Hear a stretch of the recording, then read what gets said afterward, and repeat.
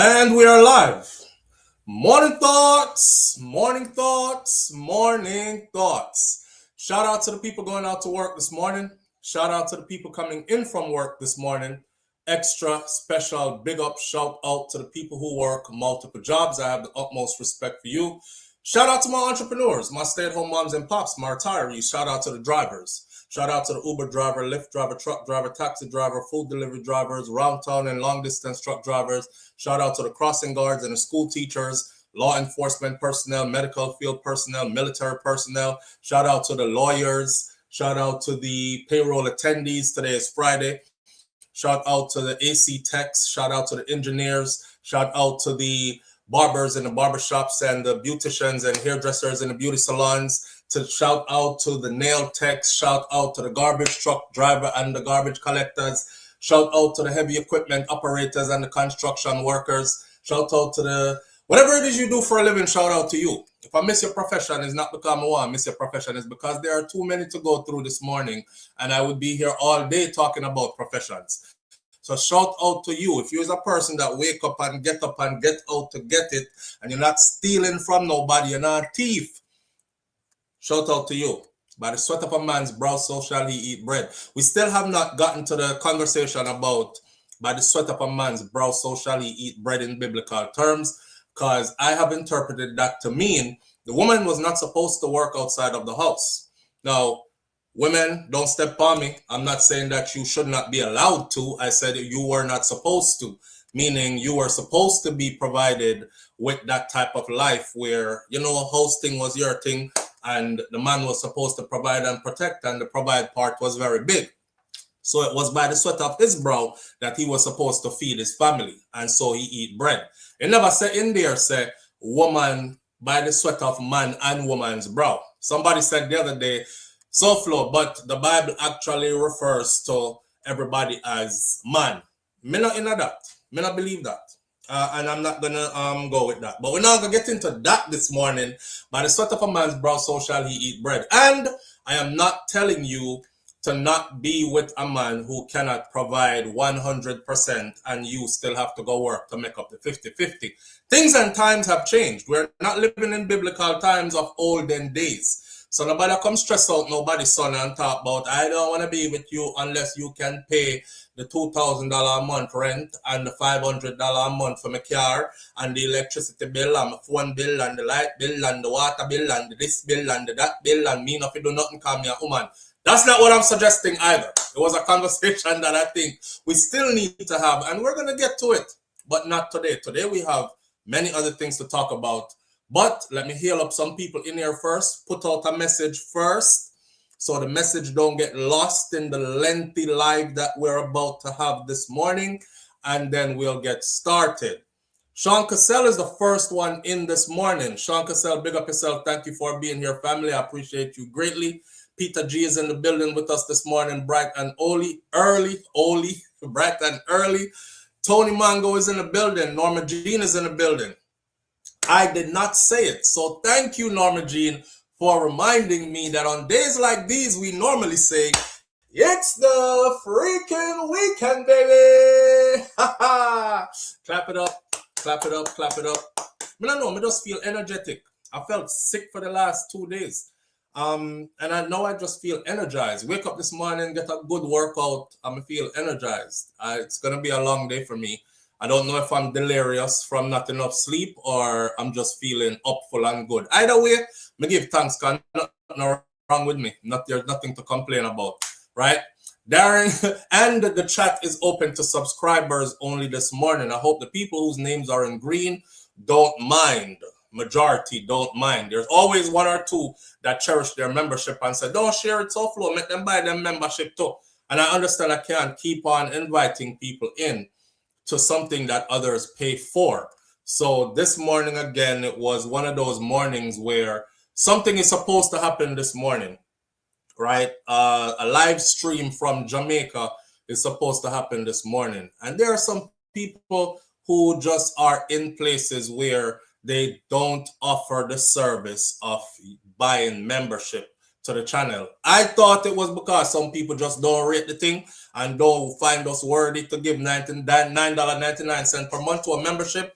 And then I went and looked into the YouTube thing, and it says it's not available in Jamaica, it's not available here, it's not available there, it's not available in so many places where people who support us come from. So I feel bad for them people that more time. You know what I mean? So this is one of those big events that I feel like we needed to share with them and be generous to our family members. Because they could if they would. And I know they could if they would. They show up every single morning, right? So that's what we are doing. But I can't promise you that I'll keep doing this though, because again, I wouldn't be paying for something that somebody else get for free. And I understand that frequency right lesser too. You have to understand that also. So Darren Ranger is in the building with us this morning. Darren, big up yourself. Thank you for being here. Malachi says, sneaky in a chat. Happy Friday. LOL. Malachi, big up yourself and thank you for tuning in. You're the finest. Big up yourself. Thank you for tuning in. It is festive Friday. It's going to be pretty festive. I don't know how festive. Let's see. Anthony Vaz is in the building with us this morning. My brother Lex Bond TV is right there as well. Big up yourself, 5 up. Thank you for being here. Appreciate you greatly. I can't call out everybody's name this morning, so the names that are not in green, if I don't call your name, it's because your name is not in green. I'm going to do that purposely because it's just easier to see the names that are in green. Marilyn Grant's in the building this morning. Thank you for being here, Marilyn. Sharon Spence is here. Simon G is in the building this morning. You're the finest says, I hope that everyone got a chance for the video that SouFLo recently put out. Interesting topics mixed with humor. I appreciate you for that. Peter G is in the building with us this morning. Thank you for being here as well. Black Eagle is in the building. Big up yourself, Roddy's daughter. Thank you for being here. Friends from Lake is in the building with us this morning as well. Friends from Lake has been a member of this channel for 44 months. Them kind of respect that. I can't buy it. You know what I mean? I appreciate you greatly. 44 months of straight membership. Thank you. 2 Iries in the building with us. There are many more of you that are that as well. So I'm not left you out either. It just pop up on the screen and I felt like showing it. 2 Iries in the building with us this morning. Nans Allure. Nans is in the building with us this morning. Wanda Diva Unstoppable is here with us this morning as well. We're not going to call out too many more names. We're going to get into what we got to talk about this morning. I want to start the morning off begging. And let me put my disclaimer up before we start beg. This is not for me. I'm about to show you 2 videos of the individual that I'm begging for. This is about the washing machine that I told you about yesterday. I really want this brother to have a washing machine, and I don't want him to have just no regular like the bottom line. You know, and the cheapest thing when you get on that. It doesn't have to be the most expensive thing either, but it has to be something sturdy and something where you would have give to your own family member where say it's gonna last them for a while, right? All right. I will, whatever you give, I will take, and then I will put the rest on it if you can't give enough. But I have promised the brother that I'm going to get it. Therefore, when I've told you all this before, that's why I'm scared to do the GoFundMe, because if I stick my neck out there, I'm the kind of person like this. If me tell you something I'm going to do something, you best believe that I'm going to do it. I pride myself on standing on my word. That's good and that's dangerous. Because if me tell you something I'll damage you, I swear to God for everything. Me love me, I go damage you. But if I tell you that I'm going to come through for you in a situation, and again, on everything I love, I'm going to come through for you in that situation. That's just how I am. So anytime I come out here and promise somebody something, I know that when I stick my hand out there, whatever I get, if it don't make up not even half of it, I'm the one that's going to have to foot the rest of the bill. And I'll do it out of my personal belongings and my personal earnings, even if it means cutting my own family short, because me go stick my neck out there. Them never ask me for nothing. Let's make that clear. This brother did not beg me nothing. He did not ask me for anything. I was humbled when I first saw him because everybody was asking Vibes Cartel for this and for that, and you know, I need $50,000 for this cartel, help me out, $150,000 for that. That youth say want a spray pan. I said, what kind of request is that? A spray pan? Spray pan not expensive. The brother say he's going through a lot and, you know, storm just blow down the whole crop and he just need a spray pan. Just give me a spray pan, get me back on my way. I'm going to show you a couple of videos of him, but this is who I need it for. So when you see me post I'm gonna post my Cash App. When you see me post the Cash App, you can load up the Cash App with whatever, $1, $2, $5, $10, every mickle make a muckle. I'll scrape it together, put the rest if I don't get enough, and I will get that brother what he needs. And we will show you the video of us getting him that also, okay? Disclaimer, but not disclaimer, but a warning. Anybody who take this piece of video, any video I use from him, or anything I say about getting him some help, and you put it on another platform, and you try to twist it like y'all have done, kind of blight me thing already, and it makes me feel some type of way of helping others. And in the end, people who actually really need help don't get the help that they need. And you people who do that nastiness, you don't even turn around and help those people. They're still left in need. So don't do it. Because if you do, I will work with YouTube to make sure that your little platform, whatever it is, big platform, medium-sized platform, that you get strike for it. And we already know how the strike game goes. So I'm warning you from now, do not do it. This is Jamar, the farmer, and I've told you where he is already on Instagram. You can go and follow him, and I'm going to play a couple of videos of his right now so you understand. When you see the video, you will understand what I mean by I need to get this brother the washing machine. Here's a video of him first doing his thing out there on the farm, right? Work.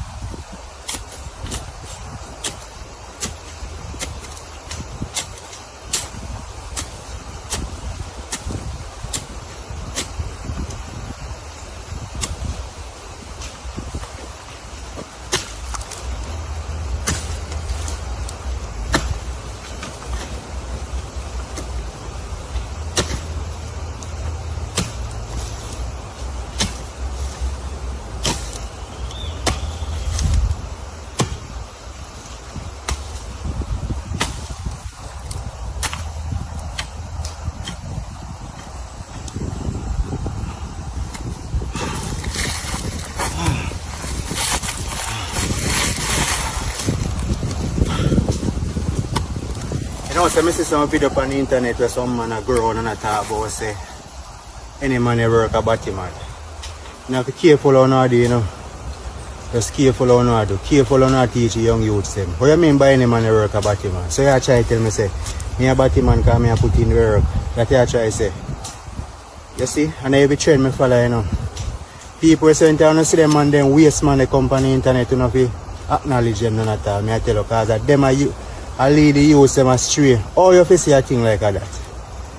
You're going to make youth them feel as if they don't work then. That you try to say, yo, someone a waste man, you see man. Somebody went on the brother video and tell him saying punch catches tear out and him look like a Batman, like him advertise Batty or something like that. I come from a farming district in Clarendon, Jamaica. And the people them that know me from where I come from, them know my grandparents, because my grandparents were very popular in their area, right? Miss Ruby and Mas Clevey. I come from a farming district. These people have 6 children. They sent 5 of their 6 children to university of a farming. Only one of them never go university, and because him choose not to go. Okay? So this man here, Mas Clevey, him pants bottom them did always tear out. So you could have always see through him pants, and him shirt them did always holy. But he was a country farming man, and I don't know how country farming man stay already. They don't glorify clothes, because when you're out there in the field, in the hot sun, tilling the soil like you saw Jamar doing, you're not concerned about fashion, right? Right. So that's why I took a dare liking to this brother right here. And I go through his stuff, you know, and I see the comments. Like the comment that didn't madden me the first time I see it is when people was laughing at him and saying, At 2026 now, dog. Actually, it was 2025. The end of 2025. At 2025 now, dog. Man still a wash clothes down a river. Brother, go get yourself a washing machine, bro. And the brother said, if you can sponsor me one, me would have take it, but me can't afford one. And the many comments that were making fun of him washing the clothes in the river. And even though the man said him can't afford one, but he would have liked one, if somebody would have sponsored him one, he would have take it. I was like, damn, all these people on here, like lots of people on there, and them a laugh, so the man I wash clothes in a river. Who wasn't laughing was talking about, oh, this is old time tradition that reminds me of my grandmother them days. It's good to see people still carrying this tradition on. Hello, nobody no want to carry on no tradition of dragging big basket of clothes, go down a river, go scrub clothes in a river. This is 2026. Some people want better life for themselves too. Some people just don't have a choice. You know what I'm saying? They don't have a choice. And like I said before, he's a single father, and I've been watching his movements, and he's a solid youth. I've seen people who are in positions of power reach out to him, but he's a youth who also help other people too. And if you go to his platform and look, you will see that he's a youth that take care of others who can't even take care of themselves, as well as look out for himself and his own youth. So that's what drew me to this. I show you this video first because the video here reminds me of my grandfather, Mas Clevey, because that's how Mas Clevey used to work. You know, Mas Clevey used to fit and stay like that and do those kind of hard work his whole life. He was gone early in the morning before we woke up, and he would come back before we left the school with a big hand of banana and rest it on the veranda. And everybody would have pop off 2 finger banana while him sipping coffee. And grandma fry with egg and stuff, you know, we gone to school, jump off of the veranda, say goodbye for the day, and gone to school. And that was every day. Back into the bushes he go, into the woods, and don't come back home till you hear him way in the evening, a whistler come up. And you know, say him that cause him whistling had a sound to it. Them kind of work there. And every weekend he used to choose 1 or 2 of us to go bush with him. And when we go bush with him is when we realized the kind of work that he was doing down there. Now, Mas Clevey was fit as a fiddle until his later years in life. He could not stand straight anymore. So when I used to go visit in the last days in Jamaica, I used to bend over like this when he walk, right? And even when he bend over like this, if Miss Ruby did catch a cramp in her leg, Mas Clevey jump up, bent over like this, and run gone for beer rum, and run come back and suck up him wife leg and massage her where she a cramp with the beer rum. These kind of things, man, they do something to your soul that will last forever. Yeah? But then people here teach me about stand on your word, especially this man right here. Stand on your word as a man. If you're a man, you stand up on your word. What you say you're going to do it. Not only that, him also teach me that when it comes to your family, when it comes to your children, the real meaning of protecting and providing was him in person. It wasn't no fairy tale for me and me have to watch other strangers, and it was him, Damania. So in that vein, I look at Jamar doing his thing, and when I see him, I think of a young Mas Clevey like before all me did born, probably all before my mother did born.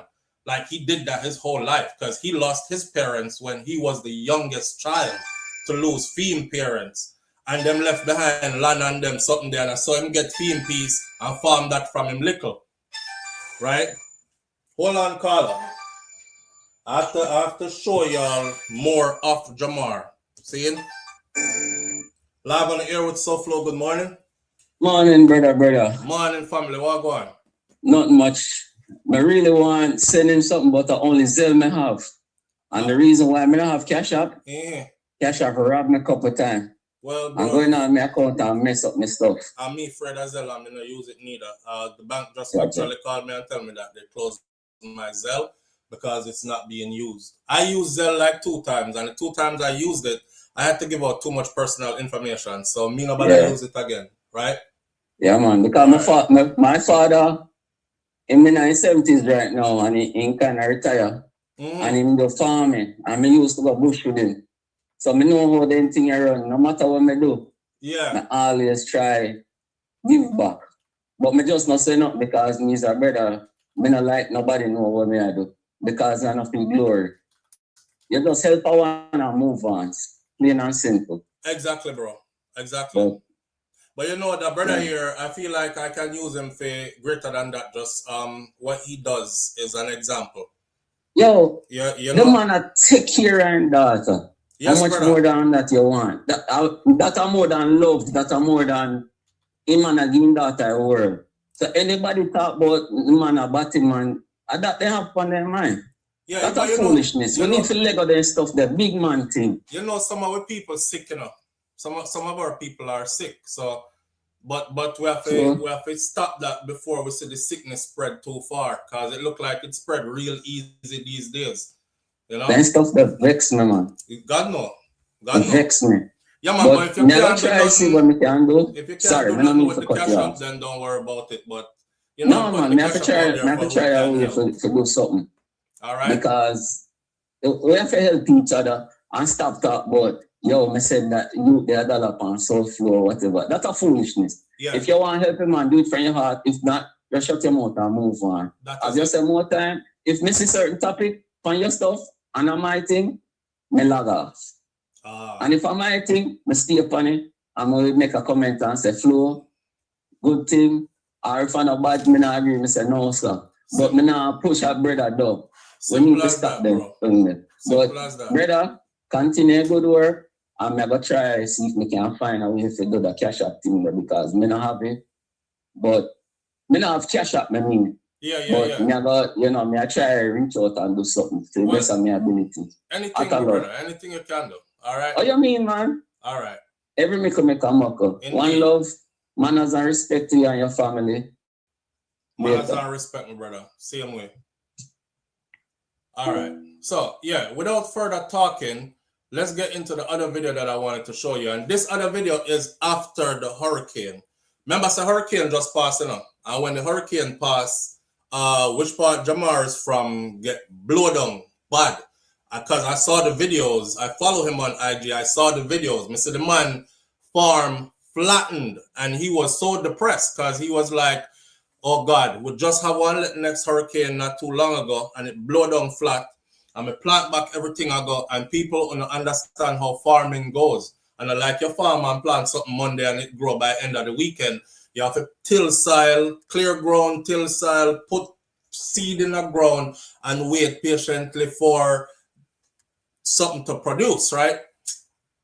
Watch this. This is after the hurricane. I'm going to watch a brother you plant this, you know. Watch this.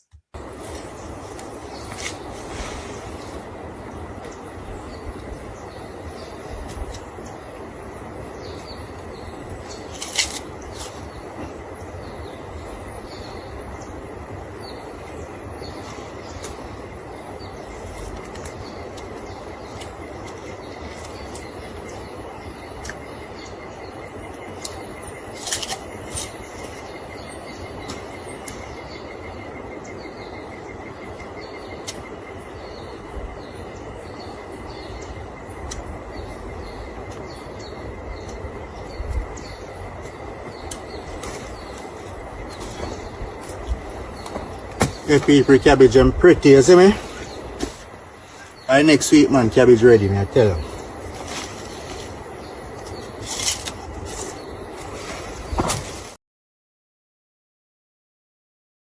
you. Remember when he plant them cabbage there, you know? And the boy, the brother did so depressed after the hurricane. When I saw his farm after the hurricane, I felt like crying for him. I was like, damn. The hurricane was just passed. Hurricane Melissa, category 5. Flatten off around there. So you see how God good to? And you see how nature is, and you see how earth take care of herself. The man go out there and burn off the ground and clean up all the dead stuff where are rotten down like the hurricane kill off, wherever. Whole heap of work, you know, him out there, sweat hard and clean up in place. And plant back again.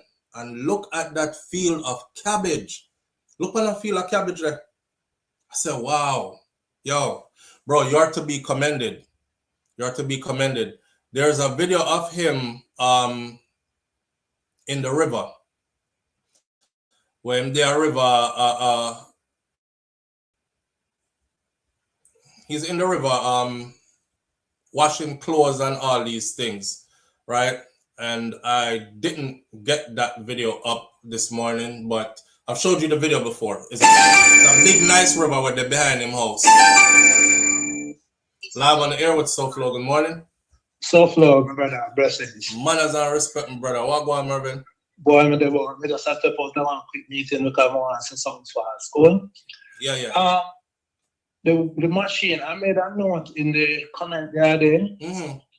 If the machine is going to be purchased in the US? No, we want him to purchase the machine in Jamaica. Okay, perfect.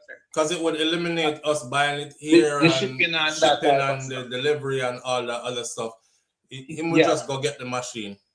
Well, they can get better quality machine in the US. And just for the benefit of all others, if you're shipping stuff from the US, if you remember in the old time days when you got the hotel and you see the clock can't keep up, at Jamaica, what happened is that Jamaica is on 50 cycle, and the US is on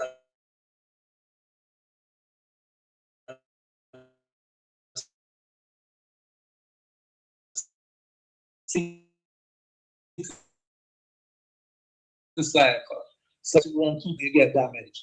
Unless you use it on solar where you can determine where you use. And I saw when you said that the other day, the conversion thing. So to eliminate all of that, I was just saying have him purchase the machine in Jamaica. If he has the finances to do it, just go to the machine and do it. No problem. We're going to make it happen, my brother. Seeing? All right, blessings. All right, manners and respect, Mervin. Yeah, man. Respect. All right. Yes. Yeah. All right. My screen was black when I switched over. All right. _farmer on YouTube. On Instagram. Sorry. Live on the air with SouFLo. Good morning. Yes, SouFLo. I'm here again. Yeah. Real quick. If my super chat you can get the money from that? Yeah, if you super chat, you can get the money. YouTube normally takes half of what anybody super chats you though, but I can get the money from it. All right, man, I'm super chat you right now. Yeah, just remember, say YouTube, I gotta take half here. Jaja. All right. Yeah, that's actually why I said Cash App, because the super chat stuff and anything anybody donate on any platform you go to, if it's on YouTube, YouTube takes about half of it. So if you donate $1, YouTube take 50 cents. If you donate $6, YouTube take 3 of that. Me just make you know that. All right. Well, I saw me gonna do it. I'm gonna do 60 and make it you take 30. No, whichever way you can do it, my brother. I appreciate it. Yeah, man. Me have to do something. All right. Manners and respect, my brother. Thank you. Yeah, man. All right. All right. So, yeah, it's pinned as the first comment under the chat in the chat room. Go back up to the top. I have the Cash App pinned there. You can go ahead and use that. Live on the air with SouFLo. Good morning. Good morning.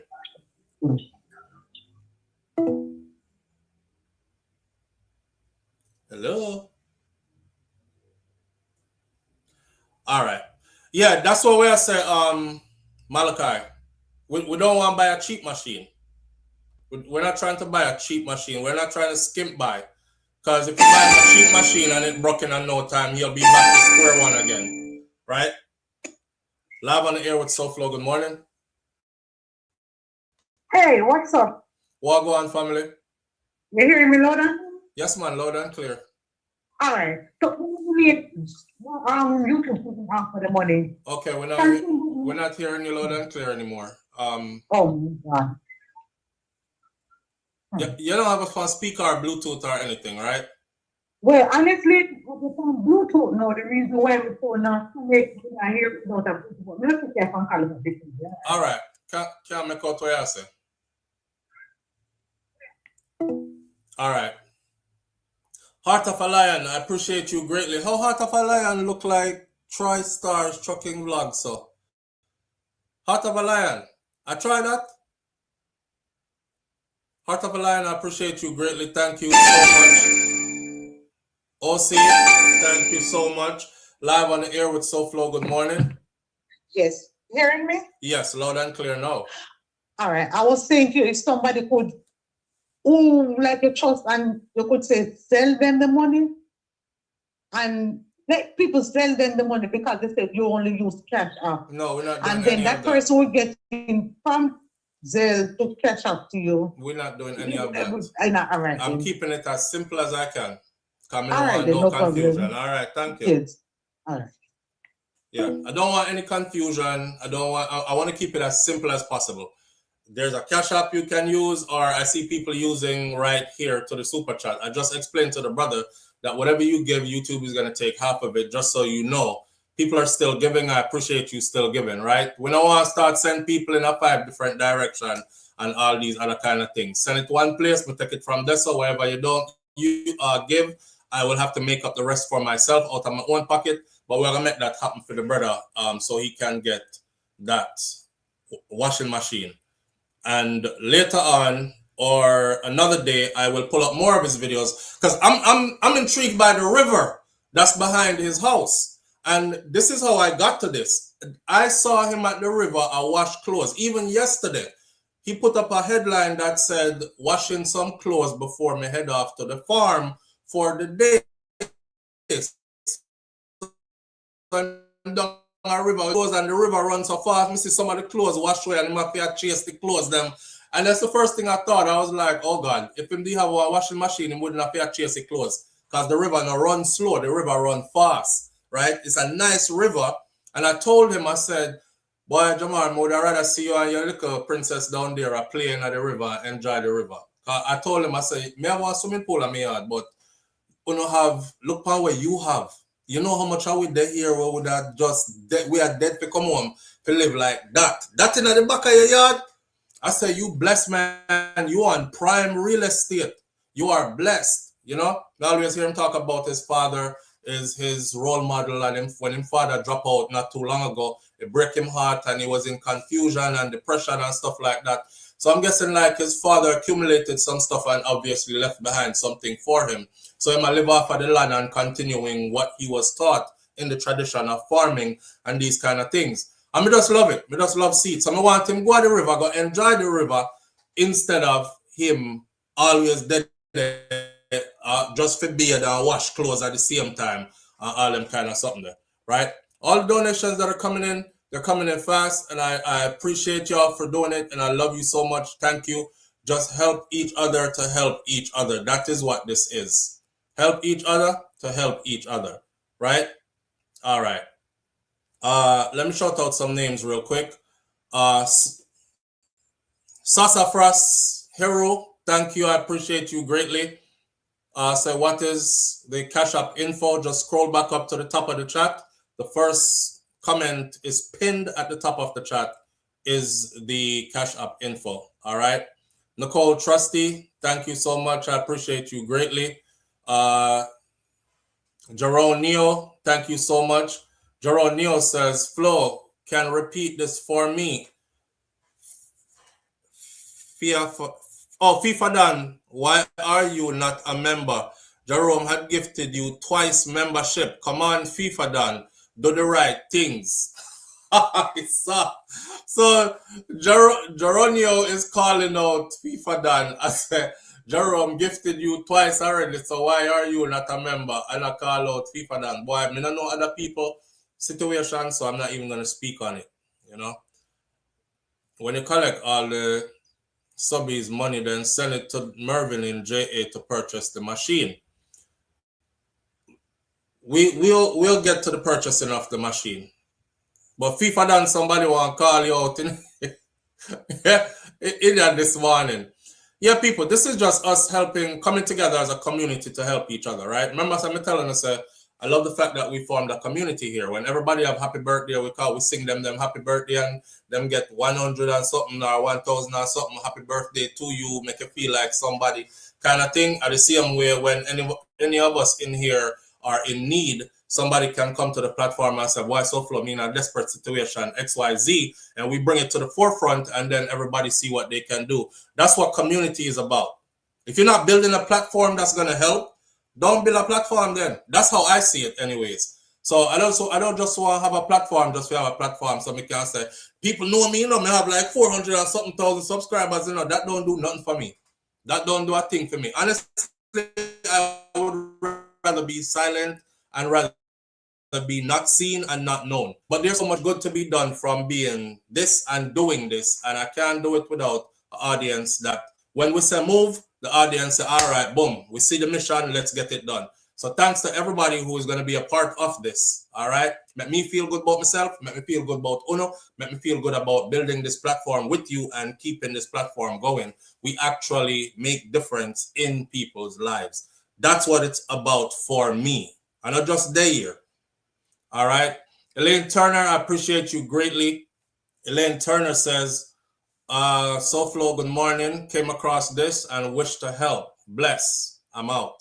And you see, a lot of people like Elaine, there are a lot of people in here who you will see pop up and donate like $100, $50, and they don't have a membership.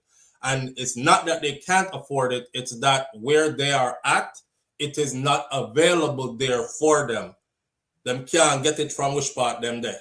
And that's why sometimes you see me open up the chat just for them there, people there, right? All right. Cash App done. God bless you for that, Mistress B. I appreciate you. Thank you so much. Sheldon Weldon says, SouFLo, I truly respect that about you, bro. We have to help each other, brother. I don't feel like I don't think I am an island that stands alone. Life is very funny. Anything can happen from today to tomorrow. You know what I'm saying? And you must always put yourself in somebody else's shoes. Don't wake up every day just feeling like, oh, my life is good. Me alone. Because that any day that can change, you know. And you end up with your hand out. I never thought I would be here. You know how many times in my lifetime me see people way up yourself, end up way down yourself. Not by any doing of their own either. And they thought it would have always been them way up yourself. And it's so humbling to see that fall or that come down from up there. So to please help me. So I always think of life like that. You know, thankful for what I have, thankful for what I'm able to do for others. But at the same time, very conscious that life is happening and it's happening to and for all of us. We're there. I live it. So anything can happen any day, my brother. And me no one reach a place where anything happen to me and people move and go. Because remember one time you did up and have your thing around. You look for nobody. You did try to help nobody. You said nothing to no. You know, you used to tell people about move and come off of yourself. So I never make myself that kind of person. I don't brag on people. I don't show off on people. I try my best to help the very little I can do from here and there. And that's just life lessons, living life, trying to be a good person. You know, just I try to be a good person. And that's how we're there with it this morning. Big up yourself, Marvelous Kelly. I appreciate you greatly. Thank you so much. Let's get Jamar this washing machine. His name, y'all can go follow him on Instagram. Live on the air with SouFLo. Good morning. Hi, SouFLo. Good morning. How are you? I'm good, my family. How are you doing this morning? I'm all right, thanks. All right, talk to me. First, let me send a shout out to PG and Jeroen. Yeah, big up PG and Jeroen. SouFLo, tell Jeroen to forward to Jamaica. Make me and him go buy the washing at 8 tail for the man. Where sir, tell Jeroen forward to Jamaica, make you and him go up? When you accumulate all the money, tell Jeroen to forward to Jamaica. Make me and him go buy the machine because the man wants a good machine. We have to buy it at 8 tail. ATL? Yeah. All right. Big up yourself. Jeroen, you here? Jeroen, you here? Adana, Jeroen. Yeah. All right, tell him to forward and make me and him go buy it. All right. Big up yourself here. Big up yourself. Big up PG. All right. Manners and respect, family. All right. Clayton, Percy, James, Forbes, I appreciate you greatly. Thank you so much. Charlotte's Law. Charlotte is in the building with us this morning. Charlotte, thank you so much. We are not going to stay on this topic though all morning. I just wanted to put this out there and make it known. Because sometimes we say stuff in the middle of a 2-hour, 3-hour live and it gets lost and nobody hears it. So I'm brainstorming how to do this show this morning. Thought you have to get this off first thing first. That means anybody who watched the video, this is how them say first. This is how intent I am on making sure that everybody sees this and that this brother gets that machine, right? All right. With that said, we have other topics to get into, and we're going to get into them now. All right. Shanta's Cyanic, thank you. I appreciate you greatly. Thank you so much. The other topics we have on the table this morning are, watch this, get ready, and you're going to choose where we start. All right. Lion Tafari, big up yourself, and thank you so much. Tafari is the name of my firstborn child, right? His name is actually Rastafari Omari. That's the name of my firstborn Picnino, Rastafari Omari. We call him Farai. This is what we have on the board this morning. Jamaica officially cuts ties with Cuba. I told y'all this was coming. Jamaica has officially cut ties with Cuba, y'all, after a relationship that lasted some 50 years. We didn't know it come, but we're going to get into the details of it, right? Jamaica cut ties with Cuba, and there's something else going on the same day that Jamaica cuts ties with Cuba.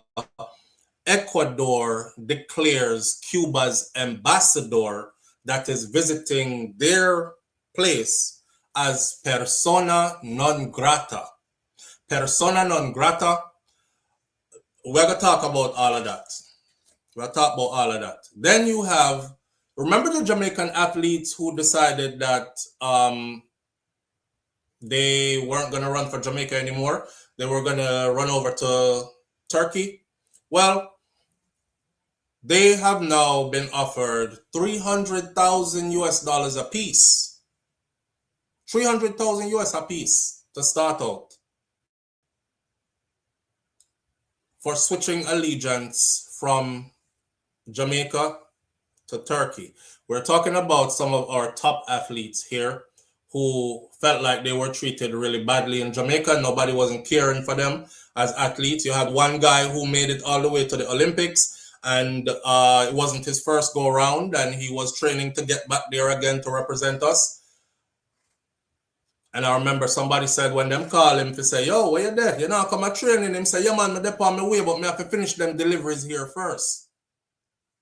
In the training season heading up to going to qualify for the Olympics, man, if I work 2 jobs because there is no stipend that's there to help them pay their bills and everything like that. So our athletes, you know what? We'll get more into that talk when we get to the subject. So this is what we have on the board. Jamaica cut ties with Cuba.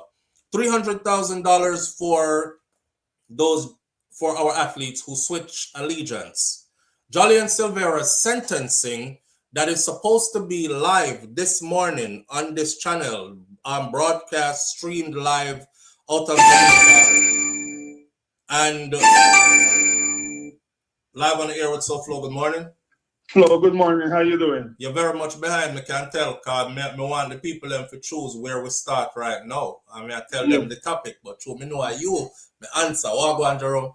I was asking you if you could spend 5 more minutes because the people them keep donating. But if you change the topic, they're gonna stop. So give it like 5 more minutes, make them do what they want to do. Let's make it flow. Let's make it flow how it a flow, man. Yeah. You feel so they won't stop, man. Look how it's screen pretty. Make it flow with a flow, bro. Let's make it flow with a flow. Let the natural flow happen. All right. Anyway, all right. Big up yourself. Let's see what you ask, man, but big up yourself. All right. All right. Yeah. All right. So we're gonna. Let's see what Jerome say. Yes, but as we were talking about it, I saw the donations coming in, and Jerome is just being. He just wants the mission to be accomplished. We get it, but make it flow how it's flowing. You know what I mean? So again, this is what you're looking at. Jamaica breaks ties with Cuba, ends relationship with Cuba.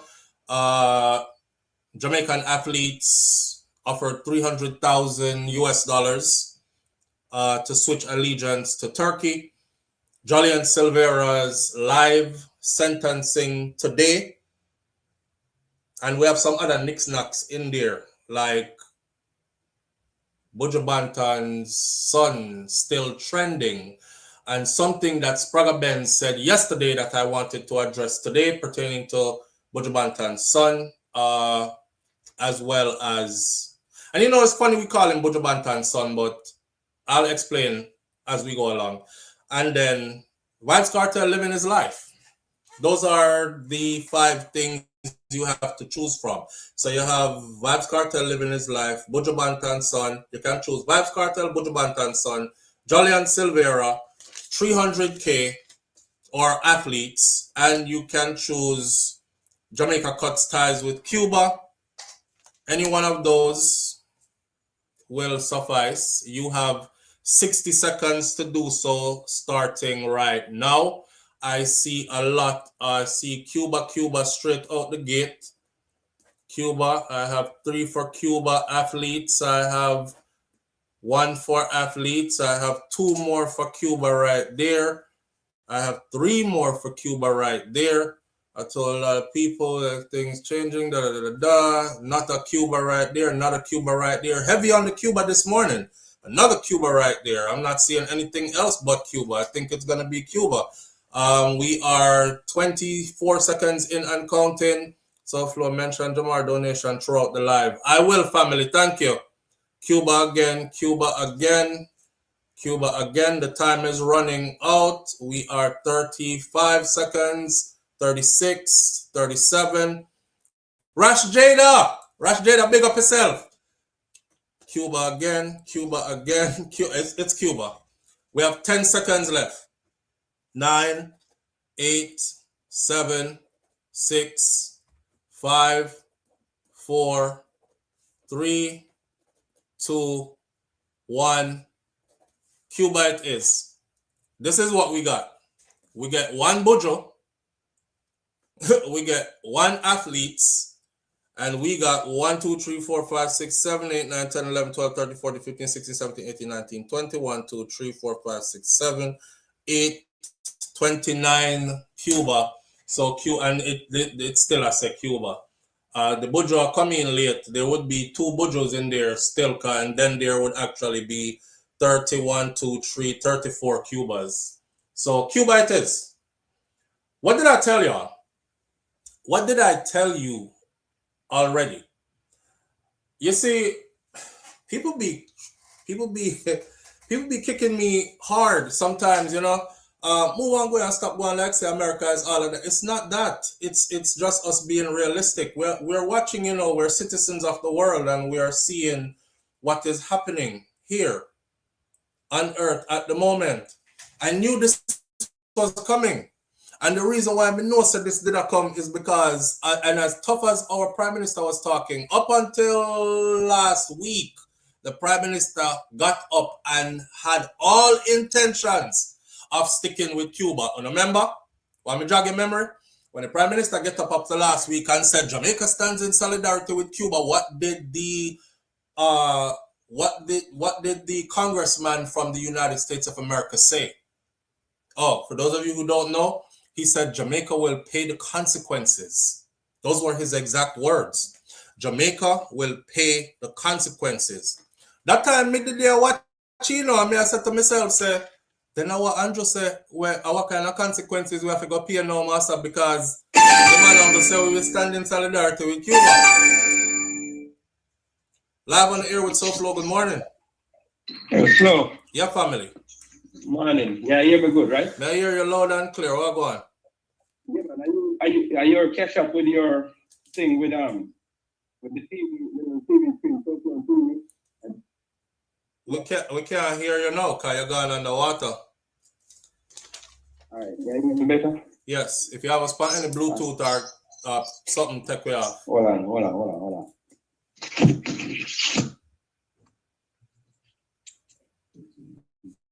Yeah, what I said. All right. Are you catch up? Mr. with your little TV screen, right? Yes. Okay. All right. So yeah, man. But I'm gonna deal with something. I send something through the catch up thing. All right. Manners and respect, my brother. Yeah, me find it on catch up. Manners. But so like me I say my youth, you see all over you see them fools that talk about you make them look at that video and they talk about when you see the guy they talk about Batman if them work and all them something there. That's like a new generation thing, bro. We're not on that topic then right now. We are going to Jamaica cutting ties with Cuba, but back to that again. Because somebody just said, just keep mentioning Jamar throughout the live. And since you're saying it, back to that again. That's some people try to make you feel low. I always tell people this, right? No matter where you do feel living, as long as you're getting up and getting out there and working, don't ever make nobody make you feel ashamed because them a lawyer, or them a doctor, or them sisters a judge, and you flipping burgers. Because you might very well pull up to one Burger King one day somewhere in Florida, and you hear, hello, may I take your order? And you drive around that window, and it's me. I'm in the right there. Cause anytime, when it comes to paying my bills, moving forward in life and taking care of my children, I don't have no shame in my game. And you shouldn't either. You're not robbing and stealing from anybody. You're not out here doing any illegal activities or anything. Be very proud of yourself. You know what I'm saying? And don't make nobody smile you up and make you feel less than. Look for the man, cabbage field, man. Look for the man, cabbage field, bro. Yo, may I tell you? And them eat that out here, run up and down, but them a go people place go eat, but they can't farm nothing, yeah? People poison them. Like me say, much respect to that dude because me have some cousins back in Jamaica to my youth. Same thing them do. Yeah. So me love and respect that way, my do man. Yes, but even when Mervyn talk about with the machine thing right now and the Jamaica the electrical servicing thing where the power and stuff. I'm serious thing, because hear me. Hold on, hear me. I said, don't hold me up too long, because we already started the next topic. But listen to me, we're going to purchase the machine in Jamaica, so that is irrelevant. We don't have to worry about that. All right, we don't have to worry about no conversion of anything. Yeah, we're going to send something to cash up in a little bit, Manners and respect, my brother. All right. May I go and listen?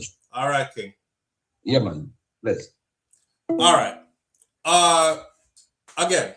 For those of you who are just entering, our Prime Minister in Jamaica got up less than a week ago and said, Jamaica will stand in solidarity with Cuba. I told y'all, I said, the United States of America, Marco Rubio plainly said, he looked at Andrew Holness while he was talking and he said, I see human trafficking taking place. And you don't want us to start to label you as a human trafficker facilitator, do you? Andrew Holness says, I don't know how you got that, or I can't swear for other people, but I can tell you that and he tried to explain himself. And I watched that conversation keenly. And Marco Rubio's body language told me that whatever Andrew said to him did not penetrate. Like in the business, he came with an agenda and you're going to roll with this rotted agenda. You don't have no choice. When him done talk to Andrew, you see, I look, because they had the conversation publicly. I watched them. And I'm a good reader of body language. When you talk to somebody and they fold them hand in front of you like this, or them turn sideways, that says talk to my side is almost like lady start talk to my back. I just threw them can't turn around all the way upon you. You know what I mean? And I was like, damn, why is he treating him like this? He's definitely not going to be agreeing with anything he's saying. The agenda must go on. Go back and watch that video when Rubio was in Jamaica. I said it on the video. I said, whatever he came to do is going to be done. Big bad United States of America is wielding their sword right now and everybody a fair duck. I said it. All right, fast forward. Last week, Andrew Holness said, or this week, we stand in solidarity with Cuba. A congressman from the U.S. says, oh yeah? Okay, well, Jamaica will pay the consequences. I'm a stickler for words. He never said F Jamaica. He never said, okay, well, do what you want to do, Jamaica. He said Jamaica will pay the consequences. When these people talk and you hear consequences, don't take it lightly. Nobody thinks, oh, just some liquor sanction. It could be anything. Well, I guess our Prime Minister got behind the scenes because he's obviously privy to more information than us regular people are. Him find out what the rotted consequences are. Remember when Andrew Tellway a couple of weeks ago said his job is to protect Jamaica and keep Jamaica safe. I said, what choice of words?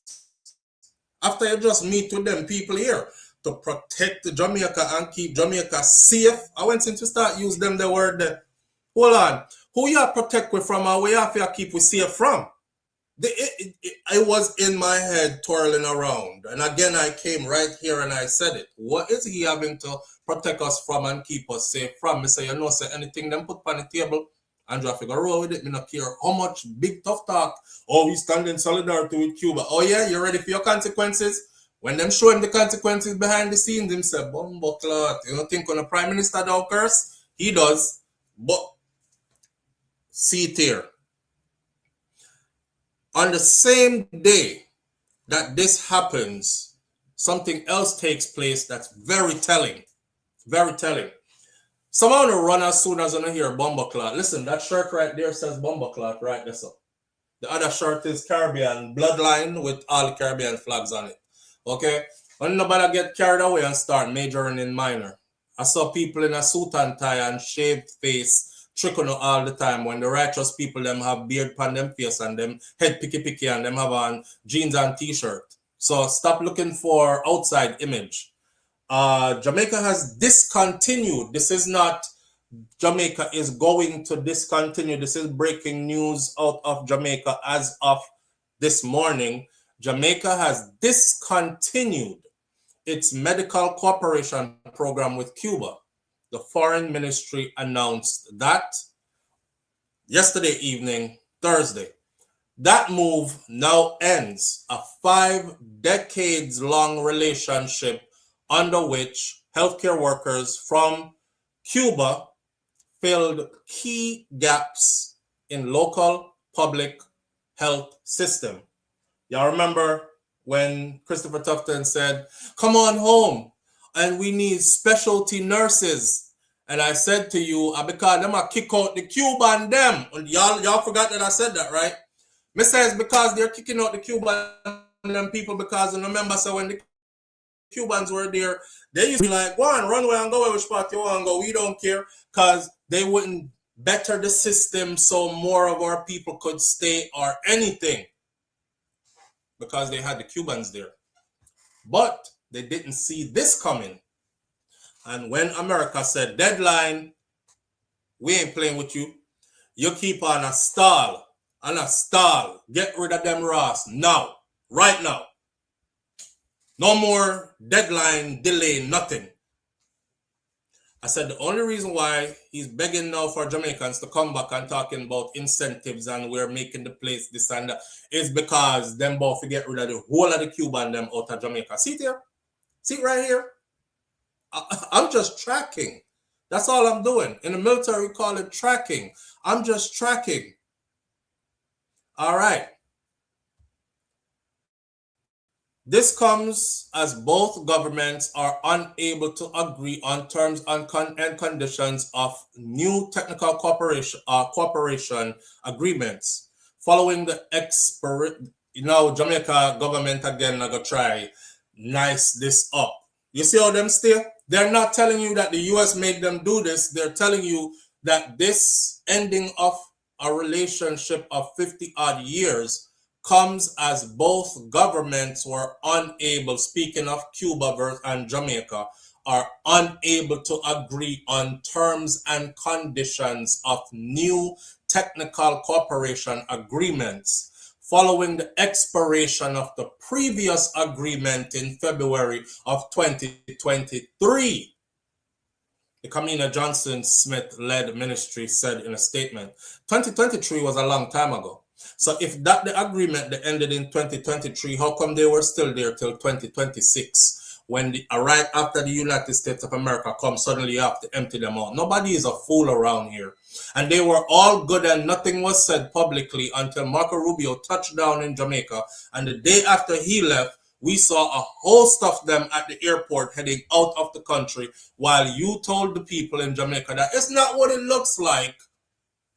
It's not what it looks like. Their contract ended and we have to bring more in. That's standard of how we do things. That's what y'all said, right? Y'all said that the contract ended and usually those who come, them contract end, so we rotate them out and let a fresh new batch come in, and that's what was happening. That's what you said. You said that, Mr. Christopher Tufton, Minister of Health and Wellness. That's your words. You said a fresh new batch was coming in. I said they weren't. Why do y'all lie to us about stuff that we're going to see anyways? You know, so one good liar will lie to you about stuff you're never going to be able to prove or find out. But them people here underrate our little intelligence so badly. They lie to us about stuff that it's happening right in front of our face. Now y'all come tell me about our deal we did end from 2023. Cause you know, so we can go look it up, right? Cause no all are we dumb, right? Is that deal we did end from 2023. That's why, and the relationship between you and Cuba now suddenly you can't come to an agreement. So how did they come to an agreement over 50 sitting years? And suddenly, America puts its foot in the middle and no one can come to an agreement. Listen, man, not all of us are dumb. And my blood boils sometimes, but, you know, that's just what it is. Watching them spin we around like ring around the rosy and pocket full of, and we can't do nothing about it, but just watch. Let me state my disclaimer here. I live in the United States of America. I'm a U.S. Army Infantry combat veteran. I'm very much pro-American. At the same time, I do believe that I reserve the right to speak wherever I feel fit. I'm very careful with what I say. However, it is what it is. Don't mistake what I'm saying for anything anti-American because I'm far from that. I'm just trying to wake some people up and show them in my home country that your government never deals with you straight. And I don't know if it's because they underrate your level of intelligence or they feel like you don't have a right to know what's going on and how the country is being governed or whatever the hell it is. But me just feel like I need to be the person to point certain things out to you, and that's what I'm doing, right? Jamaica's decision comes as the United States intensifies economic pressure on Cuba and forces long-standing partners to revisit their relationship with the island nation. Washington has also accused Cuba's overseas medical mission of continuing forced labor and human trafficking allegations that were rejected, of course, by Caribbean leaders. Their allegations are that these medical personnel from Cuba, they are highly skilled, highly trained, highly educated, experts in their field, and then they are used like Cuba, the regime in Cuba sends them to Jamaica, for instance, and those people never see a dollar of the money that they work because all their wages are paid from government to government. So they are in Jamaica working for free. And Jamaica gives them, along with everybody else, gives them like the minimal of everything. Not a nice place to stay in, not good food to eat on a regular basis. They're not treated so well. That is the accusation, right? They're not treated so well. Therefore, that is human trafficking. It is said that their passports and other travel documents are confiscated once they land in these places they are sent to. So none of them could ever complain about the conditions of where they are and say, you know what? I'm heading back to Cuba. I'm out of here because they have no travel papers. They can't move. And they're stuck there. And sometimes they are often locked in confined areas and can't get out. That was the accusation. That is the accusation to which our Prime Minister, the Right Honorable Andrew Holness, said, I can't speak for anywhere else, but in Jamaica, these Cuban doctors are treated very well. As a matter of fact, some of them get even more than what our doctors here, than their standards of, and that's pretty high. When he said that, Marco Rubio was like, Anyway, so like I was saying, unless you want me to call you a facilitator of human trafficking, you better get rid of them. Andrew face was like, oh, okay. You know that face the way you have to say, okay, my sister, you're not try to see what me I try to say to you. Me see what I go on with you. Yeah, that's how that conversation ended. Now, in the interest of continuity, of the valuable services that were provided by the Cuban medical professionals present in the country and for their personal certainty and well-being, the government of Jamaica has indicated its willingness for the Ministry of Health and Wellness to engage these medical professionals on an individual basis in keeping with local labor laws, whatever that means. We know the end of the story is them have to leave. It explains that the arrangement would last for the remainder of their scheduled tenure in Jamaica under this program. It added that Cuban medical professionals have been serving in various public health facilities across the island, and Jamaicans have benefited notably from the eye care program as well as the general care by nurses and doctors that were sent there. The government of Jamaica has expressed its sincere appreciation to the government of Cuba for its significant contribution to the health sector in Jamaica. Now, last month, Health and Wellness Minister Dr. Christopher Tufton confirmed that while the previous MOU, which is a Memorandum of Understanding, had expired, nearly 300 Cuban doctors and specialists had continued to serve in Jamaica under an existing contract. Me ask people down there, remember I told you all I was looking at Cornwall Regional to go do tenor at Cornwall Regional, right, under the occupational therapy brand. And so anyway, I reach out to some people and ask them if them see any of these Cuban doctors and nurses, because Dr. Christopher Tufton is claiming that they still have about 300 of them there in Jamaica. And persons said, Lima tell SouFLo, the whole of them gone. We don't have no 300 down here. I said, well, okay, I can't really run with that. Maybe they're somewhere else on the island that the persons who are telling me them no go there. You know, because you might be at one location not knowing that 300 of them over there. So I didn't really take it and run with it. I just kept saying, how come the people there are telling me that they are not there? One person said, SouFLo, listen to me good. We had a going away party for them. It was very emotional. A lot of us cried because we've been working with them for a long time and they're really good to our people. A lot of we cry. We do cut cake and balloon and send off and everything. When we tell you so them left. Them keep on telling us so them have about 300 of them there. What's happening on the back end, I've been told, is that there are so many slots to be filled that they are at a critical low point in need of people, experts in these areas to fill these. They don't have nobody to back up and put in there or anything like that, which of course is going to be a blowback on the Jamaican population. There'll be people, things who it's just not going to be happening for you because we don't have them there to do it. Neither in our people or in the Cuban doctors who were there doing it. So, Tufton acknowledged the outstanding request from Jamaica could jeopardize a final deal, but declined to disclose the specific requirements that were being sought. So you said that the Cubans and you couldn't come to an agreement again.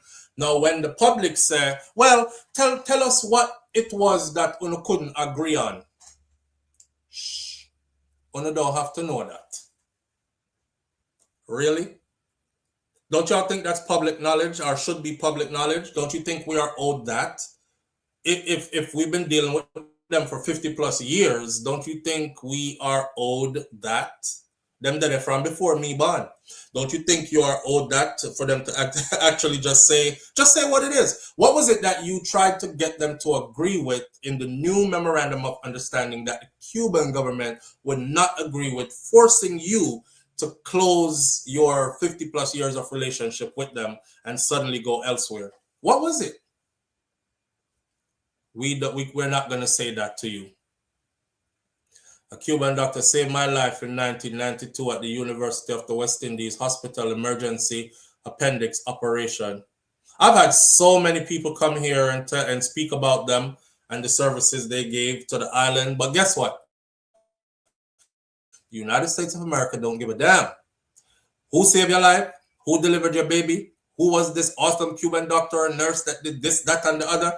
They don't care. What they say is human trafficking is taking place, and spin that any which way you want to spin it. Navigate this landscape skillfully though. Human trafficking is taking place, and if you continue to deal with them, we're going to treat you as such. You know, no Jamaican want to be treated as a human trafficker, because once the US label you as human trafficker, you already know everything else, that kind of worms that they could open up on you right there. Do I need to spell it out? Do I need to spell it out? All right. So the implications now for the health sector are great, and it is a terrible situation for any health minister to be caught up between saving lives and foreign policy fights, said a government official with knowledge of the talks, but he did not want to be named because they were not authorized to speak on the issue. Jamaica has made its choice though. Okay, let me run that through for now. The implication for the health sector are great. That means that Jamaican people now go get the health care that they need, and some people are going to either die or have to live with chronic pain and illness and etc., etc. And then it's a terrible situation, he said, for a health minister to be caught up in between saving lives and foreign policy. Read between the lines. Y'all are intelligent people. On Monday, Dominica, which is a CARICOM member, said that it would enter into personal contracts with medical professionals from Cuba as it sought to modify its long-standing arrangements with Cuba. Okay, Dominica, y'all gotta try a thing. It not gonna work. You too will have to do the same thing. The development, live on the air with SouFLo. Good morning. Morning, morning, family. Good morning, family. How you doing? Fine, thank you. Don't know yourself. We can't hear you, family. We can't hear you. Okay. If you're gonna call in, Bluetooth and speaker actually makes your call sound really low or muffled. So take us off the Bluetooth, take us off the speaker, speak directly into your phone. We will hear you loud and clear. All right. Pussy G, big up yourself. I appreciate you greatly. Pussy G says I sent 200 cash up, 100 for myself and 100 for Mervin. All right, Mervin and Pussy G, big up yourself. I appreciate you so much. Thank you. All right. Let me see. Okay. Dominica claims that they're going to deal with these people on an individual level. That's not going to work. It is not going to work. The development comes as lawmakers are set to question ministers starting tomorrow over the proposed $1.4 trillion budget for the 2026-2027 fiscal year, which begins April 1st. Tufton is scheduled to appear before Parliament's Standing Finance Committee on Thursday. At a CARICOM summit last week, Andrew Holness, the Jamaican Prime Minister, praised Cuba for supporting the region's health system, not just Jamaica, but he emphasized that Jamaica stands firmly for democracy, for human rights, for political accountability, and an open market-based economy. We do not believe that long-term stability can exist where economic freedom is constrained and political participation is limited, is what he said, noting that Jamaica is sensitive to the struggles of the Cuban people as they battle the U.S. oil blockade of the country. Sustainable prosperity requires openness to ideas, to enterprise, to investments, and to the will of the people. Responding to questions about the medical program during a visit to Jamaica last year, U.S. Secretary of State Marco Rubio sought to clarify that Washington does not oppose the Cuban medical program itself, but rather that it alleges that they are forced labor within that system. So they are rescuing Cuban people from being used.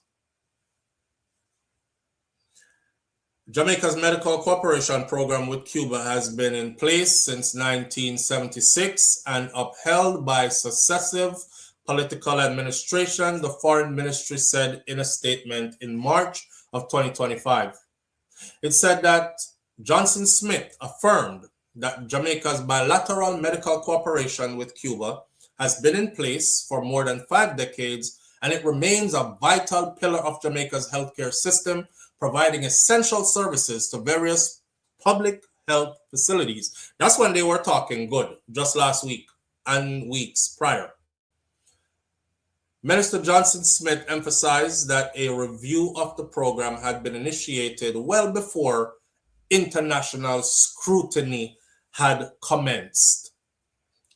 They're still trying to sell this to the Jamaican people that, listen, we were already thinking about something else already.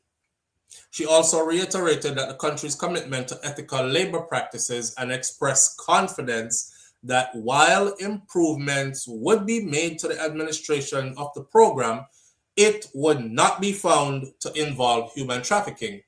Cuba has also trained hundreds of Caribbean doctors, not just for Cuba, but for their own countries, and dentists under government scholarships.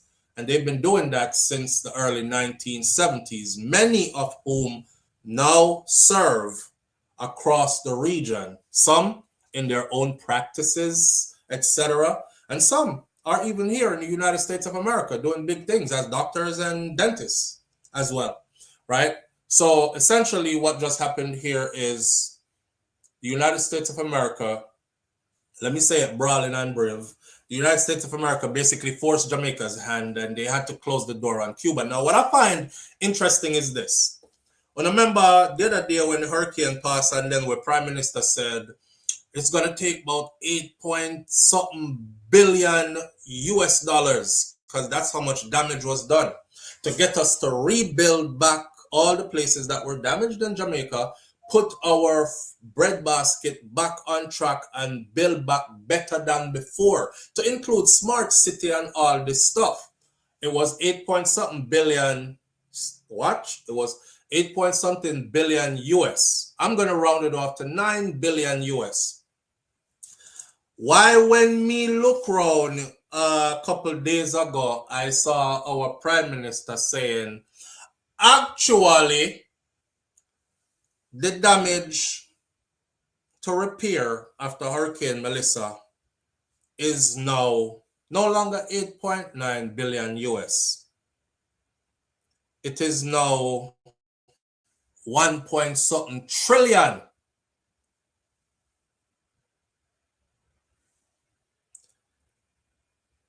Listen, a few days after that, as Andrew Holness made a speech about standing in solidarity with Cuba, and the American congressman said Jamaica is going to pay the consequences. Shortly after that, our Prime Minister came out and said, like this, cheesing that Jamaica suddenly has $1.86 billion to fund NIDS. NIDS implementation, meaning putting NIDS into operation in 2026-2027 fiscal year. Now I'm saying we didn't have money the other day to even rebuild from Hurricane Melissa. Which part we get $1.86 billion from fund NIDS and put it up and operational in the 2026 to 2027 fiscal year? Mind you, I'm not against NIDS. I'm just saying, we just didn't have money to do it just now because all the money had to go to rebuilding after the hurricane. So all of a sudden we have an extra 1.86 billion. If it's 1.86 billion Jamaican dollars, it is still 11,903,683 US dollars. So out of nowhere fell an extra 12 million US that can specifically go to implementing NIDS immediately. Hold on. I tell you, say, things are going. You know, when you're there out the door at night time, for those of us who come from country, and the moon is shining, and you see the banana tree, like the leaf are shake, and the shadow where the leaf make, when the banana tree leaf never shake, some I pre this thing, I'm really looking, I'm seeing the shadows, and I'm trying to see where the shadows are coming from. What is that? Is that a banana tree, or is that a person? You know what I mean? I'm paying close attention to what's happening here. On the same day that Jamaica announces that it is cutting ties with Cuba after over 50-something years, Ecuador declares Cuba's ambassador, who is in their country, persona non grata. So you know, some go look up what persona non grata means. Mirated. It actually means it means an unacceptable or unwelcomed person. But then put it on front page news, persona non grata. You can imagine you're in that country as a diplomat, and then run it through their main news media house everywhere that you are persona non grata, and gave them, must be 24 hours to get the hell up out of them country on the same day. So I said to myself, did the US give them money or something? So I went and go look, let me look it up somewhere, see where the US is giving out money to what foreign countries, for what reasons, and whatever. You can go up on like a government site and something and see some of them things. Well, Trump administration pledged $20 million in new funding to Ecuador, and plus plan to combine their military with our military in efforts to fight what they call narco-terrorism. And he did that in September of 2025. And by March, this month of 2026, US and Ecuadorian forces have now begun joint operations, military operations. And November of 2025, Trump did sign a trade deal with Ecuador to reduce tariffs on them and to boost their economic ties. Prior to this, one day ago from today, US military launched operations in Ecuador to combat what they say drug trafficking. The same day US military launched operations in Ecuador is the same day they put on front page news that the ambassador to Cuba is persona non gratas and has a limited amount of time to get the hell up out of our country.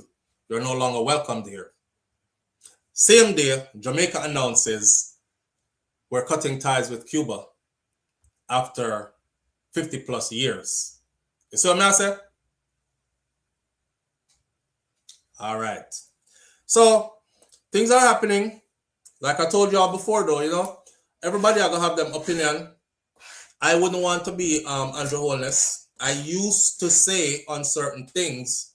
Now, don't get me wrong. I still think there are things that Andrew could do at home better. But on this right here, live on the air with SouFLo, good morning. All right. Yeah, catching a friend for talking, man. Listen. I'm lending our Prime Minister some grace. That's it. I'm lending him some grace. Like Charles said before, Jamaica is now caught between a rock and a hard place. And that's what it is. And I would hate to be the Prime Minister in this. The reason why I would hate to be the Prime Minister in this, I watched yesterday as a uniformed Marine got up in a meeting that had lots of people in it. And he said something where I thought he would have had some backup. Well, he was the only one that said something, and he got his ass dragged out the room. He got his friggin' hand caught in the door. Them slamming door upon it, broke him hand, all kind of sitting like that. And the whole crowd stood there and agreed with what he was saying, but nobody bust a grape in that fruit fight. Nobody would even punch through a wet paper bag to help him out. Everybody stood there and watched. So it's hard to stand on some kind of principle when you're going to be the only one left standing there. Your ass is about to be crucified. And after them crucify you, the agenda will go ahead still. So this takes skillful political navigation right now that I don't have the wherewithal to even do, because I don't have the inside information that he has. Live on the air with SouFLo. Good morning. SouFLo, my brother. What go on, King? Yeah, man. I'm probably working for the apps. I still me all I use, so that's the way it's going. Where I go on? Me I gotta try here, because you don't sound 200. Sound muffled. Yeah. But we're gonna try here. Go on. Anyway, Andrew.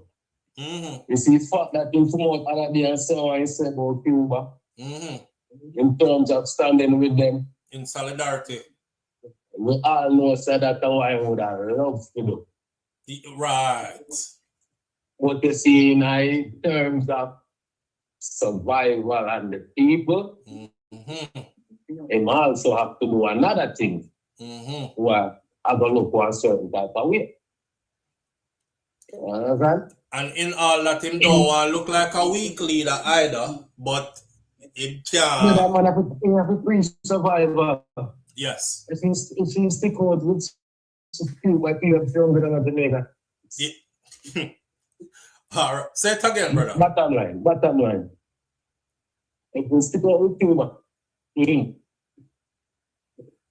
get younger. Yeah. That's crazy. Anyway, you link yourself long. All right, brother. All right, 5 up, sir. If anyhow, Andrew stick out for him believing right now, like what he said he was going to do the other day, stand in solidarity with. Then we squeeze Jamaica and make people long the dead for hunger. I know a lot of you are going to sit comfortably because you're in foreign countries earning a decent wage and your fridge and cupboard and pantry full up of food. So you're going to tell Jamaican people about, so what? Go farm. Go back to the farm. Like kind of 2026 Tarate, you want everybody in Jamaica go pick up machete and all that. It's not gonna happen, friend. It's not gonna happen. As modernized as you are in your foreign countries, Jamaica is as modernized the same way. I mean, I know. No foreigner must not go back to Jamaica in a long time. You think you're there foreign when you're there at Jamaica here, unless you go way up in our country. So it's easy for them to starve out Jamaica rotted because Jamaica did not adhere to the eat what you grow and grow what you eat, and you know what I say, reduce the importation of they largely import, and now they're caught in the web. Now you're caught in the web, and now I can control you because most of your food comes from me. I can poison it, I can send it in slow, I can cut it off and don't send it at all. I can, you know what I say? Them kind of sitting there. So yeah. Back against the wall and in a tight situation is what this is. I don't want to be Andrew right now. I don't want to be him. Mr. Prime Minister, I see your plight. I don't want to be you. I honestly, for the first time, can say I see what position you're in. And I just sit down and I watch the show. I'm watching it unfold. I just like to be in the know, though. I don't like when you talk to it like me not no sense. And then force me to go look stuff up. Because then we're all misinformed out here and we're blaming the wrong people and we're all saying all kind of foolishness. I like to at least know what's happening. That way when I see stuff happen, I can say, okay, it's because of X, Y, Z, why that happened. I can't do nothing about it, but we at least know what's going on. Right? And maybe you... I know y'all trying to save face, man. I know y'all trying to save face, but I mean, it's out there. It's out there. Yes, Nans. Yes, his hands are tied to his feet. I wouldn't even say his hands are tied. His hands are tied to his feet. Yeah. Him say I'm not afraid. I know. You remember when him said, "This your boy, I'm not afraid of nobody." Yeah, okay. Call Wolf and Wolf came. You're not afraid of nobody, no? Somebody just say, Jamaican people alone him have strength for him totalitarian and him bullies him. When bigger bully in the room, when you see what go on. And I agree with that. I'm not letting him off the hook 100%. I remember some things that the Prime Minister could have done better and still could do better. So I'm not let him off 100%. But as far as this I go, I give grace, boy. Live on the air with SouFLo. Good morning. Yes, SouFLo. Yeah, good family. Morning, man. Morning, family. What going? Yeah, I'm listening to you every day, man. So Manners who's and gonna respect. send the doctor here now? So what? Who's gonna send doctors? Well, we're gonna have to go source doctors now from Nigeria and from wherever else we can source them for, the Philippines, wherever we can source them from. Okay. Yeah. And they're gonna have to, you know, agree with whatever we got going on. But I think we're gonna be in such desperate situation. Well, we are in such desperate situation. They're just not ringing the alarm. And we hope it never gets to that where, you know, them have to ring the alarm. I hope you will send some doctors though. You hope I hope the US send some doctors. All right. Let me tell you something, right? Be careful what you hope for. But yeah, hope US send some doctors. All right. Tuskegee experiment. All right, my brother. Manners and respect, yeah? All right. Yeah. When Hurricane Melissa destroyed some parts of Jamaica, and everything good for talk. You know what I say? So some things you and I like, so we don't want to go in it, you know. But you know, you have to, like me, let me keep on and say, you have to like navigate this landscape skillfully. Know if you say no, you can't say all them something. And as much as more time I say whole heap, more time I realize that some things you still can't say. So we just left it out stay, who get it, and who not get it, I just so you go. All right. Code. See the nuns? You're the pump. All right, nuns. All right. Like a man never heard nothing from us, and that a real prime minister says he has taken control of the entire Western Hemisphere. That is exactly what is going on. That is exactly what is going on. Did I not say that Jamaica and the rest of the Caribbean is the United States of America's backyard? We're in their backyard, so to speak. I said their backyard because they are the big piece of the big house. We look on them like them are the mansion, right? And we are the smaller houses. That's how I look at it, lay it out in my mind. And you have one over there, so that's Barbados, and then you have Grenada, and you have Antigua and Barbuda, and you have Jamaica, and you have Haiti, and you have Cuba, and you have, you know, Dominica and XY, a little house them in our back. What they're doing is basically trimming the grass really low in them backyard and taking control of all the houses and the piece of land that is in their backyard. And that's gone. That's what's happening. Nothing we could do about it. We could talk about it. That's all we can do. Yeah. So with that said, nothing more to see here or to say here. Somebody said, SouFLo, keep on mentioning Jamar as the show goes on. As we go into our other topic, I want to say again, for those of you who missed the beginning of the show, there's a brother in Jamaica that we're trying to help. On Instagram, his name is Jamar, Jamar _DID, not the D, _farmer. Go look him up. There's a washing machine we're trying to get for the brother. And we're trying to get him a good machine. Okay? He didn't beg me for it. He never asked me for it. I saw a need and I went and offered because I think he could use one. And he could use one. That is that. So I don't want to go talk about the man I walk and beg. He never beg for it. And you know how we stay already. Keep your brother's pride intact. He didn't beg for it. There's a man who drawing big basket with clothes go a river in a 2026 year with a box of fab and like back in a few days and scrub out clothes same way. So I think we can help him. The Cash App is posted at the top of the chat. If you scroll all the way back up to the first comment, you're going to see the Cash App at the top of the chat, and you can donate to that, or you can donate here to Super Chats. But donating here, I already said YouTube is going to take half of whatever you donate here. So if you donate 100, YouTube will take 50. If you donate 20, them will take 10.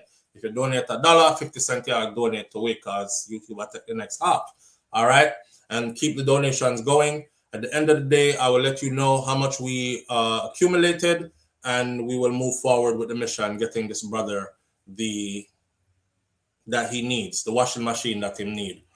Let me see what this comment says. No PayPal. No PayPal. PayPal was doing some crazy stuff to me, and I ended up cutting my PayPal off, and then ended up ending it and couldn't start it back. So I got a new PayPal that has only PayPal sent something to me that said my real name and my real information must be on it. And for years I had a PayPal that said SouFLoTV at YouTube. And I didn't have to use my government name and my real information, like my date of birth and my address and everything like that. And they wouldn't let me start a new one like that. So I had to do the one that I have now is just to pass money between family members and people who know me, and I'm not worried about them knowing that info. All right. All right. Never do Foster says, Flo, you're not easy, you know. What you mean me not easy? Medical school, universities, What did this comment say? Howard MC, that they have a medical school, university, SGU. For learn, they go out to job trade at the local hospital and also overseas. Somebody said, me not easy. For those who don't do credit card online, can they send you a money order to the P.O. box? Yeah, you know what? I actually have my P.O. box right here. Yeah, and I'm thinking that's probably going to take long, but I can put that information out there. The P.O. box info. My P.O. box info is, thank you, Charla. Charla always put me on to ideas. P.O. box. Let me put this in real quick. 110311. 3291. Now, because I already pinned the Cash App at the top, I can't pin this. So it's just going to be floating in the comments, right? That's the P.O. box info right here. It just posted in the chat. All right. P.O. box info up. I appreciate you greatly. Animal Cub, thank you so much. We appreciate you greatly. All right. All right. So the next topic I would actually like to get into is the Jolyan Silvera sentencing. But we can't get into the Jolyan Silvera sentencing because he's supposed to be sentenced live. Now, when I say that Jamaica's way of doing journalism is so subpar, it's an understatement. And I wasn't trying to be disrespectful. Like, either they have an agenda or them just not thorough with what they do. Because if I was going to stream this and put the information out, the information would not say Jolyan Silvera sentencing will be live streamed at our social media platform. That's all they put out. It will be live streamed on the judiciary's social media platform. That's like me coming here and telling all of you, I say, meet me on social media platform. You have Instagram, Facebook, TikTok, Twitter, YouTube. There's more out there. I don't know if they really don't want us to watch it, but they wanted to check a block so they could say, right now, I have all of them open up on a next computer sitting next to me. I found them on Instagram. Shakira found them on Instagram for me this morning. So I put them up here so to see if they're actually going to be going live there. I have their YouTube open to see if they're going to be going live there. And I'm over at the supremecourt.gov.jm to see if they're going to be going live there. So I have all three of them open up right here, and none of them are saying anything.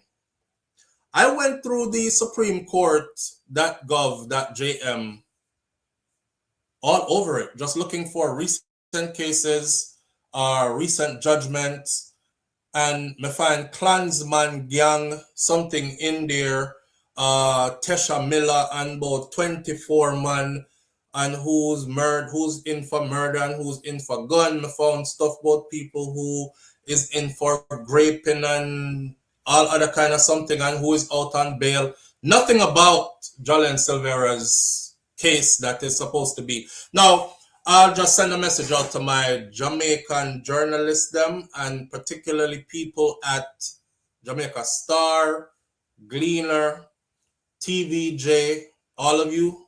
Listen, watch the Privy Council in the UK.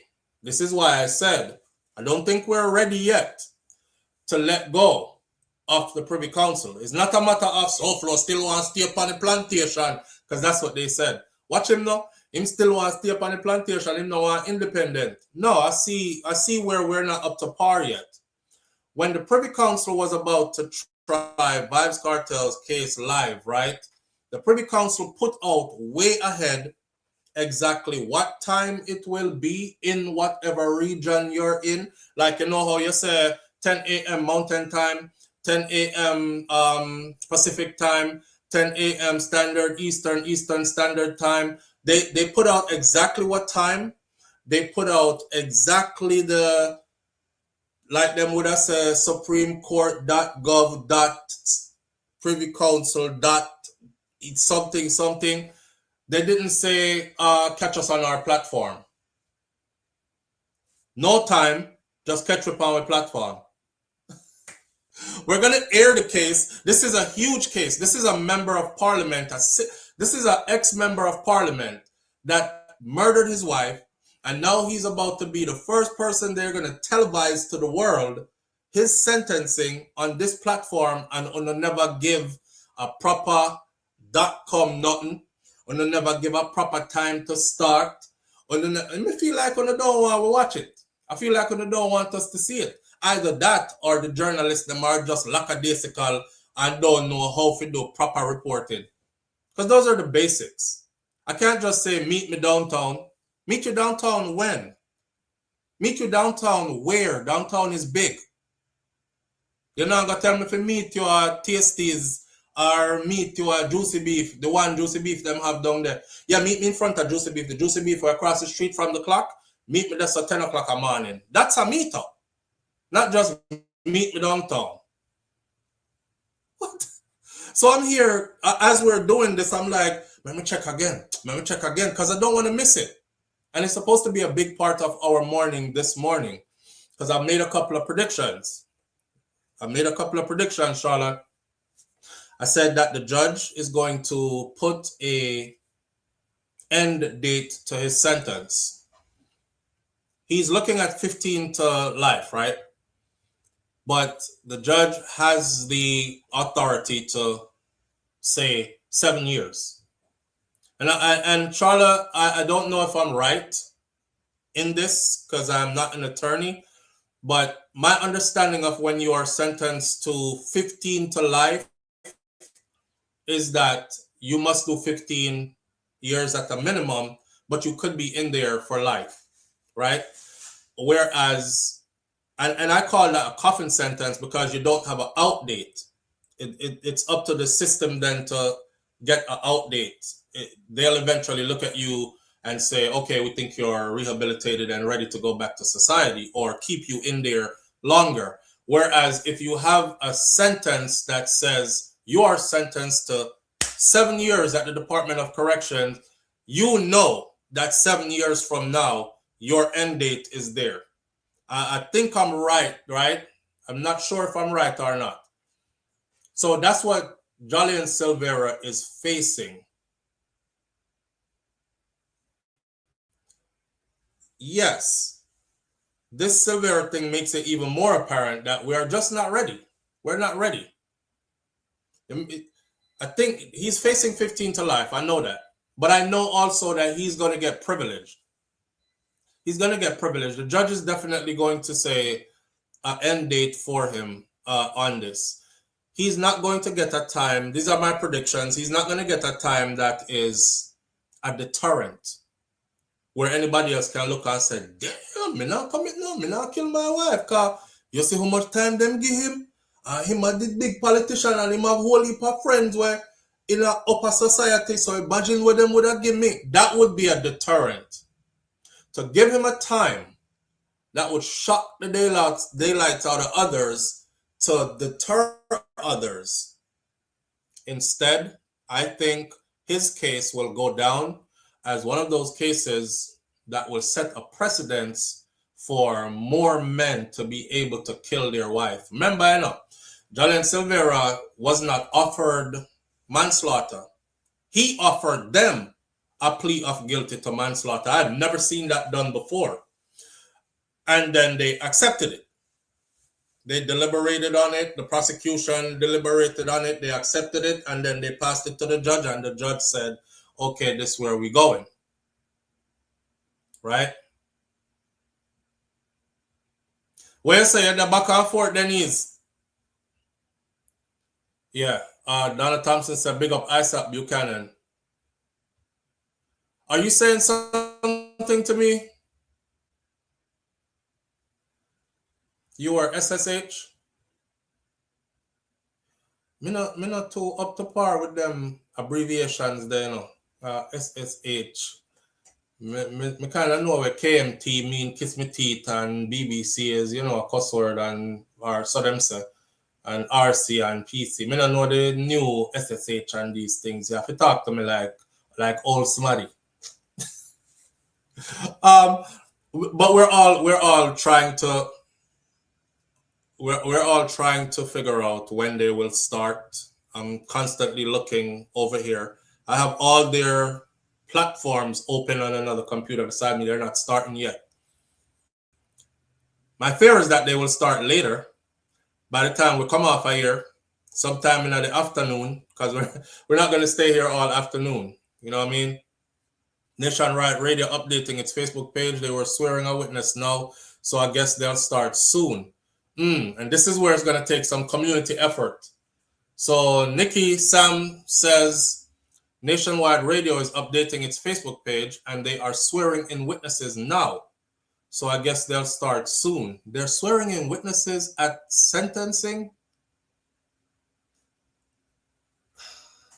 Help me out. Swearing in witnesses at sentencing? Well, yeah, I think they said something about you will probably hear a impact statement today, right? And the impact statement will be taken into consideration by the judge. This is where people will come, the family of the person of Melissa will come and say, you know, her children are still in shock and they're going to need counseling for the rest of their lives because they're the ones that found her in that condition.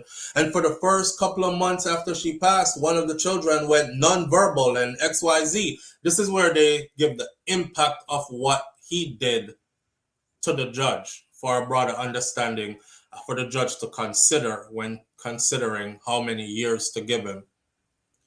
BBC, British Broadcasting Corporation. What part of the wife's body was shot? You know, that's debatable. First report said that she was shot. I know a lot of cover-up happened in this case too, because the first report, and y'all know me, I don't like putting out no fake information. The first report came out from news media houses in Jamaica and from the authorities. First report said she was shot in the, I believe it was stomach or upper body, and in the vagina.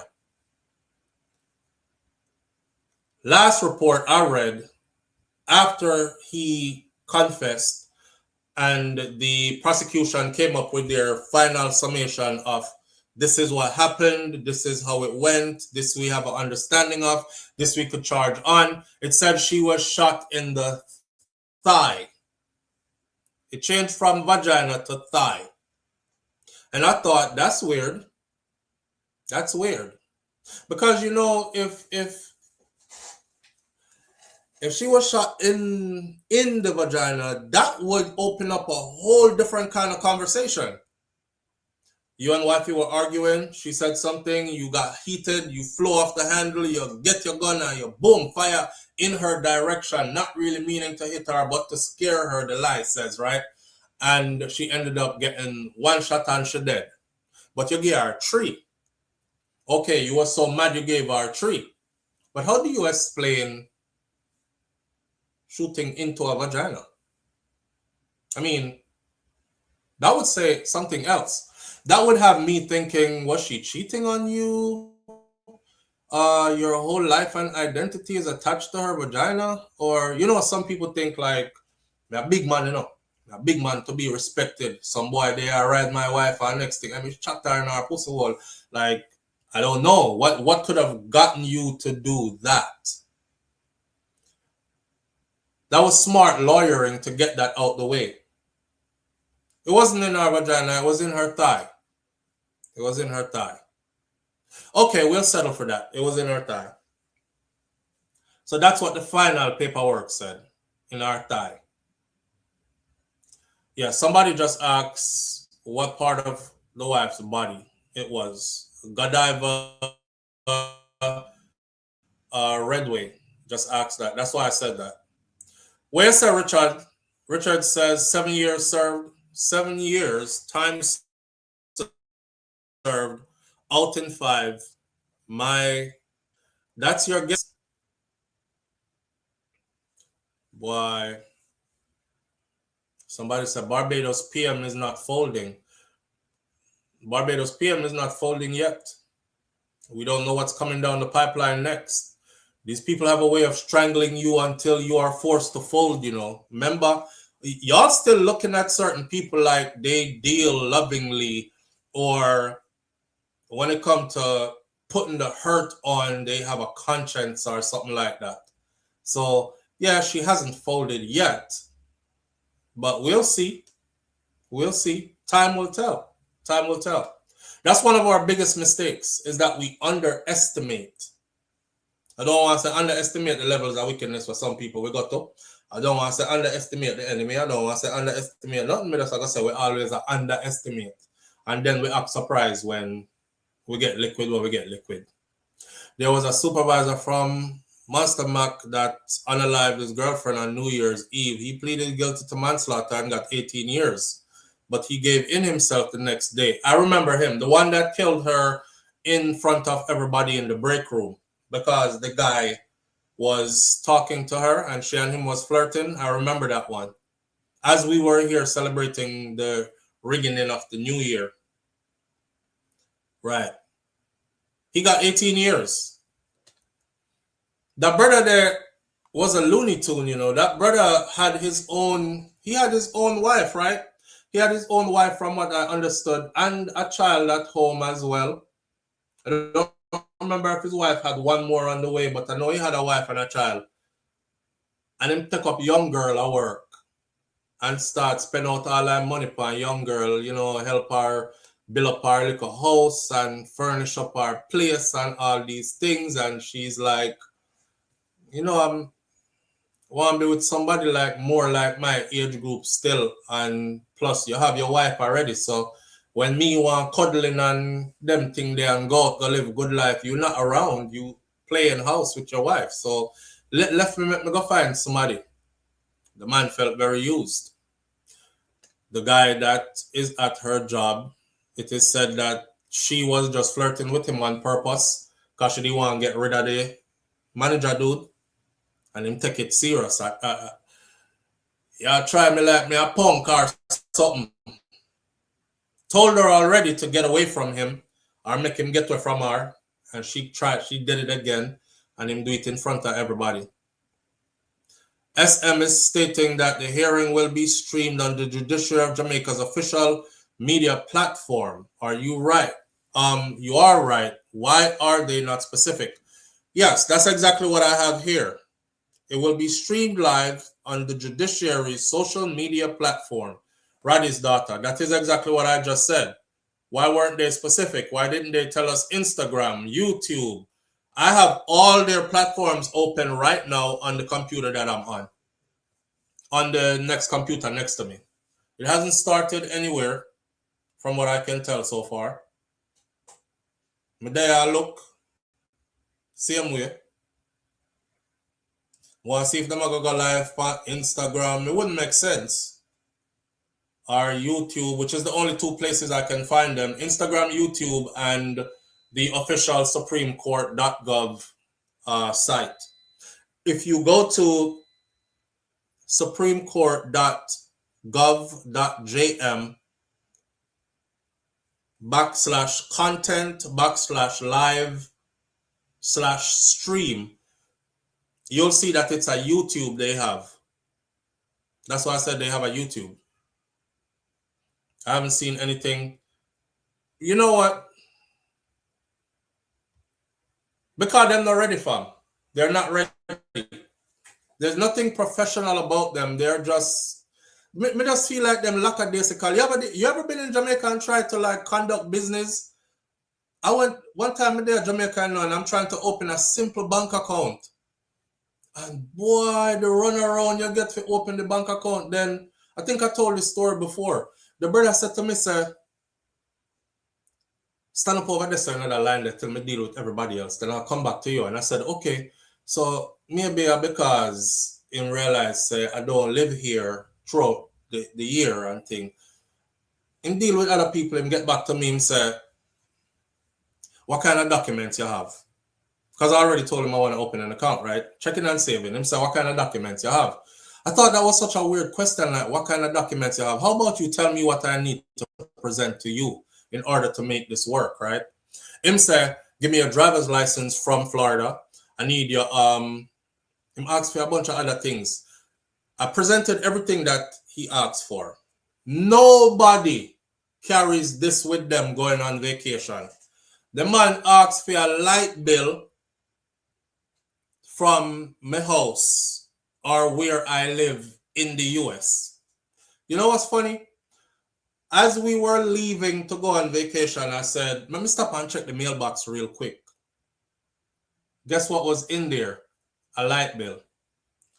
I put the light bill in my carry-on bag that had my computer in it, and that's how the light bill ended up in Jamaica with me. I had the same carry-on bag in the bank with my computer in it. So when him say, you have to give me a bill that is not opened, I thought, how many people go to Jamaica traveling with one of them bills from foreign that has never been opened? I don't know. It's a habit for me. Open your bill and pay your bill them, right? Or I pay them online that by the time them come in a paper, they're already paid. But I had it on me and I gave it to him. I felt like I was being tricked. Like he was trying to make it harder. Let me ask for stuff when me know said nobody not really carry. But I'm in my mind, I'm like, let me play the game, because at the end of it, I want to get my business done. And then him look at me and say, so answer this question for me.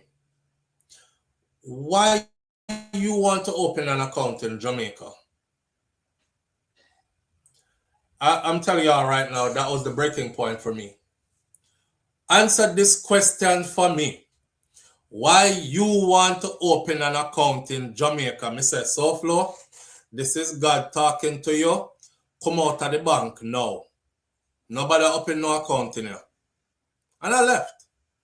I said, first of all, I said to him, me start talk my best patois now, you know. So if I go back and look on the story, I see him story, I go tell him, me not left out none of it. Me start talk my best patois. Me say, and I was speaking very, you know, the English language before. Then me switch to this. And me say, but around here, I'm born and growing up, right down there, so. Just like that to him. And he said, yeah, but you don't live here. I said, okay. You know what? On second thought, gather up my documents. I said, you have a nice day, okay? And I pick up my stuff. I had my son with me. I pick up my stuff and I left. I didn't even bother. That was very weird. Very weird. So answer this for me. Why you want to open an account in Jamaica? Brother, me a Jamaican. What you mean? Why me want to open an account in a Jamaica? What kind of question that?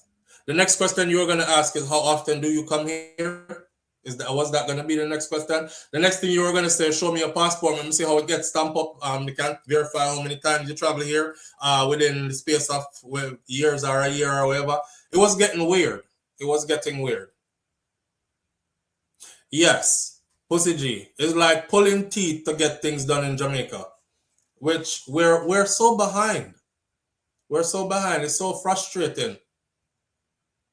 I go to Bank of Jamaica already just to pull out some money me there one early morning. And I stood in a long line just to get to an ATM. And by the time I get to the ATM, I talk about hours, to get to the ATM because it was the Christmas time. I was there for about 2 hours to get to the ATM. And by the time I reached the ATM, right, the guy at the ATM said, because him have the line outside and they're controlling the door, and he would open the door and call in 2 more people and close the door and keep doing that. And I saw people come up and cut in front of everybody, lean into him and tell him something and him let them in. So I said, we're going to be out here all day if it's that him keep on a do. So I started speaking up from the line, right? Live on the air with SouFLo. Good morning. Good morning, SouFLo. Good morning, family. How you doing?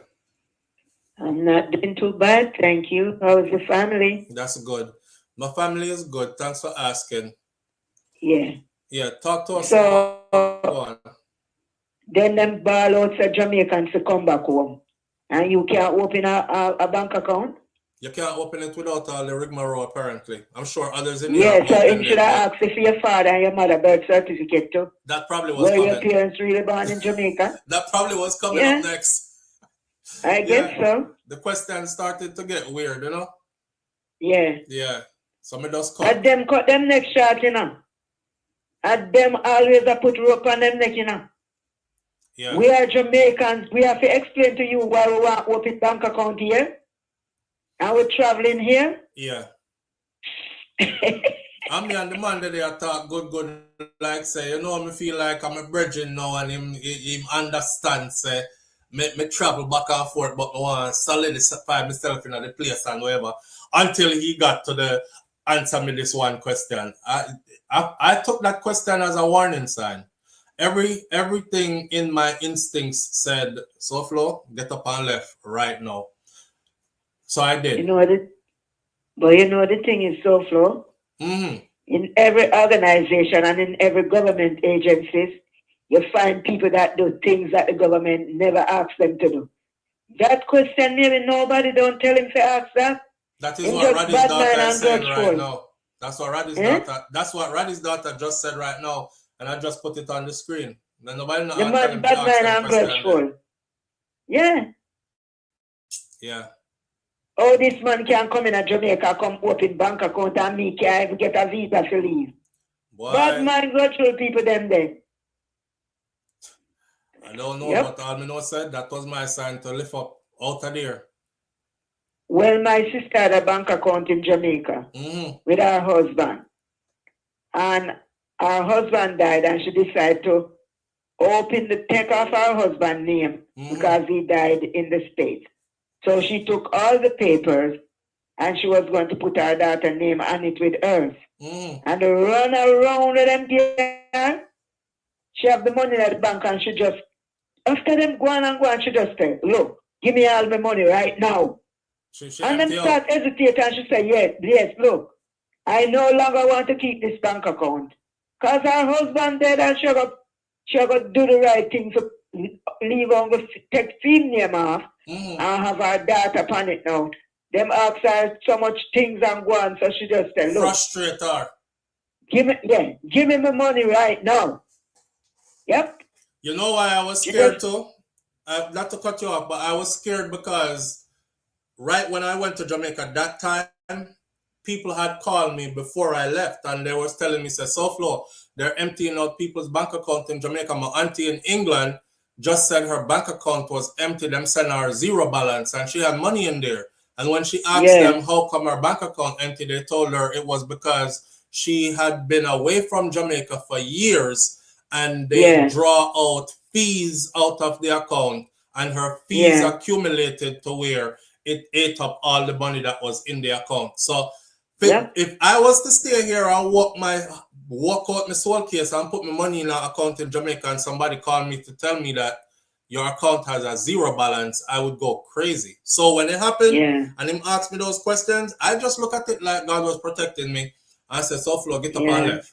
And I did. Yeah, it's a blessing in disguise. Yeah, I just took it as that and I left. I was frustrated. Yeah, but me have to talk, make them stay down there. Uno Jamaicans, stop mess with SouFLo and they all away.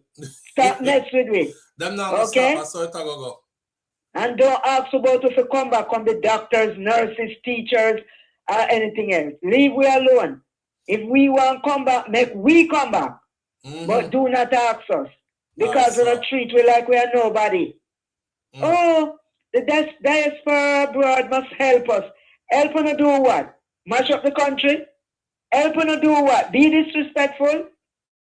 Back off a SouFLo all the way. I saw.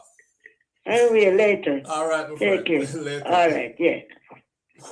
All right, she said, buck up a SouFLo all the way. Well, they can ask you to come back. You don't have to go. And by the way, me I go. One thing about Jamaica, them can do all what them want to do. Me still a go. Some of us don't have an option. You know what I mean? Some people can live Jamaica forever. I'm not one of them. I've said that over and over again. A friend from Lake said, but the family did a private autopsy on her and they know where she got the shots though. Right. So they should be contesting what the final summation from the prosecution said. They should be contesting what the final summation from the prosecution said then, because it doesn't say what the first report said. SouFLo, remember, a lot of these restrictions are because of all the scamming and fraudulent activities. So we're shooting ourselves in the foot and then we're complaining. There are ways, you said. Yeah, either way, there has to be a system in place that you can do. Or, I mean, come on. How do you ask somebody? I want everybody to wrap their head around this then, right? I want to see in the, let me scroll to the bottom of this first. I want to see everybody in the comment section who travels. When you're going on vacation, you remember to carry one of your bills that is sealed, never been opened yet. Put a one in the comment section. You specifically put together, laid out to go on your vacation. You pack your bag, you have your clothes, your shoes, your personal hygiene items and whatever else, your passport, travel documents, and a bill, your light bill that has not been opened yet. That you carry with you on vacation. Who travels with that? Who travels with that? So it's not a matter of us shooting ourselves in the foot, friend. It's a matter of why make things so impossible and so frustrating? Cause I'll be a frustration that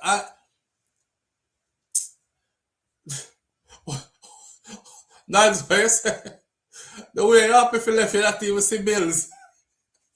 If bills then they overdue, bills have to catch me when it come back. And hope I wasn't back before it was completely due.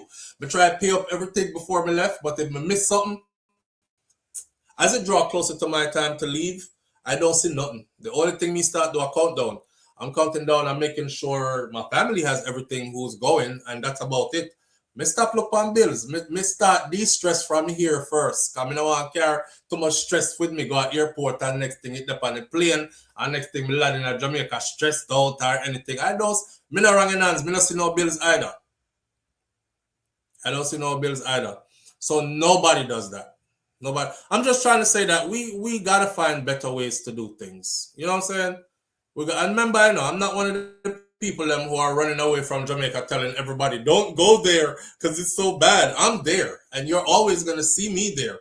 Nothing can keep me out of Jamaica. No matter how things get different and I have to work around them, I'm still going to be there.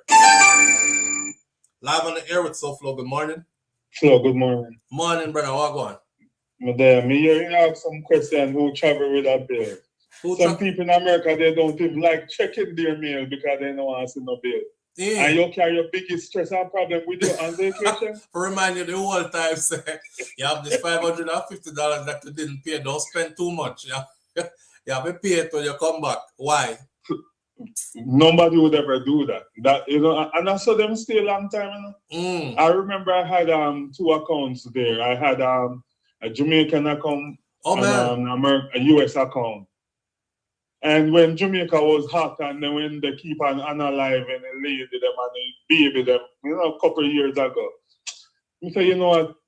Every month me used to send US in my account. I say, if Jamaica so hot, I'm not going there right now. So for a month, I start putting money in the US account, JA's account. You see, when I check back 1 year time, my accounts are dormant. I reach out and say, what's going on? They say, because there's no activity in your account over a year. Right. But I said, yes, I check in my account every now and then and check. They said, no, you have to deposit money or make transactions. Right. So I was like, okay, what if you give me access and I send even 20 US? Say, no, you have to be on the ground. That's some scamming thing then the fun. So because of that, now that the account is dormant, you can't access it unless you're underground. Yes, and you have to come in and put money in the account to get it back up running. You see what I say? Do all that frustration for what? For what? Them a cook. Brian, them just make things too hard for no reason. Too hard for no reason. So maybe that's why our foreparents used to put money in our socks and hide it at the bed bottom. Could be. Miss Ruby used to keep in our bosom in our stocking foot. Or she used to put it in our cheese pan and put it in our closet. Yo. Or so imagine some of our parents are used to, because sometimes when you see them digging at them bosom and roll out, imagine you're here in a line and you just want to go about your business and have to wait till them put on them phone and pull out them bosom and dig one side in them breast and then start roll out the money, take off, last it off, right? I have to lift up our titty and go and that and the money, the dollar them sappy. Because them have titty sweat. Sweat. Pop off the and rubber then the band. worst thing now, when you're supposed to cash out, the lady go look for you and give back the wet $20. You know what? Me just walk out. Yeah, that's how my grandmother was. She used to keep it under her bosom, under her breast, in her brassiere, under her breast. When you see, when we are leaving, I see my grandmother dipping. So, what? You happy? And she said, don't tell your mother, I know. So I'm giving you this. she give you a little thing. That time, hold on, you see Miss Ruby? I come back a foreign in Jerome. And then time Miss Ruby, you remember Jamaican $2 them? Yeah. Green. Miss Ruby, give me one Jamaican $2. Don't tell your mother, so we give you this. This is for your pocket. Oh God. And when you can't do nothing when you come here. It wet, and when she roll it outside. When she roll it outside, wet like you want to tear up.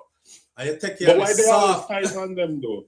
I don't know why, but that's, I mean, if you think about how their history was, you know what I'm saying? Those are people who really came from nothing or had it way harder. So over time, my grandmother used to say, if you see one penny, pick it up, because you never know when you're going to need it. Now, I actually found that valuable when I started to live in America, not when I was in Jamaica. Because even back in the day, when you go to the shop, if you're penny short, if you're dollar short, them are going to say, all right, man, go on, it's all right. They don't do that in America, nowhere. If you buy something at the store and it's $5, you have to, when you reach the cash register, I say $5.75 or $5.25 because of tax. If you don't have that 25 cents, you have to go put down that $5 item, although you have $5. So my grandmother always said, if you see a penny, pick it up because you never know when you're going to need it. And you need that in a foreign. You would have never need it in a Jamaica. So she come from them time there where they actually needed stuff and they used to hide them thing and put it in our hole round this one, wrap it up. You know, this, them not trust bank and them something there. So now our money come from under our titty. You remember when you used to go to shop and if you buy something and it's for like $10 and a couple cents, yeah, you must get back your change. Them used to just give you ice in it. You now get back no money, Then you sweetie and bust me jar or something. Yeah. You now get back no money. But me I go shop for one time. Listen, we used to go shop with $1 when me a picnic was a whole heap of money.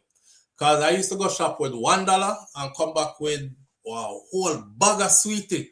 How much ice mint and Buster and when next one them name and 2 Donkey Kong, Jackass, Jawbone and $1, Thinking 2 then call it top one. No man, thinking 2 come off a 3. A 3 thinking 2 come off a Jackass, and me a bust me jaw. A bust me jaw, we call it a Jackass Jawbone we used to call it. Yeah, or Donkey Jawbone. Or what kind of teeth you have in your head, you can't crack the sweet. Or if you're posh from country, you would say donkey corn. But if you come from down there, so down in a gully, you would have said Jackass Jawbone. Yeah, donkey corn. Something they used to call asham? Yes, man. Asham with corn and you beat it out in the mortar and add sugar and it choke you, but it tastes good. Yeah, it's like if you it will just puff your chest and make you last. Yeah, as I say, we choke you if you don't know if you drinks with it. But these generation don't know what we're talking about. Yeah, but them they did with snacks. Yeah. Yeah, and it was fun to because Staggerback, friends from Lake, Staggerback. Flo, sometimes you go to school and you buy peanuts and you rub with your hand, rub in your bag, you have 5 hours till it out peanut butter. Yeah. And you're proud of yourself. Here, Nance. But Ringo, you remember Ringo? Yeah. Ringo, Staggerback. I think them have a cheese tricks when name was something about star. Superstar. Cheese tricks. Yes. I'll wait there. Yes, don't forget the cheese tricks because we used to get them there too. And but so you don't know about stiff bread. Because you leave Jamaica too early. Your thing stop a suck. I joke here, make man. When them call it suck,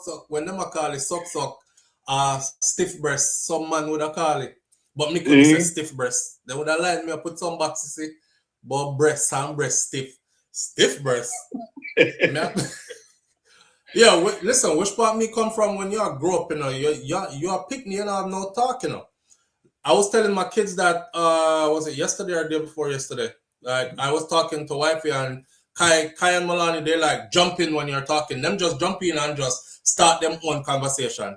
So we're now teaching them that when adults are talking to each other, you don't just jump in the middle and just start your conversation. If you have something to say that you feel is urgent, you need to say, excuse me, and then they will pause and they will allow you to speak, right? Because my picture them not no manners, them just jump in. So I tell them, I said, when I was growing up and I was your age, when 2 adults were talking to each other, we knew not to say anything. I saw me grow up. Nothing whatsoever. Nothing. All your 32 you don't say nothing. You don't jump in at the middle and say nothing. Use a picnic, go whole picnic corner. Matter of fact, grown so. So we're not even supposed to back answer. So even if you know you have the right answer and you're correct, just know that you're always wrong. Yes. Don't you bright up yourself and talk about that's not actually how it goes. That's I wish you would. My picking them, Kai, especially Kai was like a nerd, Kai sit down there and watch all kind of health videos and science videos and dad, this is not healthy for you and this does this to your liver and your kidneys and blah blah. So anytime now me say nothing and him say it wrong, in the middle of what I'm saying, Kai would be like, yeah, that's not actually how it goes. You think me could have told Miss Ruby about because I don't say your growth flow. Sometimes I'm choking like a smirk. Oh, we can't say that. Anyway, these kids know what they do. Brother, my daughter slammed door for me. I have to pray to God for ask for strength to just deal with this. And then our little sister come be the same way when she ready. And now I got 3 girls now. And I realize that they all kind of have the same kind of personality. And that's something we have to deal with. Me make up my mind though, man. So I don't box up my picking them like that. But I know I couldn't do it in my time. Slam which door? Where? You better go down a banana walk, slap 2 banana leaf, kick and thump up banana tree. Them. He said, me catch grandma one day, me I go. And that's about it. Yeah, for real. Yeah, I see when we used to, you know, when your mother rush you, and you know you're right, you know. You all talk about the banana tree are vex. Yo, banana tree, yeah. Every anger, you know, man. Yeah, you go down a banana tree, go take you out. Banana tree, them tears on some karate kick you. Bust up a banana tree back. If granny ever knows, say, she practice fun, but I banana tree, I get everything. You're dead. Hey, damn, y'all. That's why we love Jamaica, so you know. Yeah, my cousin, we used to get beaten together. So when you get beaten, you don't beat you, you run out of the house. Yeah, my cousin run out of the house back one time. She said, one day, I come back as one little answer. I climb up in her grandma's dress tail and I go up in there and I bite her up every which part. But yeah, I bite her up every which part. Watch out, see. You ain't go to bite her with sun and shine. So we're powerless, bro. We couldn't do nothing. We couldn't even troop smack them hear it. Well, who you are gonna do nothing to? What you say? You can't even kiss your teeth. Kiss which teeth? Do you know that even when your mother talk to you, even if you have the power to sing, you can't even sing anything? Because then go say a word and your face thing. Man. You couldn't brighten out of your mind. Kiss teeth. Kiss teeth is one of the things in Jamaican culture that you just don't do. If you're gonna kiss your teeth when adults talk to you, you might as well just say, I want to die today. Like, yeah, I'm volunteering to die today. Kiss teeth. For those of you who don't know what kiss teeth mean, because I must not come from the culture, you don't do this. If you were a kid and you ever did this, just know say your whole life is changing that day. And if you don't want to make any sound, do not roll your eyes. Roll your eyes. Oh my God. Hold your head down and just look down on the ground. But if you ever roll your eyes, some box in your face. I box them. They try to box out your head, you know.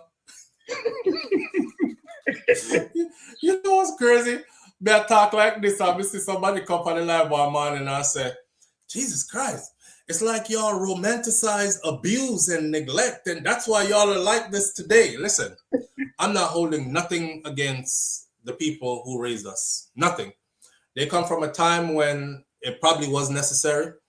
You know what I'm saying? I'm not holding nothing against them. Them never know no better, and them definitely never kill me, and they definitely were genuinely looking out for our well-being. So that me can say, for sure. I actually wish that the children today had the attentiveness that I got from these people growing up. Because nowadays, parents not attentive to them children like how my grandmother them did attentive to me when I grew up. Them not even see them picnic nowadays. Them give them a tablet and tell them go around in the next room. And them they don't even converse. They don't sit down and eat at the same table. Every one of our meals were had as a family at the same table. Them look upon you when you eat your dinner. We ate breakfast together. We went to school during the day. We had lunch at school. We come home. Everybody eat dinner. You have to say grace before you eat. Everything like nowadays there's on this one and like food out of the pot and all kind of something like that. So yeah. I don't hold nothing against how we were raised. Yes, it did rough sometimes, but it makes for a good conversation now. When I came to America the first time I go to school in America, I see this youth named Antoine. I talked to his mother. I said, don't say anything to me. Shut up and don't say nothing to me. I weirdest thing I ever seen in my life because I never see this yet. Let me not tell you about the time when I there at grocery store, man, when I just came here and I heard the little boy said bitch to his mom. Bitch. I was like, this is the ultimate. It's not even like damn or him gone past roll eye, him gone past kiss teeth, because them they are the worst to me, you know. Him gone past roll eye, kiss teeth. These are things they would have killed me for. Him reach a bitch. Yo, Jerome, let me tell you something, I'm freezing up. I'm a little kid and I just got here and I was like, yeah. And she did nothing. I was like, oh, damn. Wonder if I can get her with that. Look for my mother in a grocery store. Look, my brother at that grocery store. My mom just had that look like, yeah, if you ever. Yeah. She, you know, them tell you if you ever without telling you if you ever. Yeah. Yeah, she give me that look that like me do something wrong. Like a me call her bitch. Me just go on with her and go on like me never ever see him. You shouldn't even exist to even see what just happened. Yeah. If you even act like say you did like it, I beat the daylight out of you and reach in a car. Don't not ready to go home, reach in a car. Have you ever make sense to your kids when you tell when they're doing things and you try to compare when you're a child? Them just laugh after you. Sometimes if you see how my daughter treat me, when me tell him all things I used to have to do on them things that. Does your daughter say, "Oh my God, Dad, here we go again"? Yeah, all the time. All the time. Yeah, it's not a script. Maybe that's a script they have at school, yo. No, we like, get old, bro. Get up to date, Dad. No, we are get old. We are get old. Oh, Melania is 5. There's a big picture in our hallway as you enter the house with Melania, and she's 1 year old in that picture. And yeah. I pick her up and I said, "Damn, daddy baby getting heavy. You know, girl, you're going so fast, you're getting heavy." So I turn her around to the picture now and she look on herself in that picture. Under the picture it says Melania, 1 year old, and the year when she was 1 year old. And I read it. Hear her. Boy, she's not a boy, she said something like, "Oh brother," or something like that. Like, may I tell my son, say, "Man, y'all grow so fast. It was just like yesterday." My daughter jumps in and goes, "Dad, that was long ago." That was long ago. Like get over it. Yeah, she said, "Oh boy." You know, so me can't buy even a shoe so my daughter if it costs under $70 or $80. Them now wear it, you know? When me even go to Walmart and just buy all a simple shoes for $20. Dad, what are those, Dad? I should have laughed me to scar in the floor. You know, you're not telling people about the clocks, so I put on how my son them laugh. Clocks, you know, Jerome. Polo shoes me can't wear. Clocks, you know. 1.9 thousand people watching Jolyan Silvera sentencing on TVJ. And whoever just put that on the screen, thank you for putting that on the screen. So we have to go to TVJ to see it. TVJ is carrying it. All right, Flo, big up yourself. I'll go back in the chat. All right, manners and respect, bro. All right. All right, everybody, let's get on the same page, right? So TVJ has it. It's live on TVJ right now. I think that's John Clark, the attorney, is speaking. TVJ, pass it around. Because ultimately, one of the issues that cause the public consternation in this matter is the deal of secrecy in relation to how this matter was dealt with. And when you hear the media say that they're not to be present. But in other matters involving other criminal code ordinary Jamaican citizens, it is easier for the media to report and see exactly what is taking place. Well, as we move forward, I was trying to figure out what in that there's so much there I want to object to.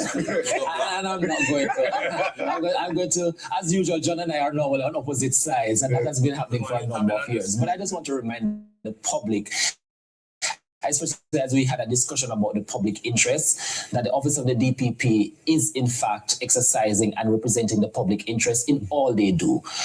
It's one thing, and this happens a lot as lawyers, we know, that you may not necessarily agree with the decision, but it's not necessarily automatic that it is wrong either.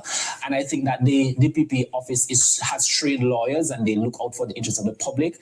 And I think that they have carried out their duty and they will continue to carry their duty at the highest professional standard. I mean, I would say I do appreciate the statement that was sent out that that we're all arguing about. Yes. That has given us a lot more insight into what happened, including the security. To hear even after the sentence. You know, when people heard that the manslaughter plea had been sentenced.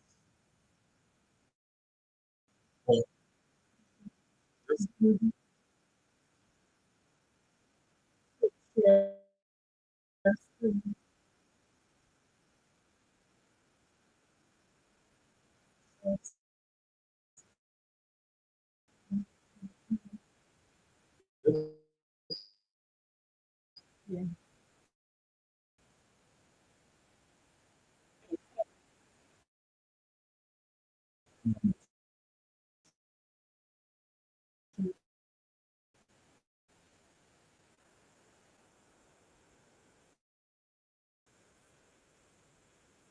I could accept that as a decision, but it wasn't put forward as the Not put primary. forward. It was not put forward at all Yes. as a decision. The final thing that I would say as well to another unique feature is that based on what we've discussed in terms of the defendant offering the plea to the surprise of the prosecution, had the plea not been accepted, what kind of trial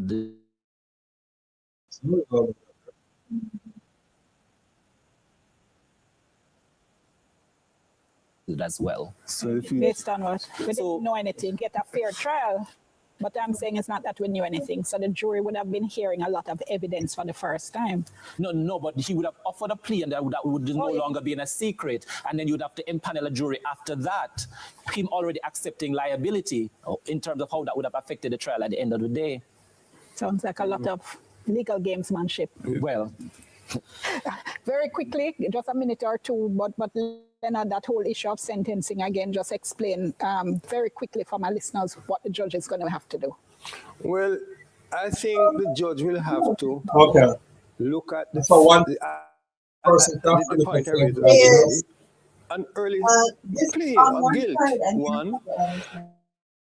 And that also speak to the issue of contrition, you know, which the judge is duty bound to take into account that, you know, one of the reasons why he entered the plea of guilty is because he's sorry about what he has done.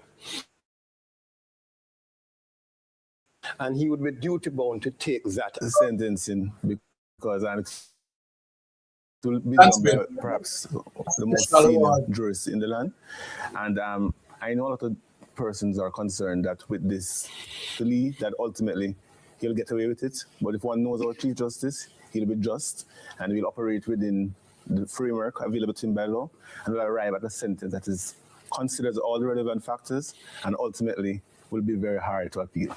And I join John in saying that we hope that the sentencing is public because the Chief Justice is very, very thorough in these matters. And what he'll be doing is explaining, what he'll be doing is explaining in great detail what is his starting point. So for instance, if he's going to start with a sentence of say 10 or 15 years, he would explain why. If he's going to add on, which is how you sentence, you have a starting point and then you add on and then you take away and then you see where you come out. You take away for what are called mitigating factors. For instance, say the person was very young at the time, that doesn't apply here. You add on for what are called aggravating factors, factors that would make the situation worse. So for instance, he might take into account the fact that Jamaica has a problem with intimate partner violence. That might act as an aggravating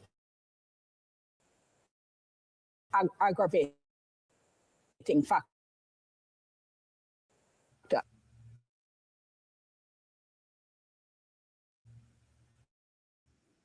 Just want to welcome everyone on this special day.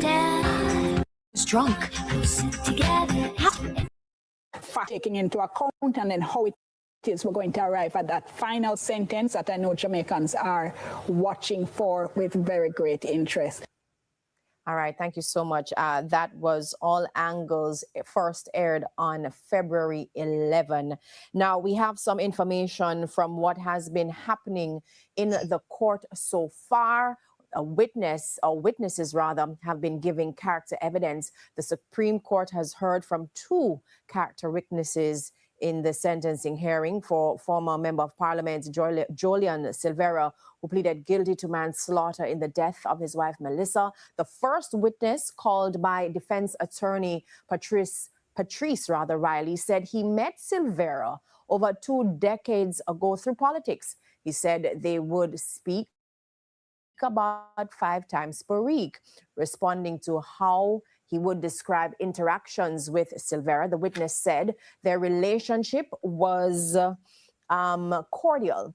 Now, the witness said he had never seen Silvera upset and that he was very shocked when he heard about the incident.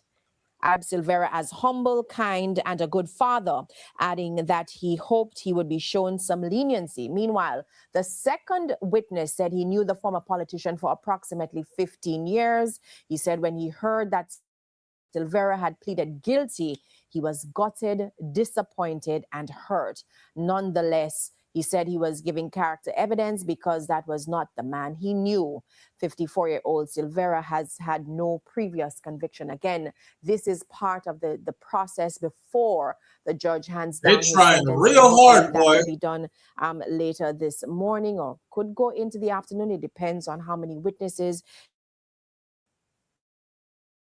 there are, but so far, 2 witnesses have given character court, and she is providing us with the information as it is made available. Now, I'm told where Dwayne Anderson is standing by with Dwayne. Jamaican Judiciary YouTube channel. But I love we are right where you left us the last time you checked in, outside here at Justice Square in downtown Kingston. And of course, we'll be here until the sentencing matter runs its natural course here today. Now, if I didn't know any better, Janela, I'd say that our presence here outside the court put in place some more security measures, because since we last spoke, the number of barriers here that have been erected moved from 1 to about 5. And in fact, a couple of police officers have now been stationed at points along King Street and Barry Street to offer some additional protection and security around the court as proceedings going on inside. In only foot traffic, pedestrians are allowed between this intersection between Barry Street and King Street for the entirety of the premises here at the courthouse. No motor vehicles, with a few exceptions, of course.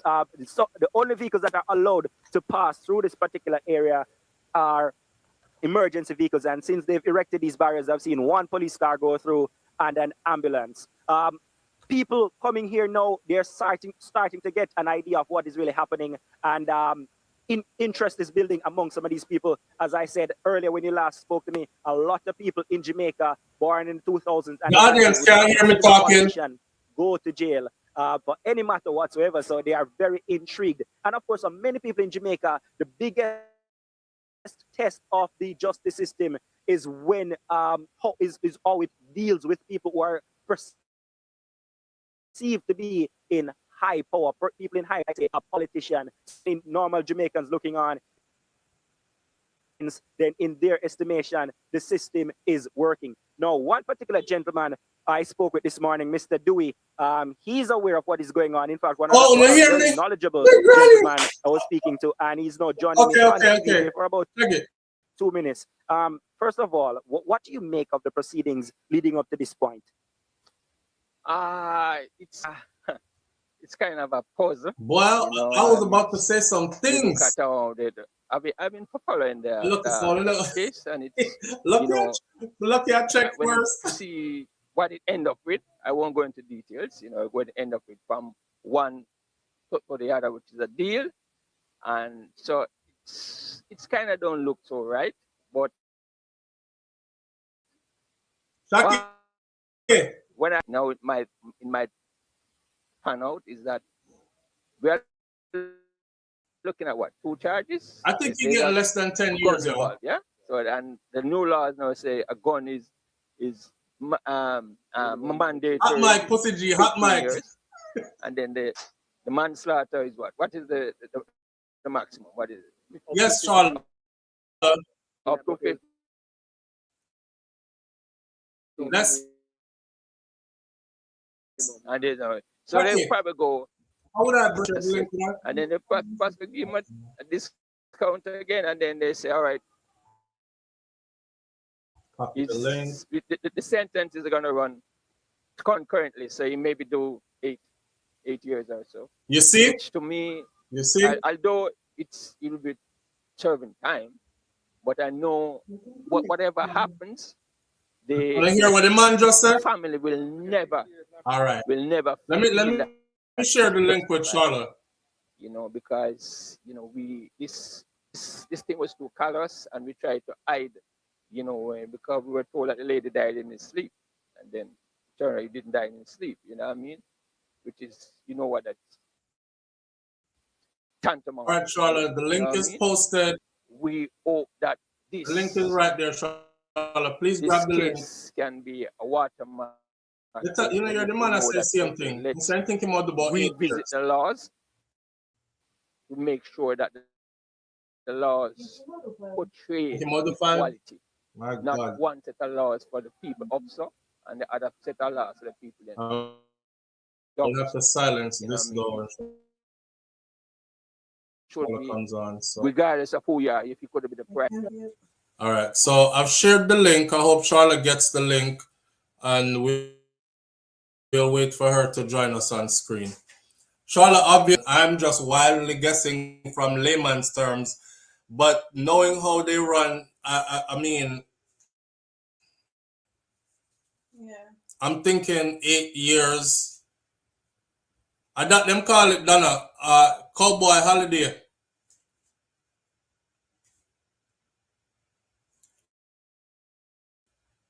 Sheldon, I know you want on the stage right now. I'm sorry. Charlotte, we want to sit on the stage right now. I want Charlotte on the stage. Add to stage.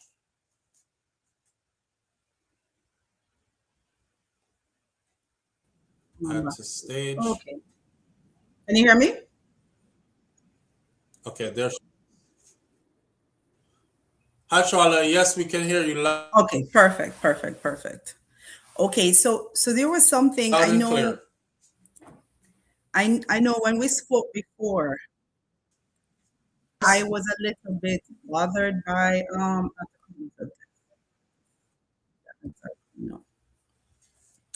So I was bothered by the whole provocation, right? Okay, here we are. So with the plea, the cases that they referenced, I remember sending them to you because one of the cases, I didn't think either of the cases were good cases to use, right? Because one involved, the one that they quoted for provocation, right, involved a woman who was in a van with a man, and the man was kicking her in her private parts, right?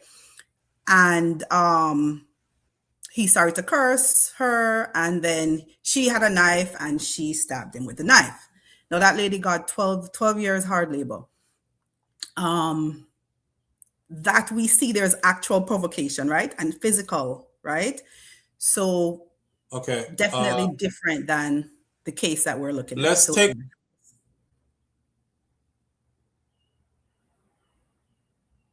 the buffer too much. Charlotte, please hang in there. Let me just get rid of the TVJ. You write this away, so stop sharing. Stop sharing. Mm-hmm. All right. Okay, there we go. Okay. Charlotte? I'm here. Are you with us? I'm here. Okay, thank you. I just had to get the TVJ thing off the stage because it was causing a lot of technical. Okay, so what were you saying? Oh, okay. So I was saying that I know when we were talking, and I was very concerned, and I guess being a woman, being a mother, having sons, daughter, having children, and this case really bothers me, right? The direction that it seems that Jamaica going into, it seems like there's a high level of femicides in Jamaica.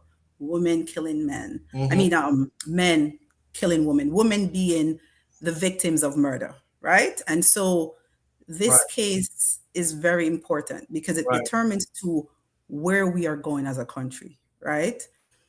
And when I first saw the plea, which again, you were right, I've never really seen, usually the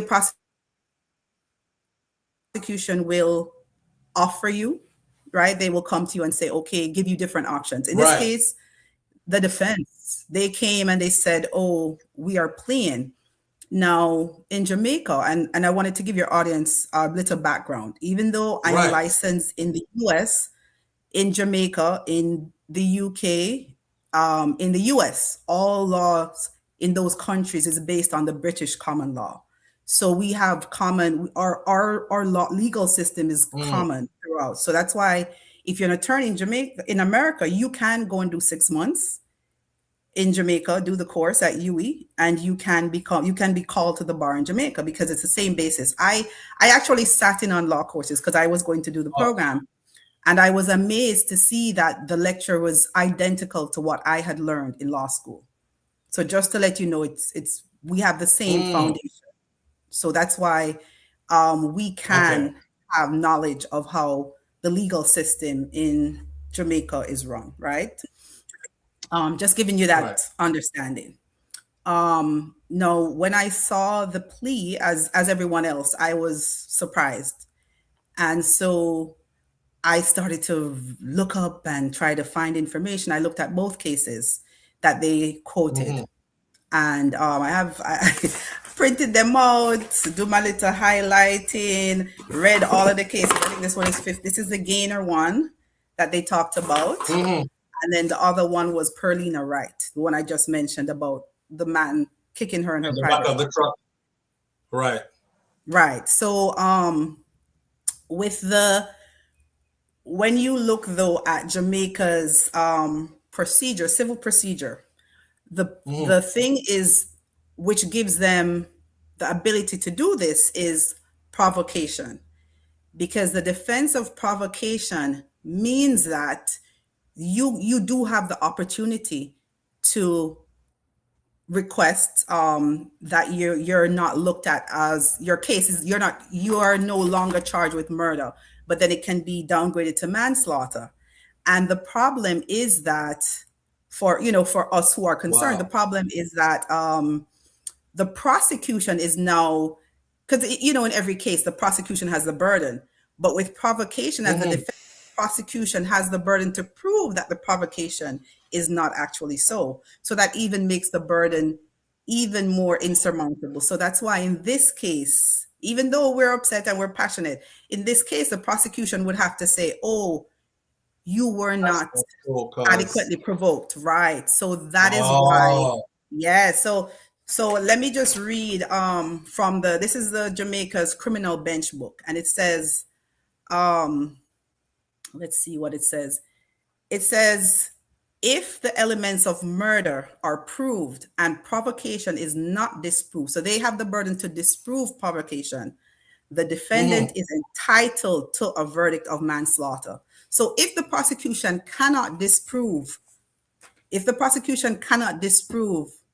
provocation, then the defendant is entitled. So in a way, they are in a tight position. They really didn't have a choice, in a sense. There's probably no way that they could disprove it. They could exactly disprove it. Wow. So that's a flaw. To me, that's a major flaw in our justice system. Because as you say, as when any case happens, and especially a case like this, which I would say is a landmark case in Jamaica, I think, we know that case is set precedent, right? And precedent is equivalent to law. So this is going to amount to law that other cases will rely on, and other defendants will rely on in how they proceed in defending their clients. Yeah, so this is going to set a precedent, right? Correct. So, and that is that. Okay, so I'm not far off when I was saying that if this goes that way, then this means other men who do the same, their attorneys can use this as a pattern and say, listen, we're going to bring up a provocation and say, you got into an argument and she provoked you and you responded in this manner. They're going to have to prove that it didn't happen or not. And then we could pull up that case and say Silvera versus, or State versus Silvera, XYZ, and treat my client the same way. That is correct. That is correct. Oh, And so wow. I see a question on the screen that says, what are the legal ramifications to the political friends and police who helped alter facts and evidence tampering? So when I looked at in the Gleaner, there was the police had said initially, they had said that they did not believe that the police did anything wrong, and they thought that they had sufficient evidence to take this to the DPP. That was their initial stance, right? However, and then in that same article, I think it was January 2024, and in that same article, they said that they did not believe that the police acted in any way that would implicate him, which a lot of people would beg to differ, because from what was reported, the first person on the scene went by himself, and that's outside of protocol. You are supposed to go with your partner or someone. You can't go one police to, especially an incident like this, right? So outside of protocol. Right. Imagine being able to build an app with your name. Yeah, that's fine. And then no, sorry, no. No, that's fine. You're good. And then two, what I would say as far as, so as I had said before in the chat, that the mitigating circumstances are what will be used to reduce his sentencing. So you see them bringing character witnesses to say, oh, Silvera is a great guy and da-da-da-da, and he is a family man. So those things are going to work in his favor for the judge to reduce the sentence. Also, does he have a history of criminal activity? If he doesn't have a history of criminal activity, that's also going to go in his favor, though. That's a check mark in his favor. So there are certain things. Aggravating circumstances now will basically have the ability to increase your sentencing. And the judge will look at things like, was it premeditated? And based on how he is describing the events, which based on the precedent with the other cases, the judge has to take his facts as how it is, which to me is very interesting, because yes, the judge has to take his facts based on the guilty. When you submit a guilty plea, the judge has to take the defendant's facts as they say it, as the case. But if you look at the facts of what we know as the true facts of the case, we know that there was a picture where it showed a casing, right? And we know that there was some level of cover-up. When they came back, the place was painted, the floors were changed, new furniture was there. So there were different things that were done. So those things should be aggravating and should allow for the judge to charge, to increase the charge. However, we have to, the judge is going to have the judge will have a heavy burden to balance the aggravating circumstances, which could increase the charges, and the mitigated circumstances, which would decrease the charges. So it's a very, it's a balancing act that the judge has to be fair. If the judge is reasonable, I think the judge will look at the totality of circumstances, especially knowing, even though he has given his facts and the law does require for you to take his facts as the facts of the case, the judge can decide based on what is reasonable, right? And the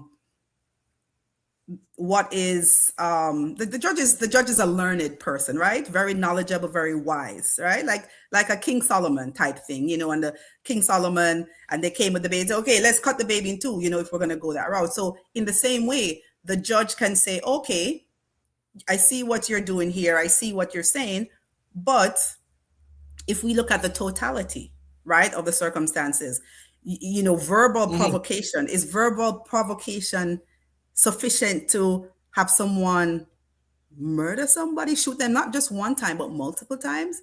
Is verbal provocation sufficient? So the judge has the ability to, even though they're mitigating circumstances, to take a reasonable approach in how they sentence Silvera. And I hope he does do that. He or she, I think it's a he. Yes, I hope he does do that. I mean, that's my hope. That's my hope. That's a hope. That's a big hope. I don't know. But we'll have to see. We'll have to see. It left to be seen. Chanel says also what about the doctor who originally pronounced her dead? Because the original story was that, well, first of all, somebody has to pronounce you dead. Somebody of a medical staff, a doctor has to pronounce you dead. A police officer cannot pronounce you dead. They can come to the scene and say, boy, I'm not moving no more, I'm look dead. But you're not pronounced dead until a doctor actually pronounces you dead. So Correct. what about those first medical individuals, like the person who said she died of natural causes? And that was the original report before this autopsy ordered by the family was done to find out she had 3 bullet fragments in her. Shouldn't that person be held accountable? I mean, can they or will?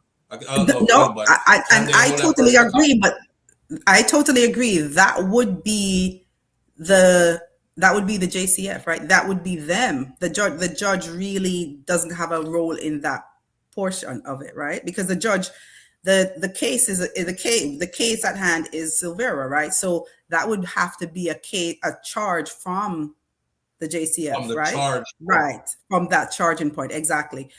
But I think the judge can look at all the factors and be reasonable and say, we know that there was an attempted cover-up, and that is part of the aggravating circumstances if the judge sees that you attempted to cover up. So those are things that can work against Silvera. It's very blatant, and we're not stupid, right? And the fact that they take us, like, want to give us a 6 for a 9, that's how I see it. And so it disheartens me to see that in this day and time, this is what it's come to. We're in 2026 and still they're trying to pull the wool over our eyes. And so my hope is in the judge, and that he will do what needs to be done so that justice is prevailed, and that there is a level of justice for Melissa and her family. So we can only give so much blame on the judge after the sentencing, depending on how, if his sentencing shows gross neglect, then we can be like, yeah, that judge is messed up. But as far as the charges that should have been laid against other people not being done, we have to look at the JCF for that. Right, correct, right. The other charges, right? Because if there is sufficient evidence to charge them, the JCF should be involved in that, and even boards. So if in Jamaica there's a medical board and there is some type of impropriety from the medical examiner, then yes, they should face whatever repercussions that are available to them. Let's see what this says. Right. President people should. Exactly. And so and that's why the burden is on the judge now at this point, because they are following the law based on what I've read, based on the provocation that we talked about, where it is a defense and the prosecution would have to basically disprove the provocation. So though that is the law, they are following the law. So it's up to the judge now to say, despite and there's a thing called there is something where the judge can make a decision that is outside of, well, in this case we don't have a jury, but in some cases where there's a jury decision that is made and the judge thinks that it is totally out of place, the judge can throw it out. So in this similar way, the judge can go outside of what is recommended or outside of what is normal if they think that it is warranted. So we can blame the judge if we see that they go really way out of their way to make to appease the defense, so to speak. Let's Jamaica Judiciary live on YouTube. Jamaica Judiciary is live on YouTube now. Let's see. Let's go to Jamaica Judiciary. I'm seeing Mervyn. What do you hey, think? Mervyn. Yeah. Mervyn has a question there. So I listen. When I first saw the plea, I believe for a second. that. Sure, no problem. Let me get Jamaica Judiciary. They're the ones who I think they can hear you, Charlotte. So if you want to go answer ahead. Mervin's Okay. question in the Thanks for meantime, the while question, Mervin. So, yes, do I think that the defense believed the prosecution had a strong case? Honestly, I don't know if they. To me, I think the prosecution had a strong case. The fact that they had ballistics, they had forensics, and that they also had.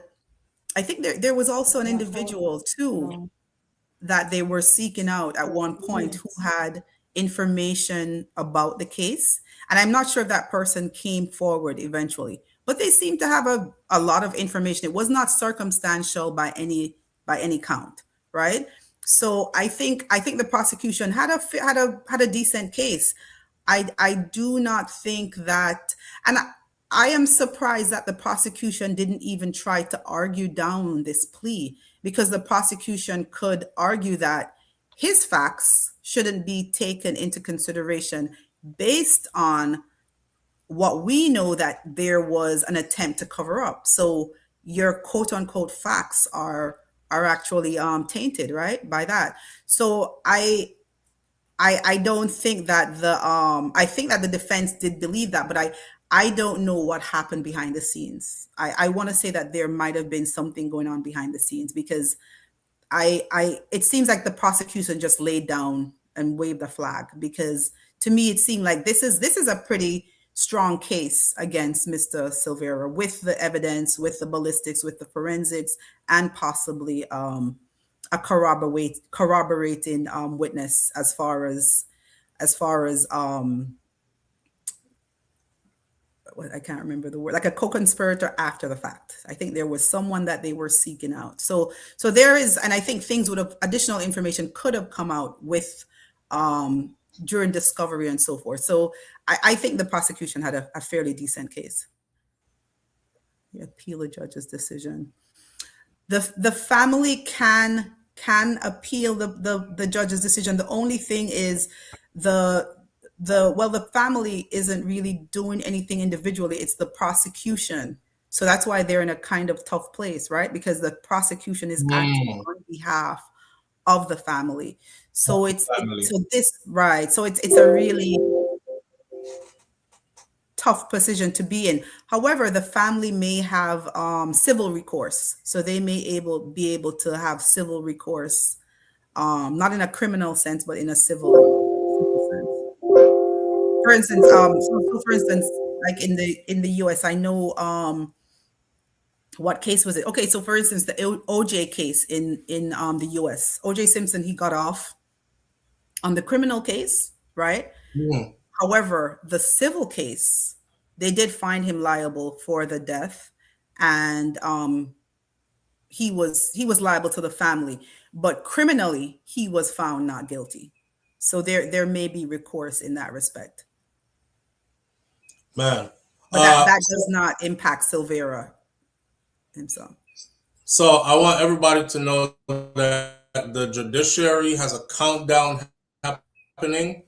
Their site says they'll start in 13 minutes. So in 13 minutes, obviously we can't have Charlotte on the screen and them on the screen, because you see what happens. It cancels out everything. So we're gonna keep. I mean, Charlotte. No, I mean, if you can lend us your time for like another couple of minutes, just to just to answer a couple more questions, and then we'll make way for them, right? Right, that's what I wanted to do, just to kind of give you an opportunity to discuss some stuff, because I know while they're talking, that is what we want to focus on together. Okay, thank you. Yeah, like one person is saying the defense didn't even put up a fight, which to me kind of says, I remember a case that, a couple of cases that not the defense, the prosecution, the Department of Public Prosecution under Paula Llewellyn, this is where I got a bad taste in my mouth for them. It were two particular cases. One with, I forgot his name. It was a Kingston College student that was riding in a taxi, and the BMW hit the taxi, and the guy got out the BMW and shot into the taxi and killed the Kajil Mays was his name. And I watched the prosecution, Department of Public Prosecution, throw away that case on purpose, because the vehicle was found at a man who owns a body shop house in his garage, and he was doing work on it to repair the damage. And this is where I first learned about vehicular DNA. When two cars collide, if one's a red car and one's a yellow car, the red car is going to leave some of its mark on the yellow car is going to leave some of its mark on the red car. They determined that that was the X5 or X6 that hit that collided with that same taxi. And it was found in a garage, hidden in a garage of the father, or the man who Paul Llewellyn took to trial for the murder. Now, the only thing that man had to do to beat that case was, he said, I was not on the island when the incident happened. So your X6 is missing. Nobody ever reported it missing. Everybody reported seeing your son driving it on that particular day. What he did, or is known that he told his son, get to the airport quickly. So he got to the airport, flew out of Jamaica, and his father flew into the country. And then his father said, I wasn't driving it, right? Paula Llewellyn knew all that ahead. So tricky, but she knew that, and she still took him to court as the main suspect. And all he had to do when he got there was say, hey, pull up footage from the airport. There I am going through airport check at the time that this was supposed to have been happening.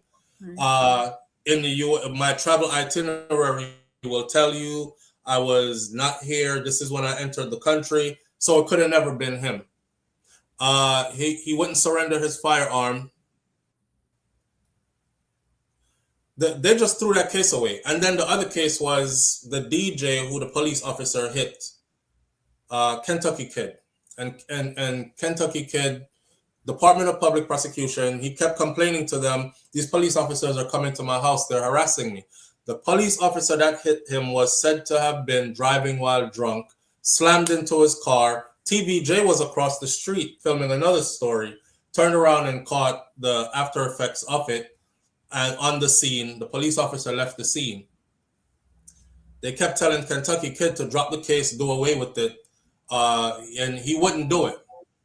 Police started showing up at his house. He complained to them, they're coming to my house, they're beating me up, they're threatening me. Paul Llewellyn them told him we don't have any proof of that, put some surveillance stuff up in your house so we could see. I remember that brother coming to YouTube and he said, people, them are gonna kill me. I mean, no, so them are gonna kill me.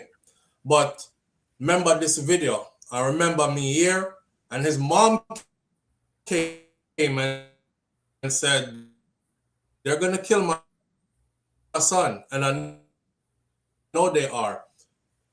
He caught a group of police officers on video. We saw them on video. I watched the video, and they put the video. You could see the police officers' faces clearly. They came into the house. They beat him. They beat him till he was peeing and pooping blood. And they beat his pregnant wife. His pregnant wife, I think, she was from Japan, and she got scared and ran back to Japan. And they killed him. And Paula Llewellyn, with that evidence, remember, she's the one that said, set the videotape camera and see. With that evidence, Paula Llewellyn went to court and said, we have nothing further. We have insufficient evidence to press further on these police officers. They were let go. And they were all seen on video in his house. So it's the same DPP, Department of Public Prosecution, now handling this case. And it's funny that so many different things that never happened before are happening, like him and his attorney get to tell them what he wants to plead guilty to. I've never heard of that before. I've heard of the prosecution suggesting like, hey, we'll take a guilty plea on manslaughter. We'll drop it down to manslaughter if you plead guilty. XYZ. But I've never heard of an attorney and the client going, we will tell them that we'll plead guilty and we're pleading guilty to manslaughter, not murder.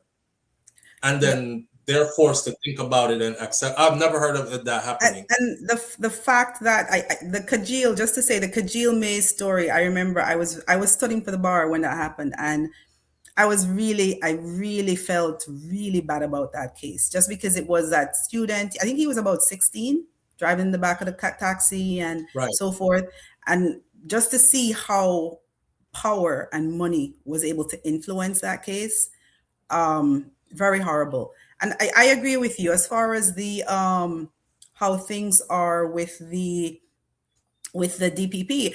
Listen, if they believe, when Fitz Bailey said in the Gleaner, January 2024, he said, we are confident about this case and we're taking it to the DPP. So you are confident about this case to bring charges and take it to the DPP, but then you raise your hands and surrender before the case even begins. So what changed? What happened to change? You say you had sufficient evidence. So it does want to give you the sense that that something doesn't smell right. That's how, you'd want to say, what happened, prosecution? You didn't even try to bring a case. You didn't even try to bring a case for the families. You didn't even try to give Melissa some form of justice. Nothing. Exactly. And in this case, that's what I see happening. And it makes us feel, as Jamaicans, like it take us for, well, like you say, like we're bunununos, like we don't have no sense, like we're kudumuno, like say we don't know nothing, and it's like it's not in the, as you said, like, of course I watch you regularly and you'll hear, for growing up, I remember when I was young and you'd hear, oh, and on the way to the hospital, they took him, and on the way, he died, gunshots were, and on the way to the hospital, he didn't survive. And so we have seen over the years where there is a flaw in the system, people aren't given the trials, they aren't given, as you mentioned the Kentucky kid, as a kid, you hear the stories again, shootout happened, and we know it's an extrajudicial killings that are happening, right? But nobody's held accountable. We don't know what this person did, what charges were brought for this person to basically be executed. But it's something that we saw and we still are seeing in 2026, and it's unacceptable. Unacceptable, but it seems like that's the standard. That's how it works. Right. I mean, obviously, if you're or have company in the elite, then you don't really have anything to worry about much. Until it starts. 1 minute. Oh, okay. So, Charlotte, thank you for your time. We have 1 minute until it starts. We're gonna go ahead and get them on the screen. Thank you for sharing your platform, Soulful, as always. I'll talk. Hi, Shakira. And thank you. All right. Hi. All right. Later. All right. Thanks, Charlotte, so much for that. We're going to get back on the screen now with the judiciary. Let me take this comment off right here, babe. Take that off. So if we go back over here, so how is it? No, you go over here. So. We have to refresh the page. Refresh it? Yeah. So if we go back. No, just hit the refresh button right next to it. Oh. A Jamaica judiciary this. So instead I say, oh, you know, down the road. Right, that's so. Like this. No, that's television, that's TVJ. Oh, that's TVJ. Yeah. Yeah, actually I click the back button. So I go find them again. Jamaica Judiciary live stream. Come on. See them now. That's a TVJ. Yeah, if you go. See that? Yeah.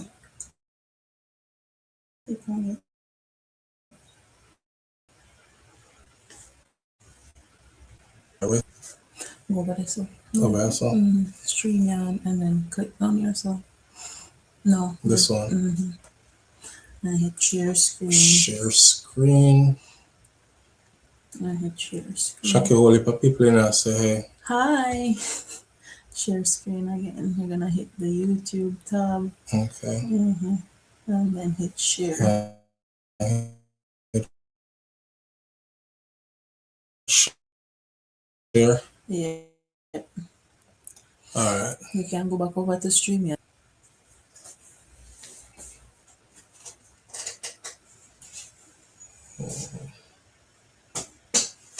Is it sharing? See it there. Okay. Look like that. Okay. Oh, they haven't started. No. It says 1,000 and something people are watching. Mm-hmm. It started streaming 16 minutes ago. So how come you're not seeing nothing? I don't see a thing either. You look on the phone. I don't see a thing either. Yeah, the people that might leave from over there because there's nothing there. Yeah, there's nothing there but a black screen. Boy, this is what we're getting from the judge. And it says they started, they disabled the chat on Jamaica Judiciary live stream.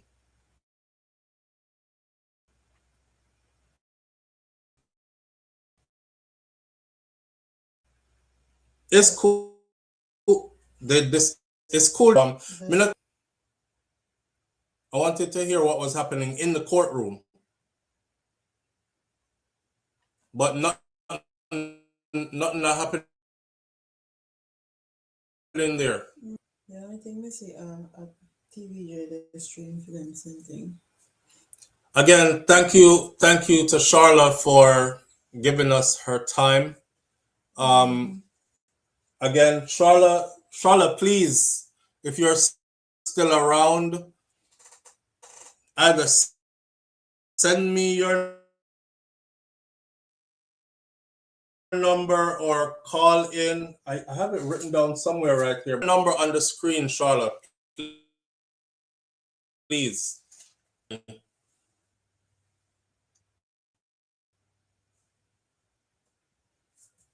Somebody said TVJ is live and he just addressed the court. His lawyer just addressed the court. Okay, Charlotte, please put a number up on the screen for contact, Charlotte, for audience members, so I can pin it to the screen for a minute for whoever is here to take it down. TVJ is back. Mm-hmm. Yeah, but TVJ is not in the courtroom. Then basically I talk about what's happening, right?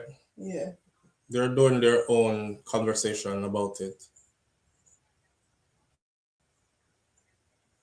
How she was feeling.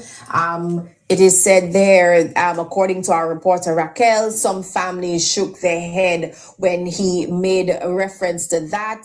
The other statements, okay, so she's also saying here that Mr. Silvera, while seemed relaxed, paying keen attention to what Mr. Champagne was saying. In pleading for Silvera, the council has not asked for a specific number of years to be imposed. Bear in mind not just the element of retribution, but the possibility of one day Silvera being able to exist outside the confines of a prison in the remaining years.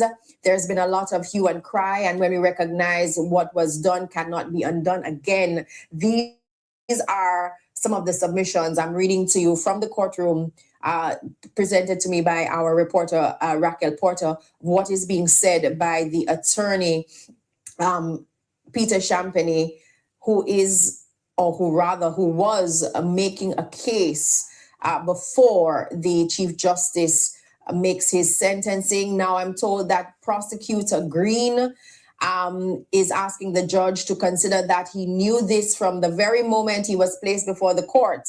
35 statements, including post-mortem, was disclosed. It was already known to Silvera, but he pleaded guilty just before the trial. It was done in circumstances that he had in the first instance. The defense is also asking the Chief Justice to consider the timing of Mr. Silvera's actions in reducing any discount. He's also asking the Chief Justice to take into consideration the overwhelming aggravating factors: the use of a licensed firearm, the offense took place in their bedroom and the house they shared. He left the body in circumstances where the children could find her, and they actually did. The defense is also asking the Chief Justice. There we go. Supreme Court. Here we go. We are awaiting the sentencing in the matter. The Chief Justice is standing by and is about to begin his address to the courtroom. Thank you very much for joining us this morning. We are going to begin. So shall whisper so. Okay, these are the sentencing remarks in the matter of the King against Jolyan Silvera, charged on an indictment containing 2 counts. Count 1 charges him with the offense of using a firearm to commit a felony, contrary to Section 14(2) or Section 14 subsection 2 of the Firearms Prohibition, Restriction, and Regulation Act. The particulars of that offense are that Jolyan Silvera, between the night of November 10, 2023, and the morning of November 11, 2023, in the parish of St. Andrew, used a firearm to commit a felony. Initially, the felony was murder. It was changed to manslaughter, and he pleaded guilty to that offense. Count 2, charge him with the offense of murder. Particulars of that offense are that Jolyan Silvera, between the night of November 10, 2023, and the morning of November 11, 2023, in the parish of St. Andrew, murdered Melissa Silvera. To that indictment, he entered a plea of not manslaughter, accepted by the prosecution, Yes, and accepted by the court. This plea was entered on February 3, 2026.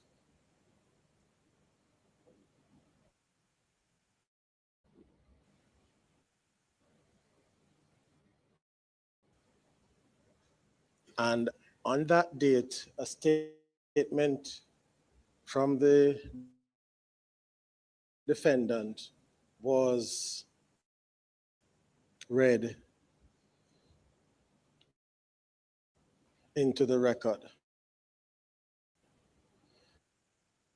I, Jollian Silvera, night of November 10th, 2023, a very unfortunate incident occurred, resulting in the death of my wife, Melissa Walter Silvera. Leading up to that event, there has been provocation from her ever since the death of my son, for which she continues to blame me. As per usual, to avoid confrontation, these confrontations vary from financial to taking responsibility for the conditions that we were living in, and she has a time where she explodes no matter when and where.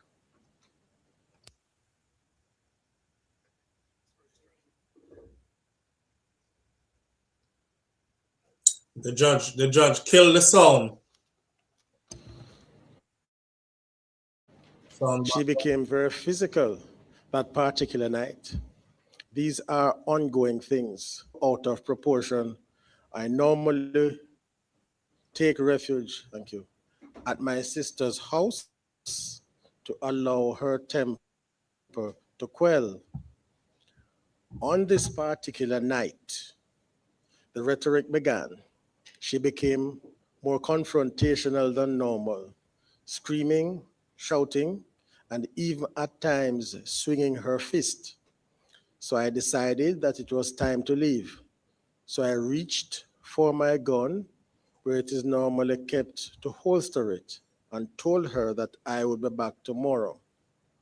She became increasingly angered and enraged, and lunged after me and grabbed at the gun, and then uttered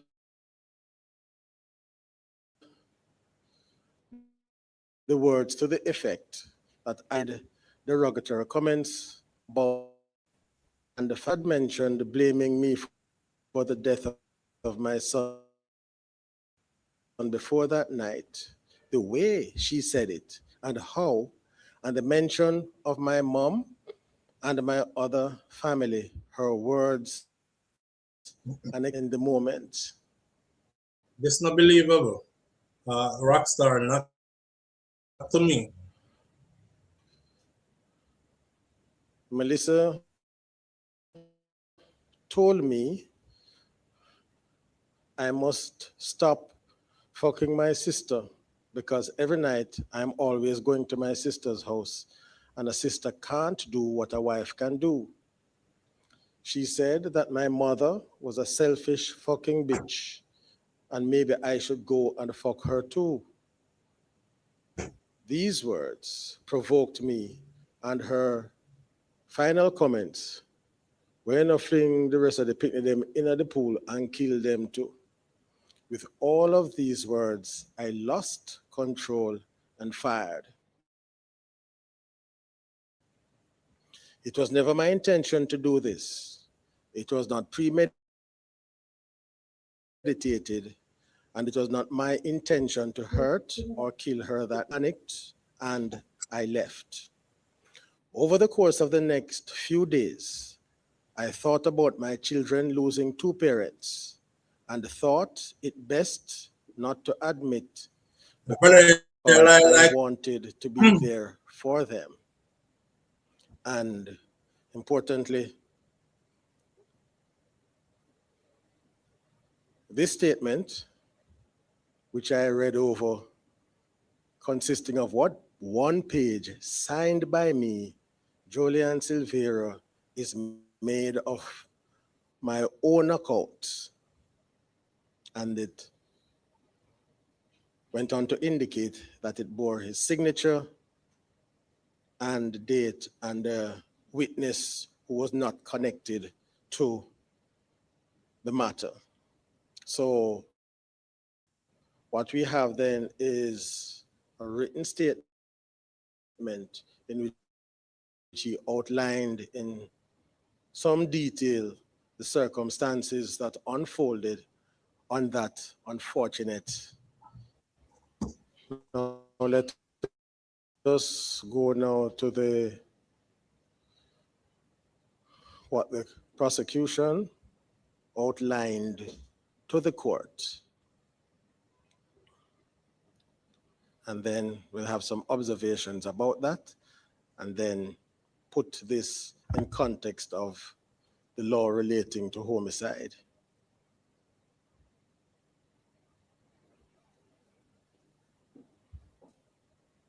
Why are you telling me to turn to YouTube? It's live. It's YouTube is a secondary streamer, right? This is straight from. Is there a reason why you're telling me to turn to YouTube? Friends from Lake? I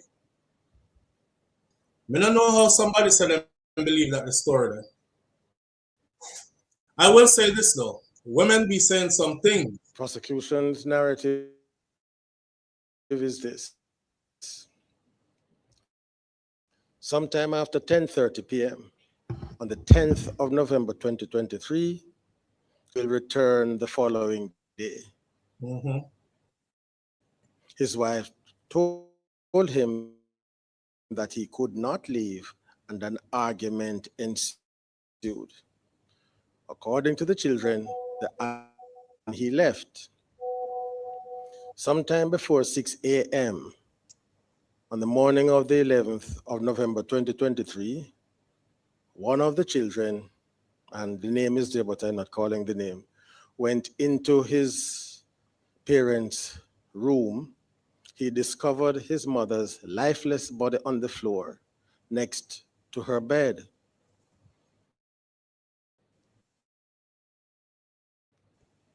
He observed her butt, mouth, and nose. Oh, it went from He leg. ran from the bedroom leg and to alerted butt. his other brother, who Yo. accompanied him back to the parents' room. They indicated they both checked for signs of life. They then decided to make eventually successful.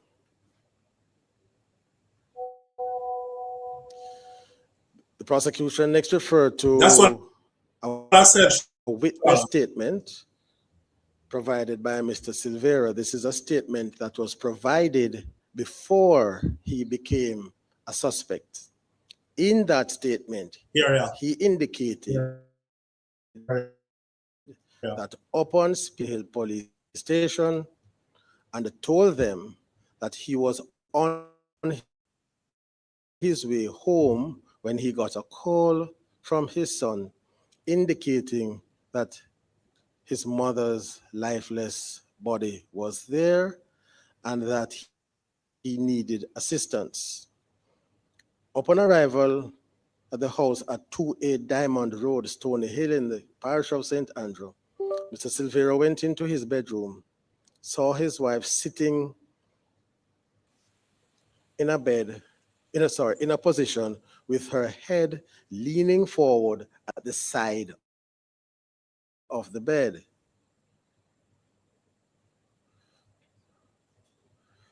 According to witnesses, that is the children who were there, he touched her, spoke to her, and found that she was not responding. So up to that point, based upon this, you had the body, the children, then Mr. Silvera arriving, then you had Mr. Silvera, the body, and the children. Yo. Short while after, a first responder from the Jamaica Constabulary Force arrived. That is a sergeant from the Stony Hill Police Station. He went into the bedroom along with Mr. Silvera, where he, the police officer, saw the body of the deceased. The police officer described the body as being on her knees in a crouching position with her face lying on the floor. The police officer then took a photograph of the body, and whilst he did so, he says Mr. Silvera cried out. He told Mr. Silvera to cover the nude section of his wife's body. The police officer did not carry out any further examination of the body. The officer indicates that he did not, that Mr. Silvera advised him that the deceased had no known medical condition. Even the judge knows and the police officer seems to be indicating that a post-mortem examination would be contacted for the removal of the deceased body. Not clear from the narrative who did the contacting, but nonetheless, that was a contact that was made. The police officer says he then indicated that he told Mr. Silvera, do not do anything to the bed. The cause of death was undetermined. Mrs. Silvera's body was removed and taken to the House of Tranquility Funeral Home. A postmortem examination was scheduled for the 1st of December 2023. The pathologist who arrived to do the postmortem examination observed marks on the body. As a result of her observation, the body was sealed and the detectives were called to assist in the investigation. So,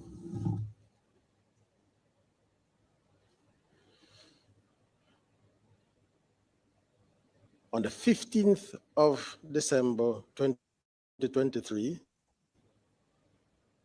the same pathologist conducted postmortem examination on the body of Mrs. Silvera. The pathologist noted that there were 3 gunshot wounds, 1 perforating gunshot wound to the front right thigh, shot wound to the that is described as a superficial penetrating gunshot wound to the right side of the lower abdomen. Superficial. The pathologist found that the immediate cause of death was due to multiple gunshot wounds. During the post-mortem, the pathologist removed 2 projectiles from the body of Mrs. Silvera.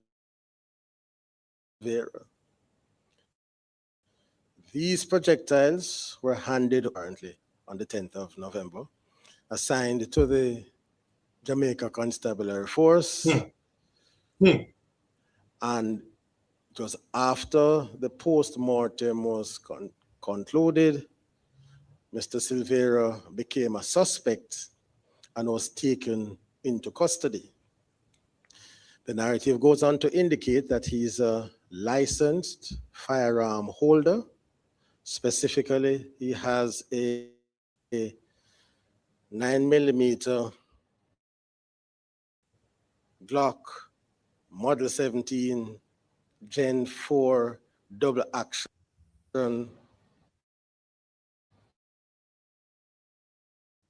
auto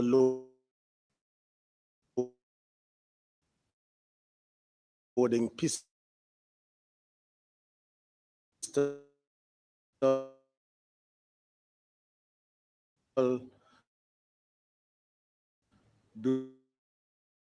block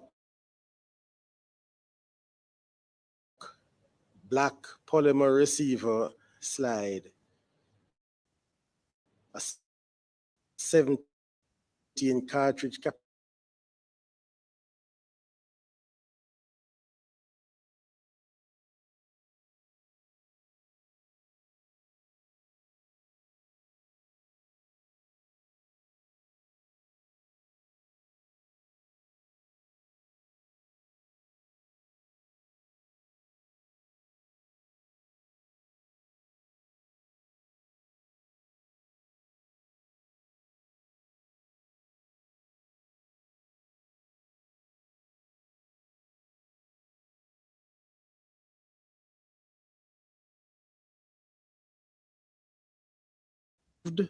from the deceased body.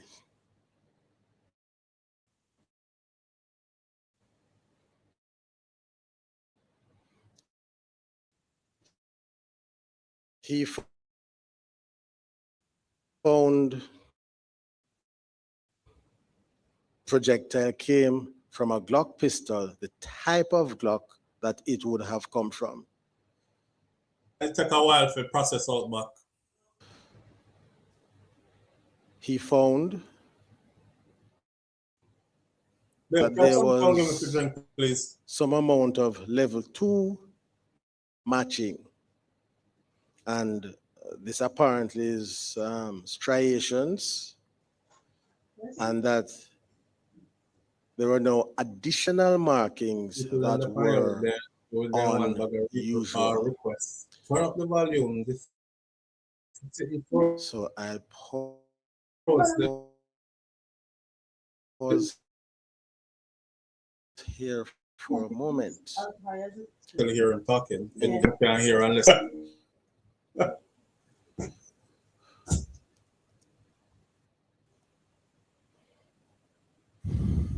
Judge Sykes, I go on like him can't read. This is a highly learned judge. He acting like he can't read, or it's the first time he's seeing these papers. That's bothering me. So the judge paused long. Me think say I the screen pause, you know. In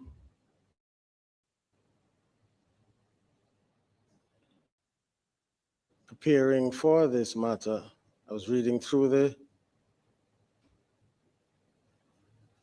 material, and I had sent questions to both the registrar of the Supreme Court to answer specific questions. I had used the incorrect expression. I think I used markings, level 1 markings are not matching. So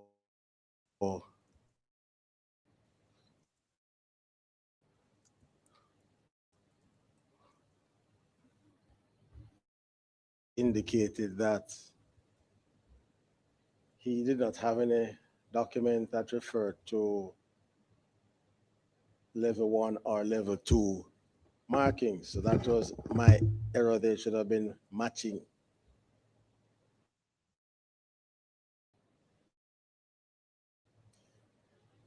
The Crown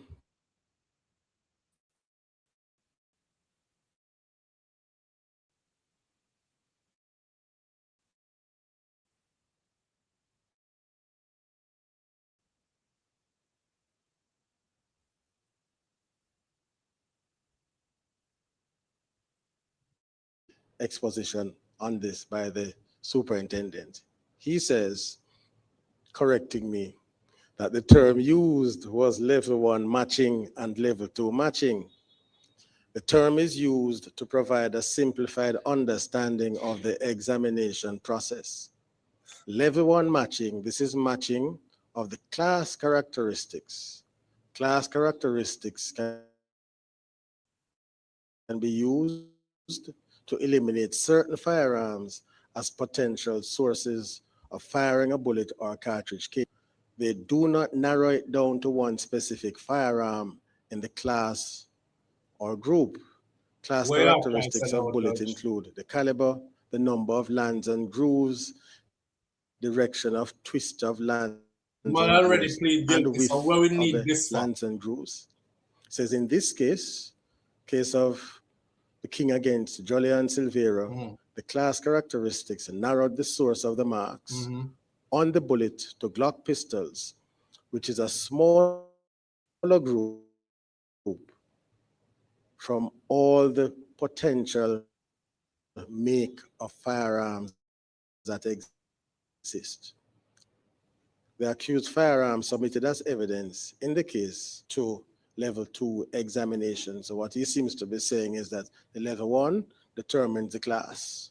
And then once it falls, you identify the class, then you go on now to see about the specifics of the object, the gun. Level 2 matching, he says, is this. This is matching of the individual characteristics that are used. At this level, the comparison requires microscopic analysis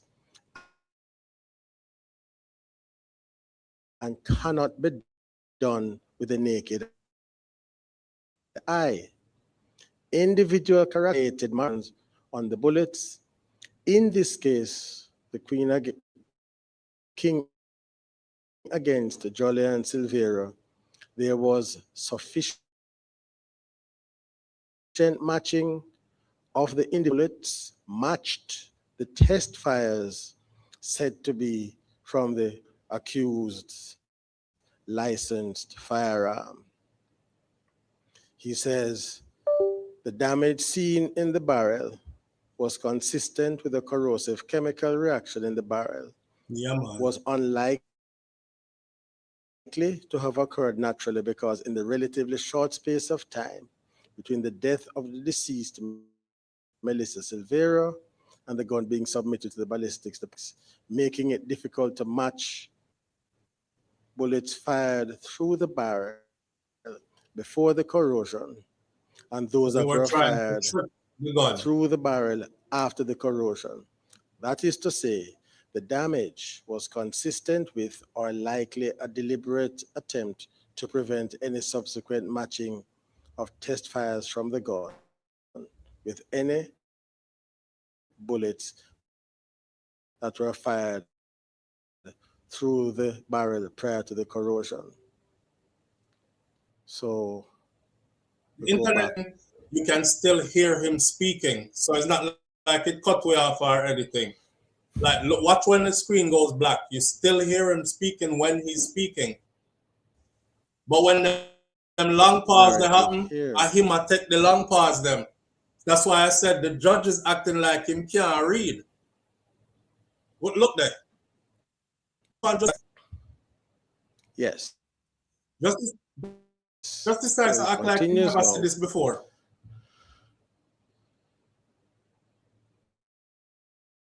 There is IBIS system, that is an integrated ballistic identification system, commonly known as IBIS. This is a database, and yes, Judge Sykes, listen. This database contains firearm ballistic signatures.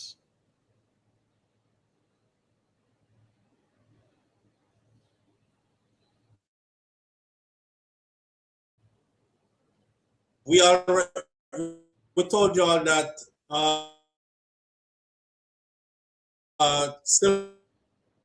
Silvera had somebody mess up, it wouldn't read the bullets. He must be so stupid to use the gun to kill his wife, then actually hold on to the same gun. Under the Firearm Prohibition, Restriction and Regulation Act that came into effect in 2022,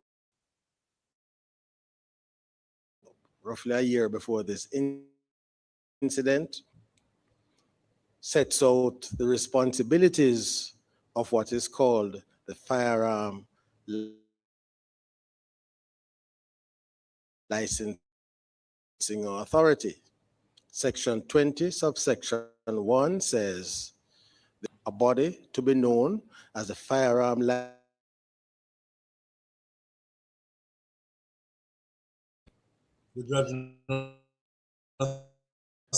Section 20, subsection 3 states, the authority shall be responsible for and ammunition and the importation and exportation of firearms and ammunition into or from Jamaica. Functions of the authority shall include, and it has an impressively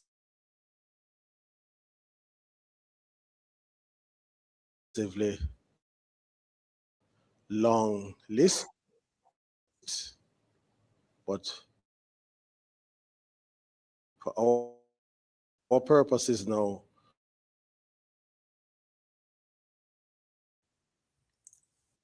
Yes, Raf Vader, him same one. I have him as a good.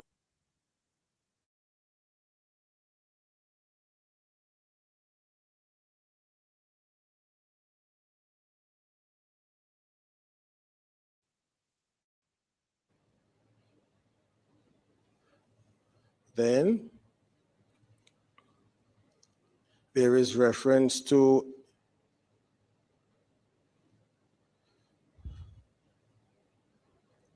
At first, the judge I read all this, it look like Section 29, which speaks to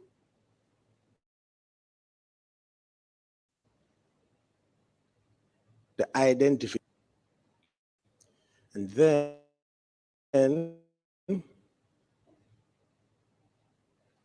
there is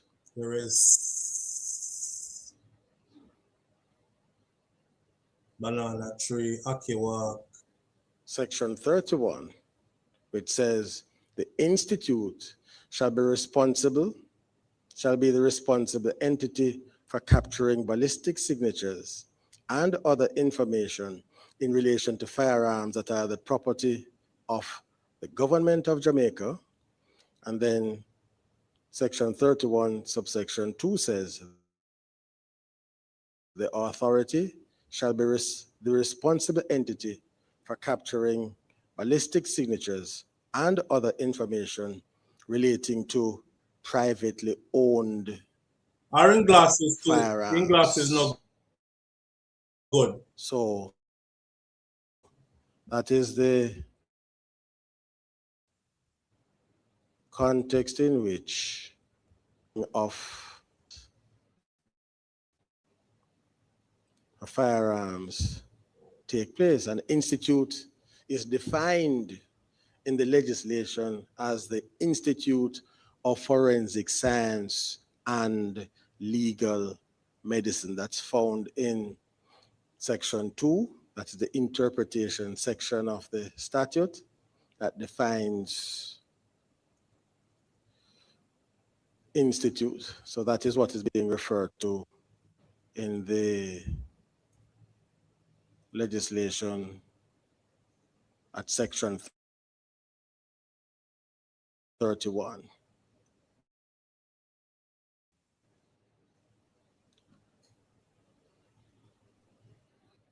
I read at all. Just as I read like kindergarten picnic. Right. So now,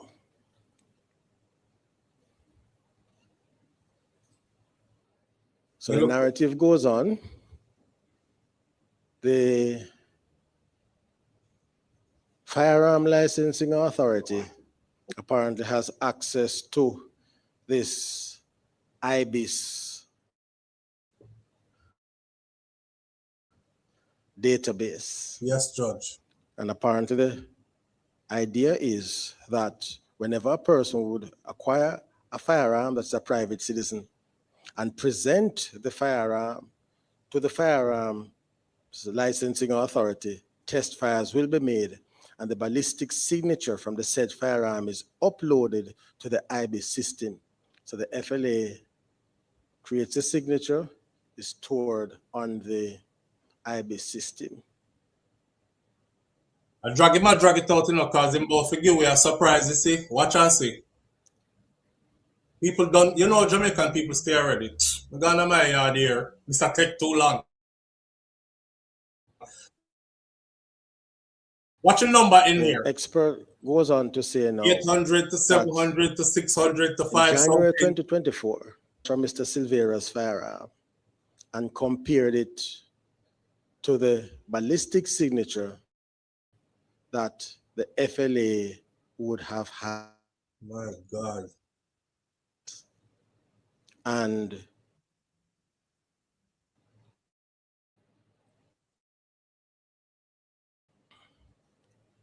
he also compared the projectiles taken from the body of the deceased. This led him now to do Yo, just like some bloods. Just examination.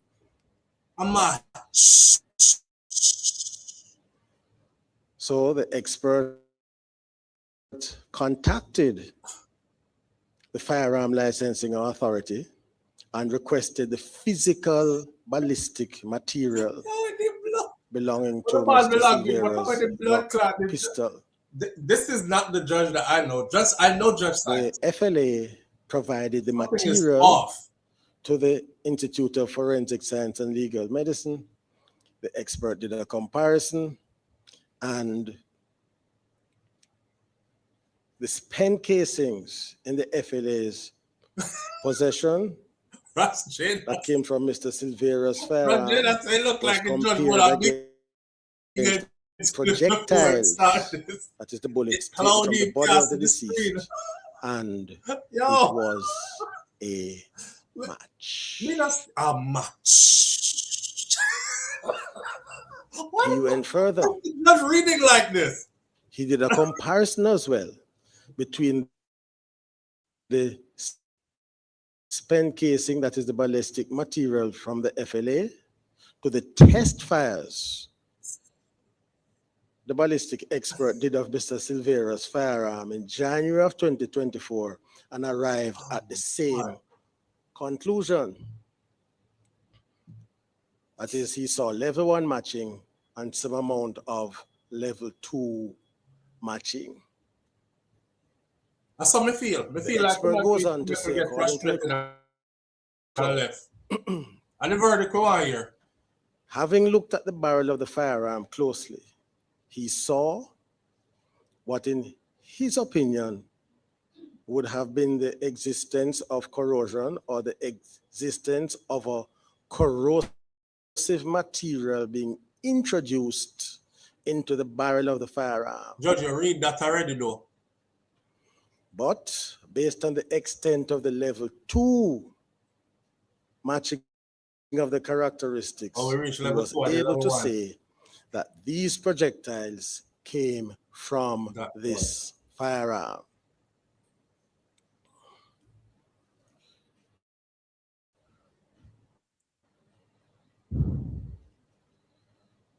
Now,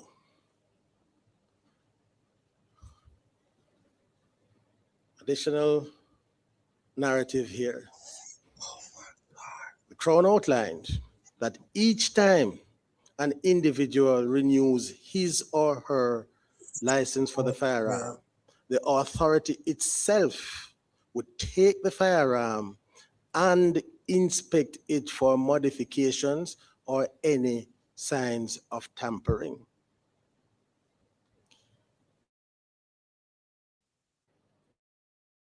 The narrative from the Crown is that on the 29th of September, his license and the firearm was inspected on that day.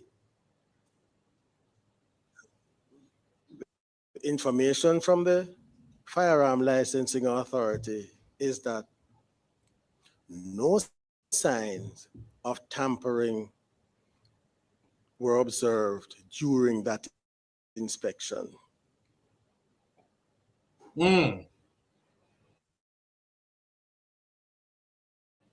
And then after the control surprises here, Mr. Silvera was taken into custody. I think he was already in custody before based upon the narrative, but anyway, he was now arrested and charged. Judge. The expert expressed the view that the corrosion could not have occurred naturally based on what he saw.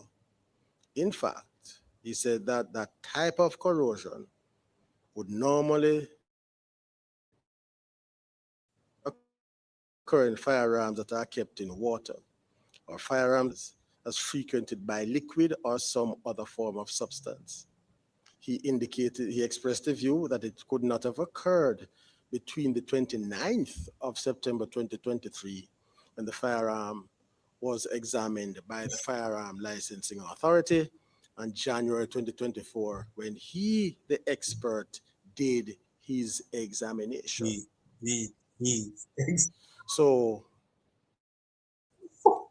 He was then, that is Mr. Silvera, arrested, charged for the offenses of using a firearm to commit a felony. Somebody can take this for animal. Read it. Murder. Indicated that they were minded to accept the plea. So that's part one of my remarks. Part one, let him have more parts. So now, let us put things in perspective. God, me think of that him did that. The legislation that governs is the Offenses Against the Person Act.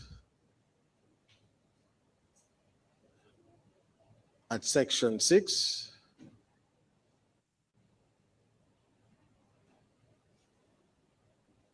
it says, you can't find Section 6. And I'm missing the first few letters here. Yeah, we know. Judge Sykes, I go on that Sykes. I never see this for that ball. No judge. Judge Sykes was not ready. With all the either that or he's filling in as he go along, like somebody said earlier. Charles said, "Shall cook some lunch or come back." By the time you don't cook and share out the food and everything, he should be there. Nah, man. Something is off here, people. I'm telling you, watch what the verdict gonna be. Something off, and them. I don't. This is not Judge Sykes. This is not Judge Sykes. Section 6 says, we're on a charge of murder. There is evidence on which the jury can find that the person charged, done, or by things said, or by both together, to lose his self-control. The question whether the provocation was enough to make a reasonable man do as he did shall be left to be determined by the jury.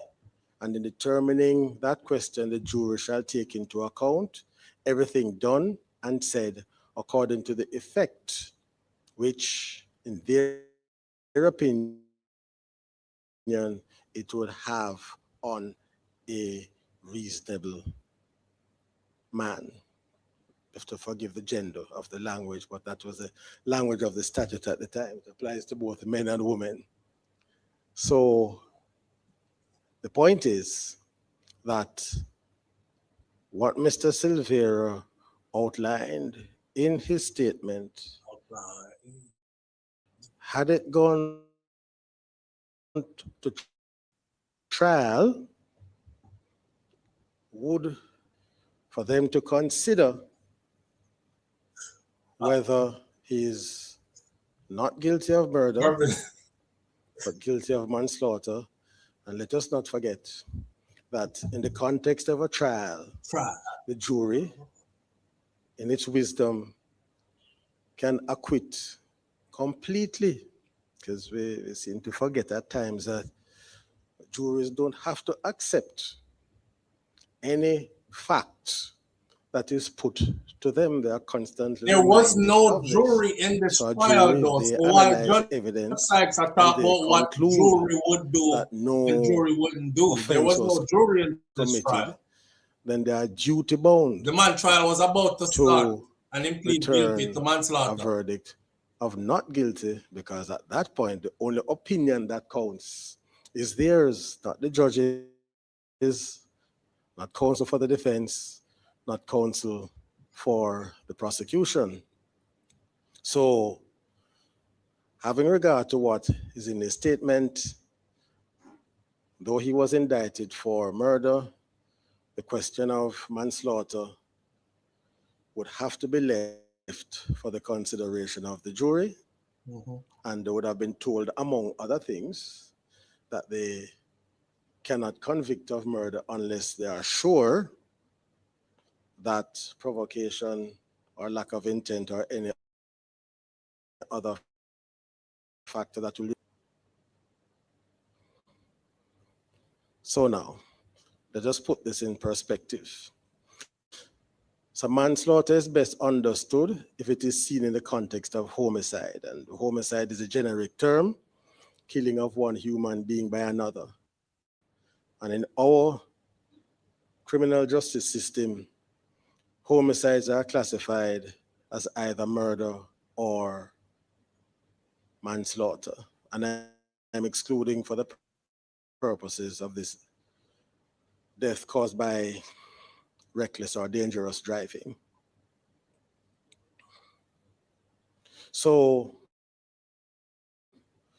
murder occurs when a person causes the death of another who is under the sovereign's peace in circumstances where the person doing the act causing death had the intention to kill or cause really serious bodily harm, and while doing the act which causes death, there was no lawful justification, such as self-defense, or excuse, such as insanity, and so on.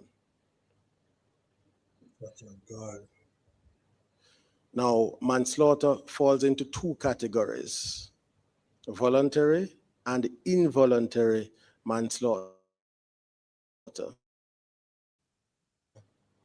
Involuntary manslaughter, all the ingredients of murder would be murder, but for the presence of a partial defense, such as provocation or diminished responsibility. It is voluntary manslaughter which causes death was done deliberately with intention to kill, and would be murder had it not been for the presence of the partial defense. The absence of an intent to kill or to cause really serious bodily harm. So into this category I find things such as unlawful and dangerous acts, one hit the head and they die. Oftentimes, in that context, the person doing the punching does not intend to kill or to cause any really serious injury, but it's an unlawful act. So that is the distinction, really. And what is the significance of the distinction? It is now reflected in the approach to sentencing. So, manslaughter arising by provocation or by diminished responsibility, category into the category of voluntary manslaughter. You like the judge take a spot. Manslaughter arising from an unlawful and dangerous act or by gross negligence. Involuntary manslaughter. In the case here, we are not dealing with involuntary manslaughter, but voluntary manslaughter. God.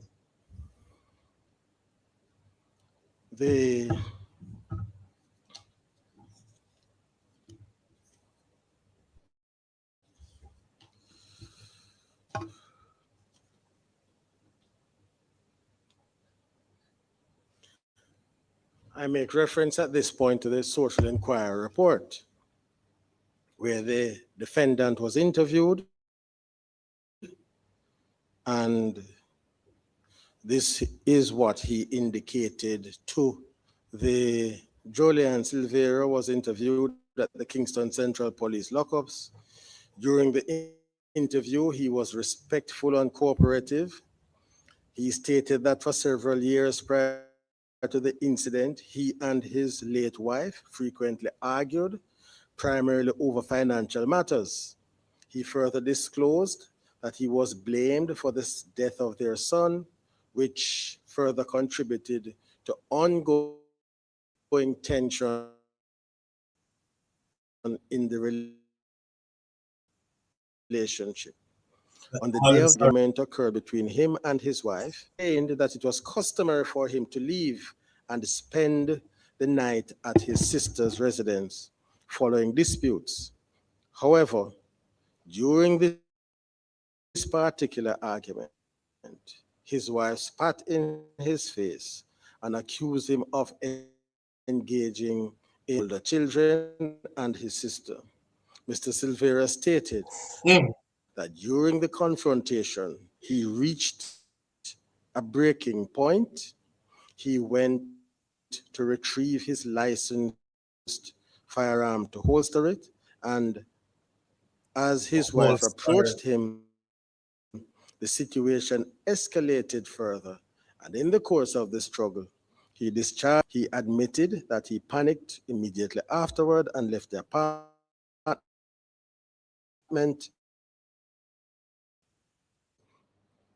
He emphasized that the incident was not premeditated of the moment. Mr. Silvera expressed deep remorse, stating that he is profoundly regretful that such a tragedy occurred.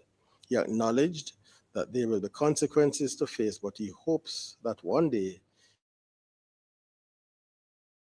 he will be able to meet his children again to seek their forgiveness. So,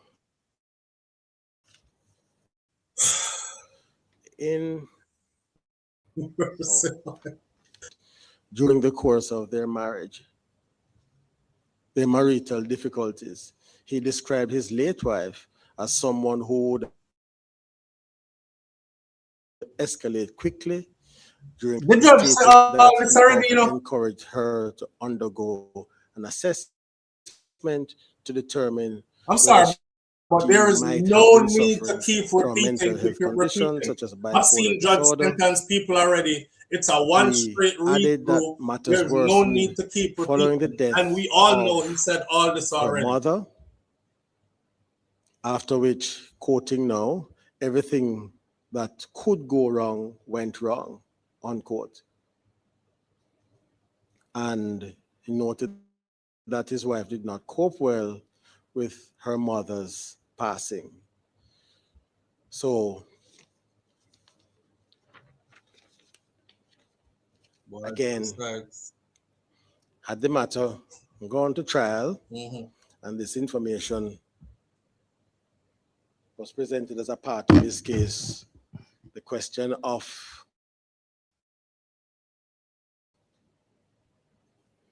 would have had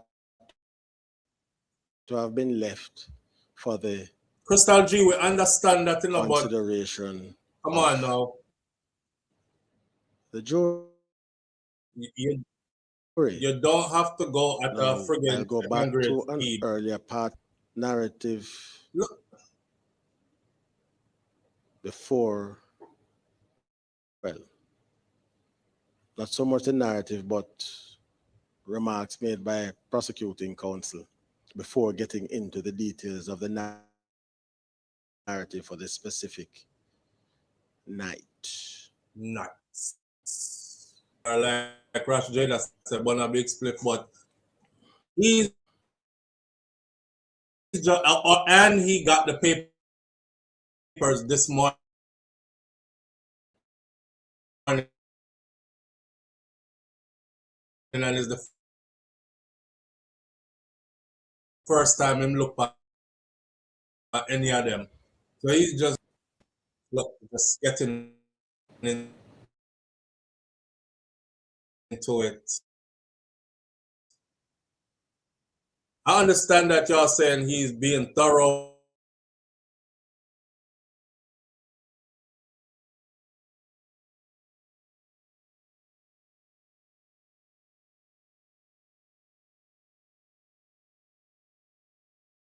So everybody, even Picnic, can understand what you're saying. Because Kai,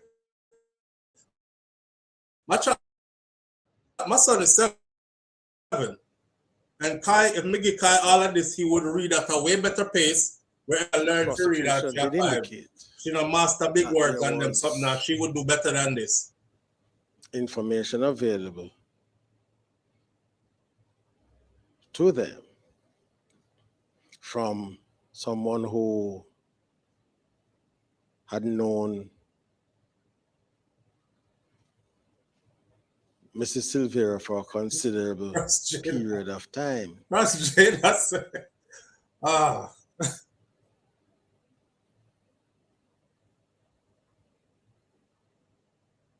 And that what she calls tracing, and by tracing settlement make up some noise.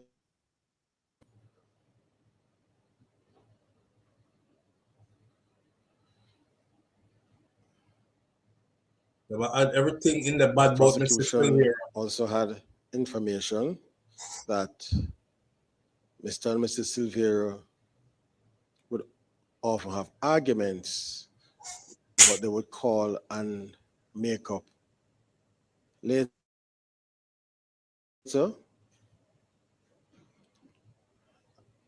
All relationships, Judge. Even in that context, yeah, the deceased would still push her point. She was very determined and excellent, according to this individual. Indicate that she was a loving mother to her children.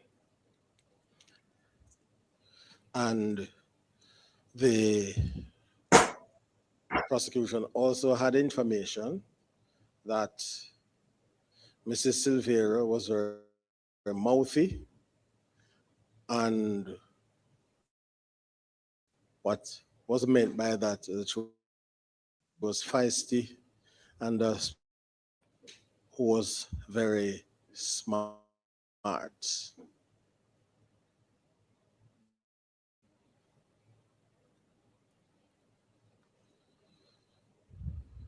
Sure. So that was information that the prosecution had in its possession to indicated to the court, in which the plea for manslaughter to manslaughter was considered by the court, and certainly how that inconsistent with what these other persons are saying. This is not a question of maligning the dead, but it is what it is. It is maligning the dead, but go on.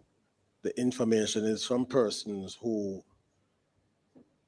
are, or some of, at least two of them are friends of the deceased woman and who knew her apparently. She was pushy and context here. Rude and wicked, Now, I'm going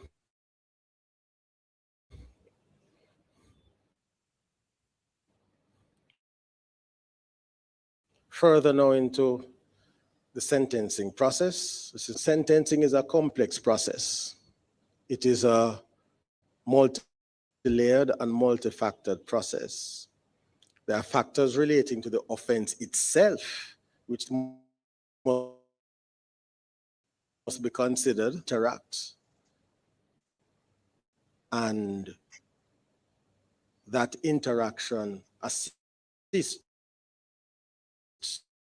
in determining.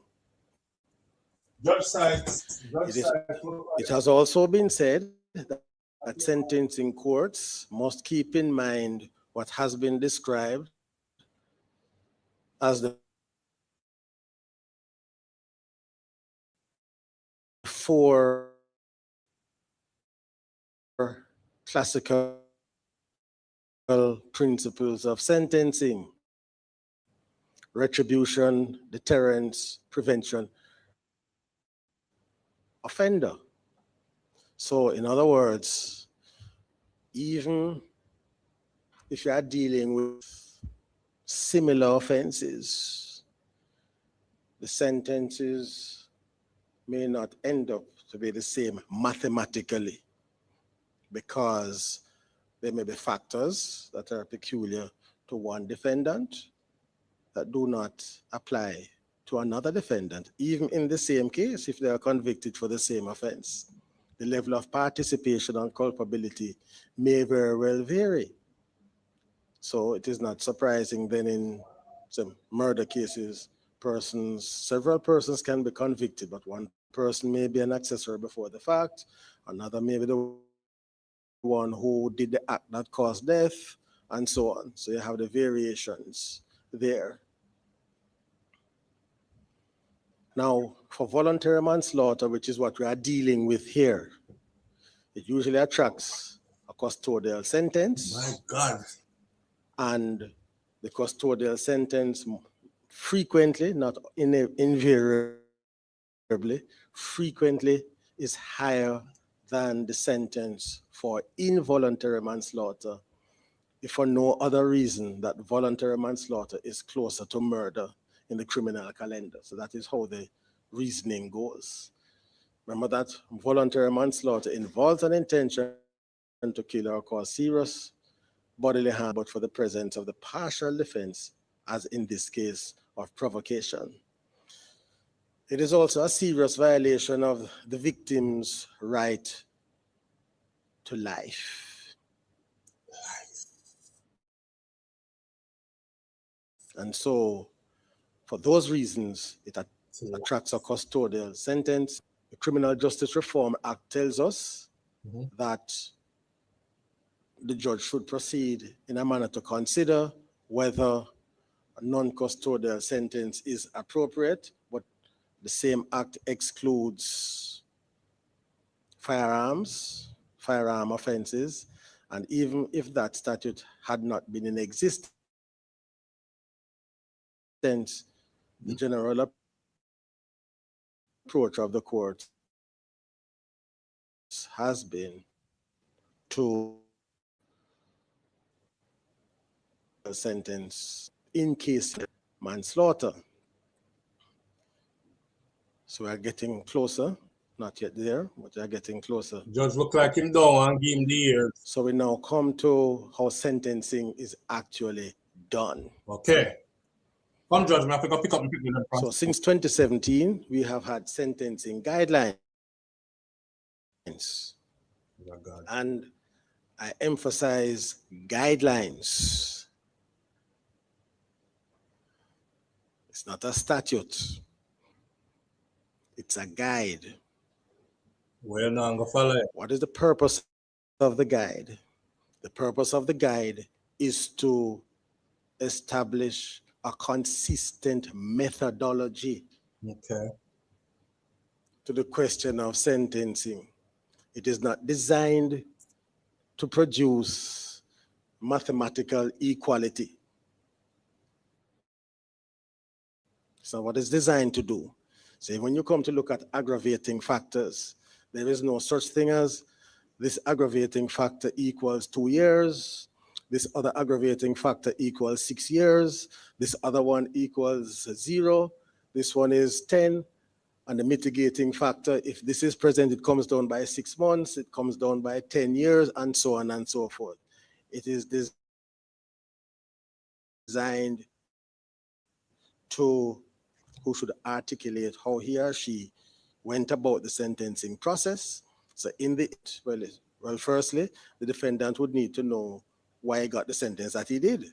Well, now he's giving us law lessons. Persons who may be connected in this case to the deceased would need to know how did the judge get here, even if they disagree with the judge and they go outside muttering afterwards that this judge is a real fool.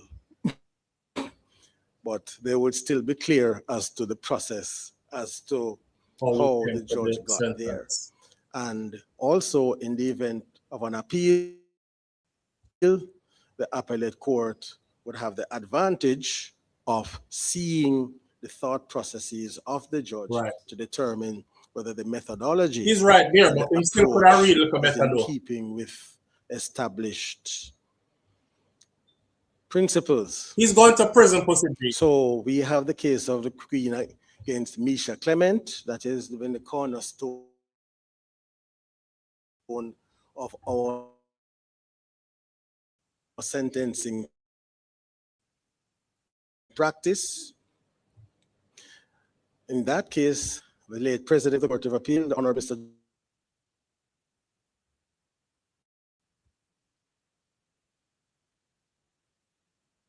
that 89 West Indian reports at page 451. 1. And in that case, or rather Justice Morrison referred to that case with respect and admiration. And he suggested that that case had adopted a more nuanced approach to the fixing of the starting point, because this is the anchor point in sentencing cases. What is the starting point? How do you get there? What principles go into establishing the starting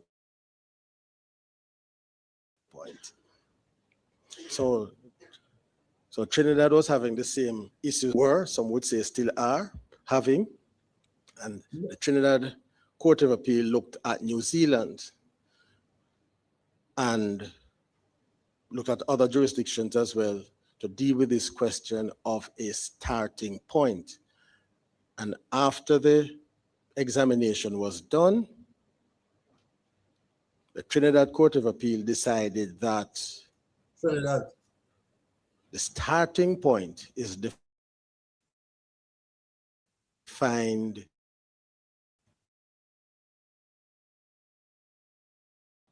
in this way. That is the appropriate sentence considered appropriate for the particular definition that I'm using in this case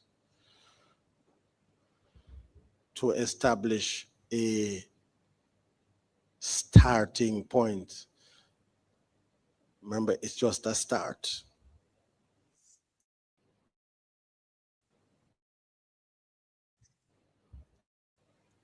So you're gonna start. The other thing is this. Oh God, you must start it. This way of approaching sentencing, this method, this new methodology, politely, the synthesized approach or the instinctive approach to sentencing, where the judge just simply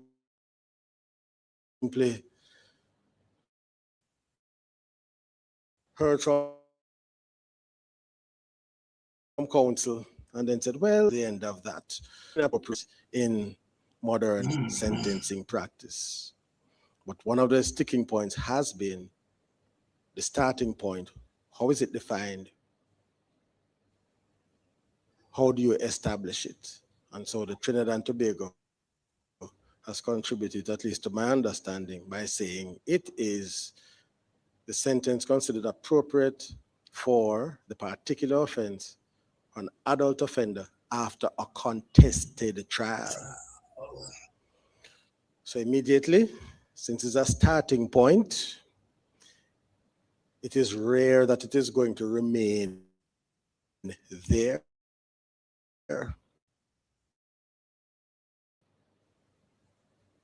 Where are you starting at, Judge? 15.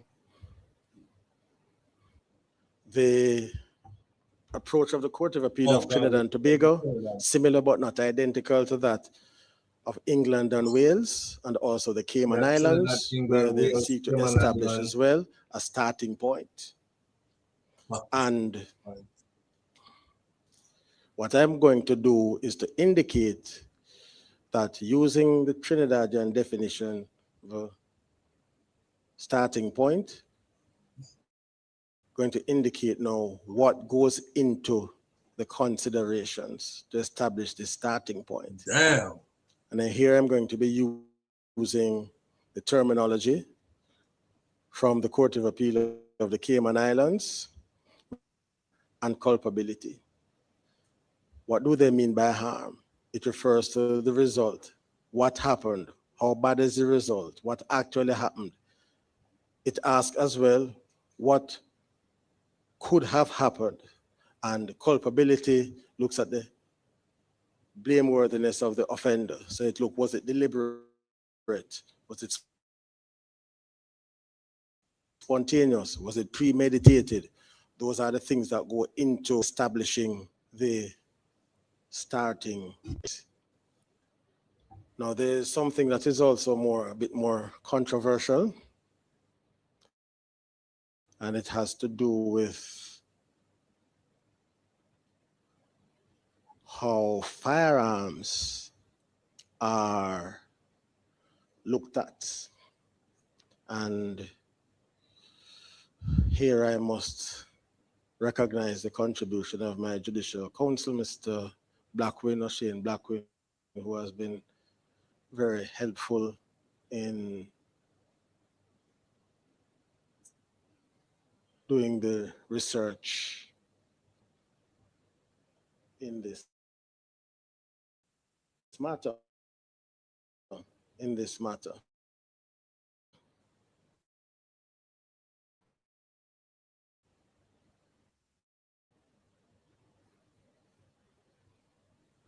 Appeal. There don't seem to be very many cases that seem to treat with firearm homicides as a unique or separate and distinct, have done so. So one says use of a firearm, they say you start high. Why? Because it results in a death.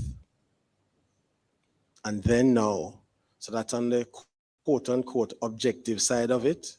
And then on the subjective side now, you look at was it premeditated?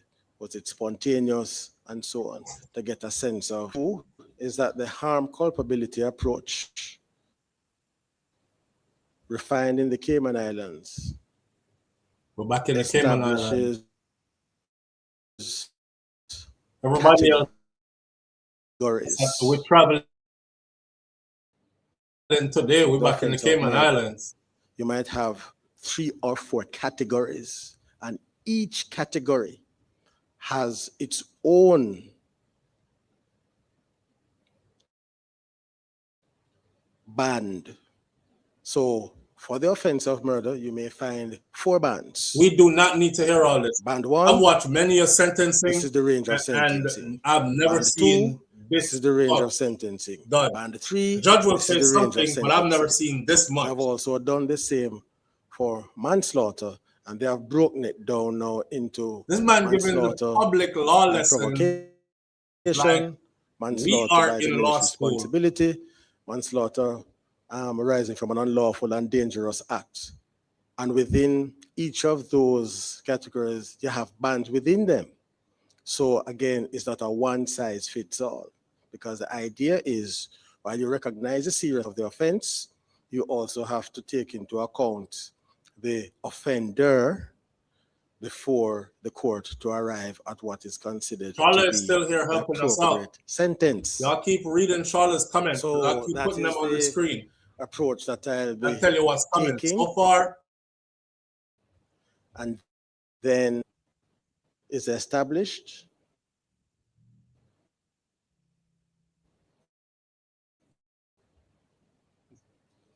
Then the aggravating, mitigating factors in this particular case. Then the next stage is to take account of things such as guilty pleas, previous behavior, good character, all of those things, and then you arrive at a final figure. So that's really the methodology.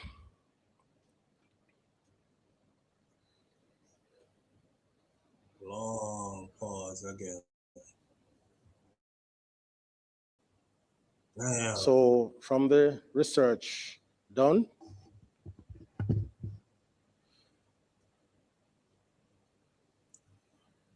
in Trinidad, as here, the maximum penalty for manslaughter is life imprisonment. Mm-hmm. One of the principles of sentencing is that maximum penalties. You know that. So person may be wondering, well, how do you ever get there? Well, it's on a case-by-case basis. Some people are annoyed with that definition or approach, but there it is. So it is reserved for the worst of the worst. And the Court of Appeal of Trinidad and Tobago reminded us that even if the judge thinks that the penalties are low, the judge can't take it upon himself to say, well, in light of these low penalties, I am going to use the maximum as a starting point, because that is not the way it is to be done. So it is going to be very, very rare that the starting point is the maximum penalty in a manslaughter case. I get it, Charlotte. Notwithstanding that. But God, it don't have to be like this, though. The Court of Appeal in Trinidad and Tobago, I guess every judge have their own style, but they seem to operate in the range of 15 to 25 years for serious manslaughter. Special emphasis, because in their view, firearms are inherently lethal and create significant risk to the public. And accordingly, offenses involving firearms in the Republic of Trinidad and Tobago are routinely placed towards the upper end of the manslaughter spectrum. Why we need to know that, though? And one case, Puran and the state, the court went as far as saying that where a firearm is deliberately discharged, substantial custodial sentences are justified, notwithstanding the presence of mitigating factors such as provocation or good character.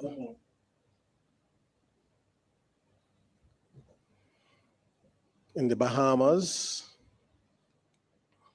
we got the Bahamas.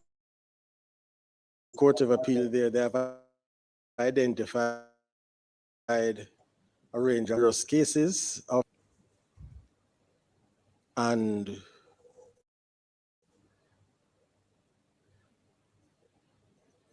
they are of the view that manslaughter cases involving the use of a firearm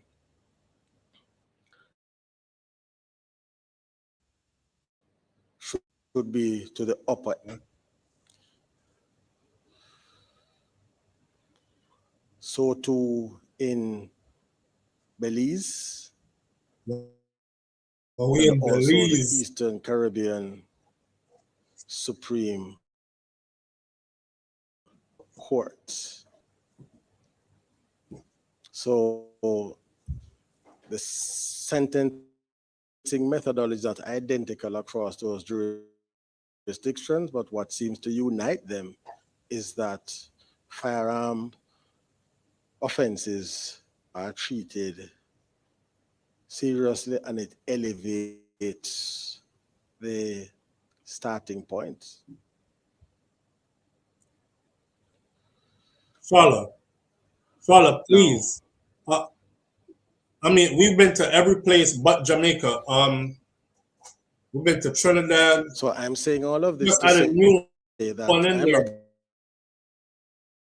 of the view We're everywhere. We're in Jamaica. How is that necessary? Is applicable here, since we did not and have not yet treated with firearm offenses in the way that other jurisdictions. So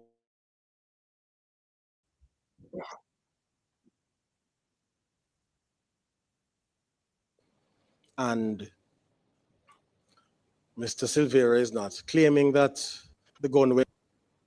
He's acknowledging that he shot her, but he's saying there was a presence of provocative words and actions. Take account of the fact that certainly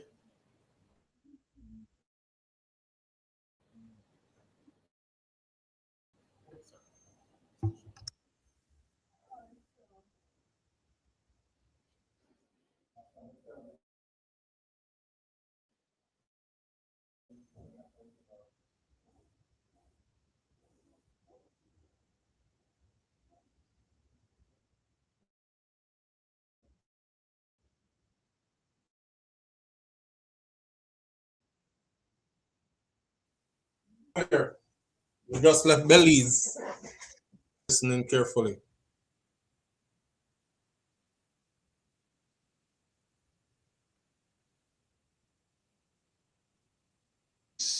In their hands other than myself and counsel.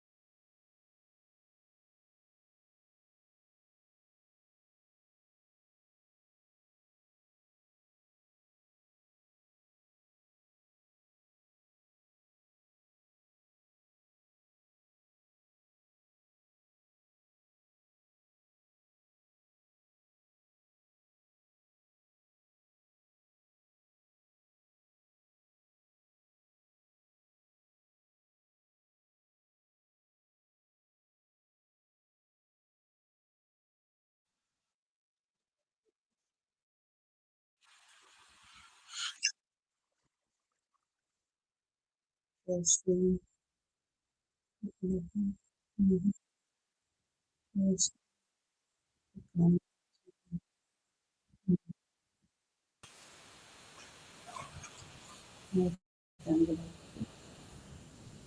we go check it.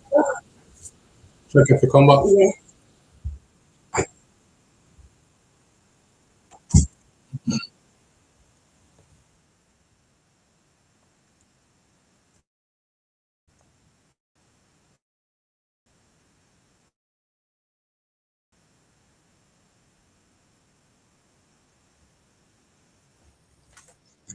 I'm not seeing on the screen though. apart from any other sentence if for no other reason that the victims, the deceased right to life has been violated in a fundamental way, and it is an irreversible Okay. state of affairs. What up?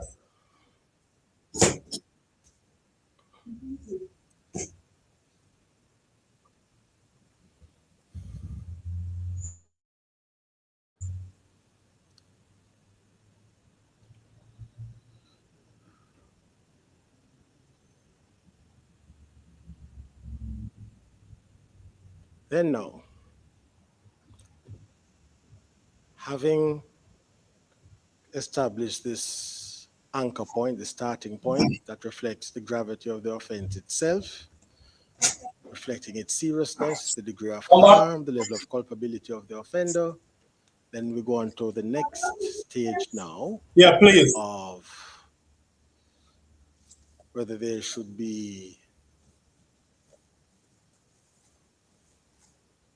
upward or downward adjustment. And just to make the point that when you're dealing with upward adjustment as a result of aggravating factors, downward adjustment, mitigating factors.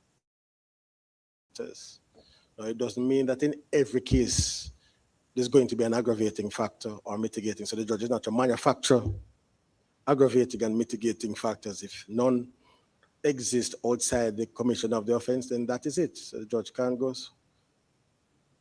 squeezing and torturing the evidence to find an aggravating or mitigating factor. Now, in this case, we have had submissions from yeah, you know. Yeah, man, me okay, right? sides. And I thank them for their assistance. I mean, I really thank them, not saying it because there's something to be said.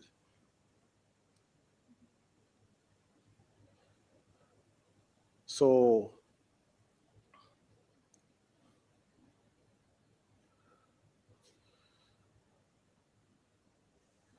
boy, we also had the character witnesses as well, coming in from the defense.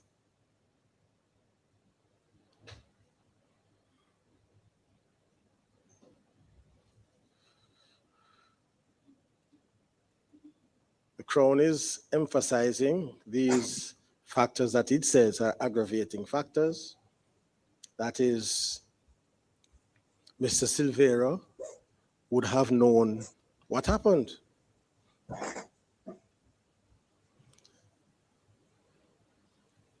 The Crown is also suggesting that Mr. Silvera has been before the court since 2024, early 2024, January 2024. So what he's saying is not really anything new, because he would have known about the argument in the bedroom. You're not getting off. He would have known that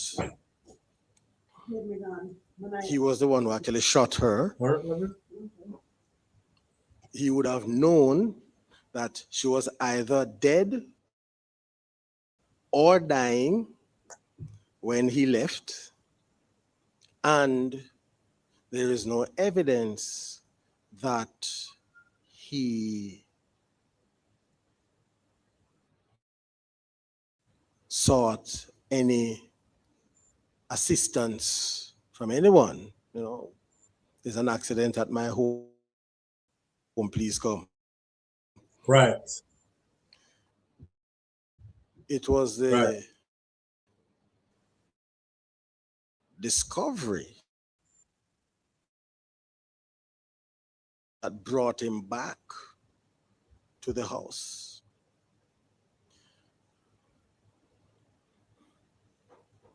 So the Crown's position seems to be that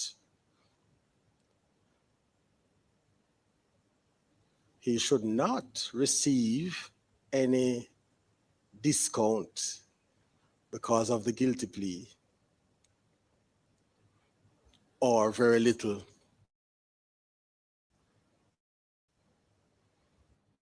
That me agree to. Timing. I agree to that. But what?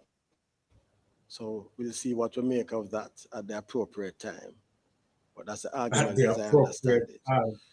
There's also a statute that regulates or has some assistance, provides some assistance here. This is the Criminal Justice Administration Amendment Act of 2015. And Part 1A speaks of reduction of sentence on guilty pleas. And in particular, it speaks to first relevant date, which means the first date at which a defendant who is represented by an attorney at law or who elects not to be represented by an attorney at law is brought before the court after the judge or magistrate, and this is the critical part now, is satisfied that the prosecution has made adequate, not complete, adequate disclosure to the defendant of the case against him in respect of the charge for which he is before the court. So the whole idea there of the legislation is that it is not the first day that you appear before the court, but what information did you have from the prosecution that would enable you to make an informed decision. And so the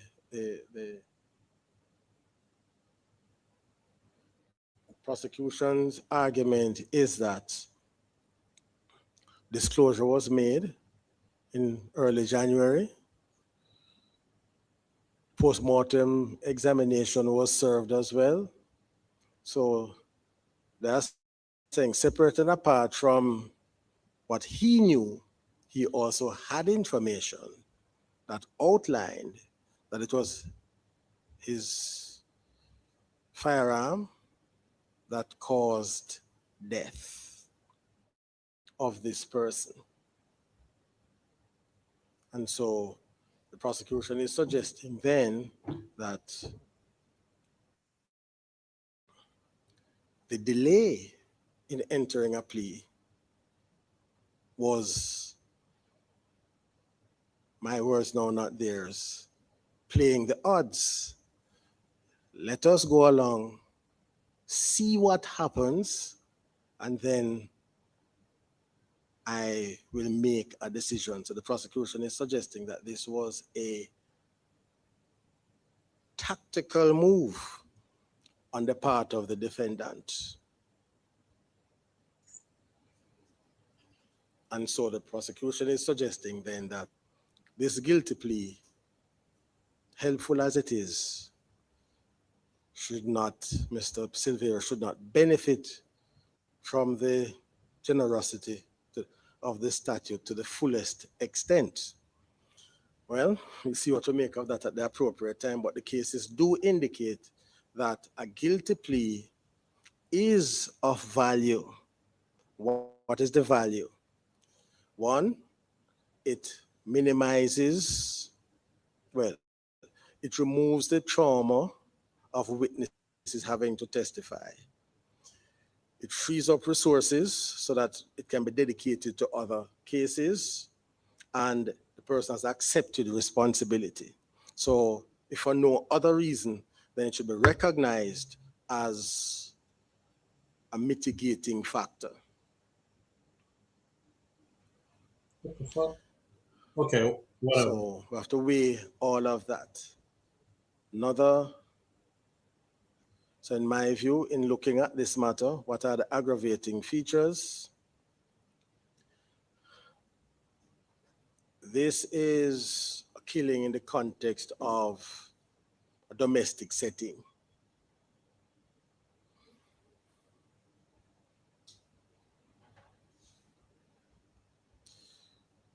Mrs. Silvera was in her house. Yeah. It is a place that she was entitled to feel that she could be safe, or at least not shot and killed. True.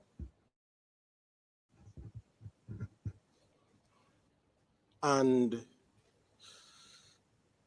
the children have been deprived of a mother. And traumatized.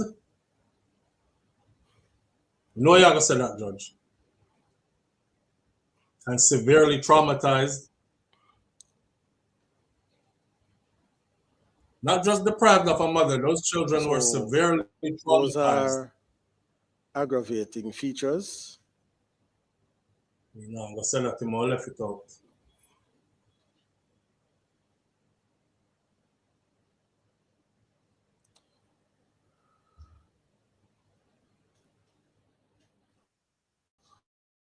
Another, to me, aggravating feature, because the narrative of the Crown didn't indicate whether death was instantaneous or she was alive for some time. It wasn't clear on the narrative, but it means that if she didn't die immediately, then she would have been left there to succumb to her injuries. If she died immediately, based upon the narrative, these two youngsters, very young gentlemen, would have, as children normally do, you get up and you go into your parents' room. That's what children normally do, to stumble upon this there and leaving the children to make that discovery with no support. No, there's no evidence that any other adult it's coming was at the property. And so they did what children do, you call the other parent. And then when he came pretending that he was just as surprised as anyone else. 3 gunshots went off in the house. You think the picnic them never hear that? Mrs. Silvera.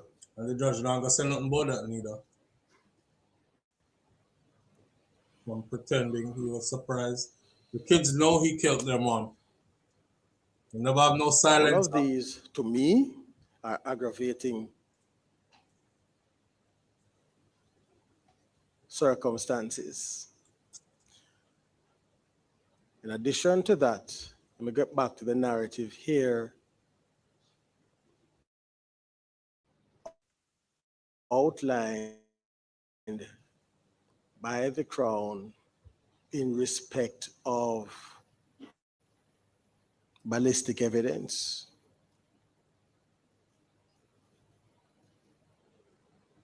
Because it was the ballistic evidence that anchored Mr. Silvera to the crime.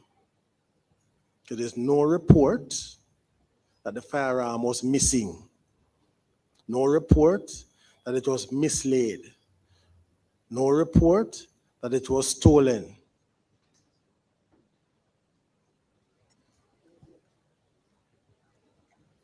And his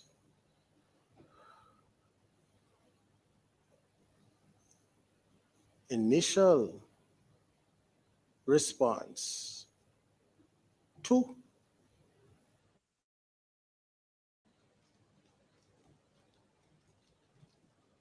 the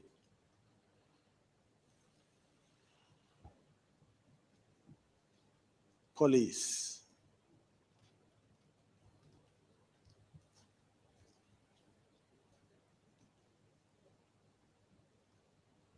granted, I will accept that the police officer had a responsibility. You can't be there being taken in by all of this. Is you go and you see your body as a police officer. You're not a pathologist, but a police officer to be going over there pretending as if he's a forensic pathologist. But the police officer, being, I suppose, misguided sympathy here, was being taken in by the act of Mr. Silvera. Yeah, right. To the extent that the police officer now, right, rather than doing his duty, he is now treating this as if it's just an death that may have been by a heart attack or some such thing. Oh, when there's blood everywhere. During that, Mr. Silvera would have known that he was the person who was responsible for her death. The post-mortem says she got 3 gunshot injuries.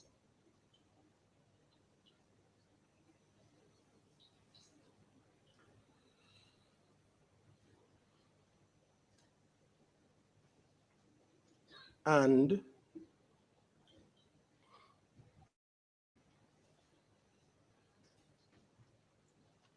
The police officer guilty of something, and the judge is trying to neatly exclude the police officer.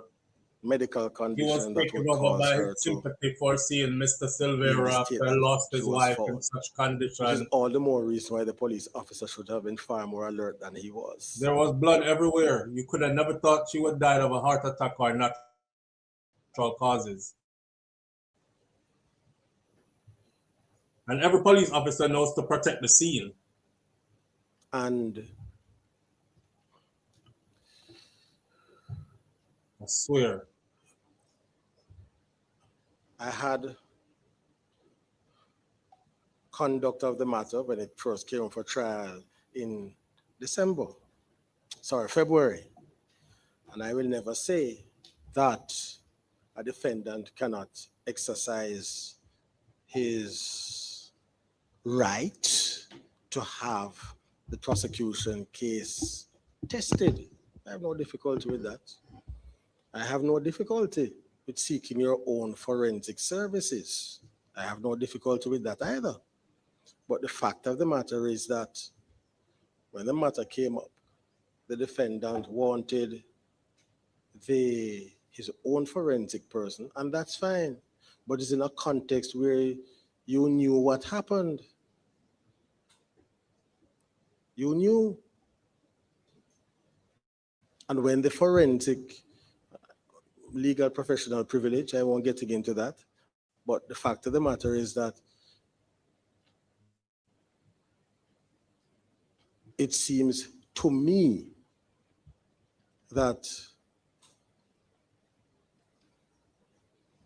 the effort here was directed to see if there was some room to maneuver regarding the ballistic evidence, because that was the anchor of the prosecution case.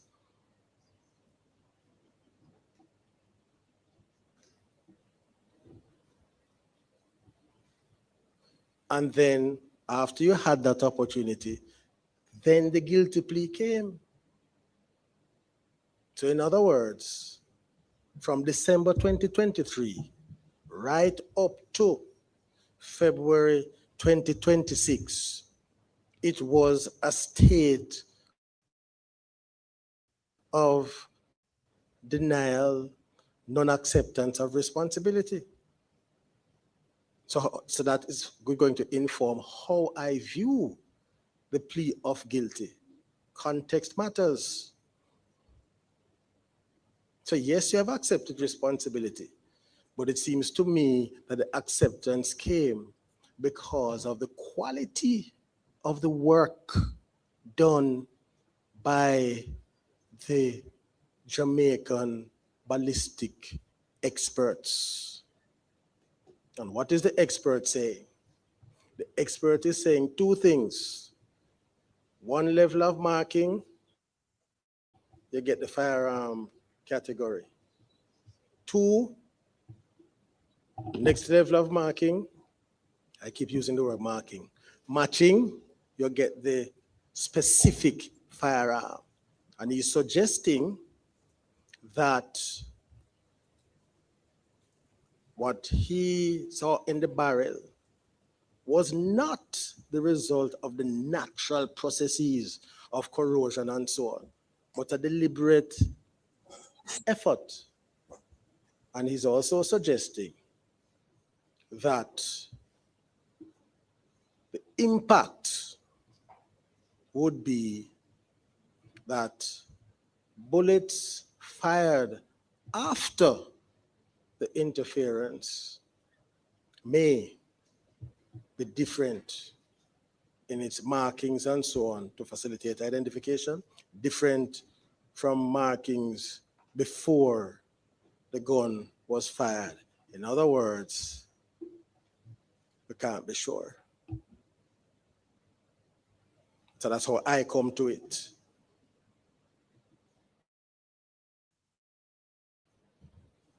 And September 29, 2023, it shows the value of proper processes. The value of proper processes is that the FLA did what it was supposed to do.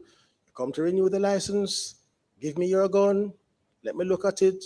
Do I see any signs of tampering, corrosion, anything altering?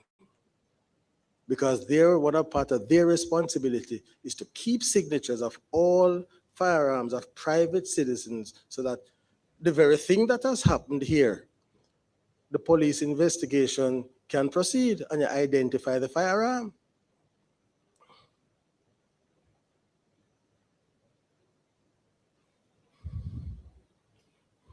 But the problem was,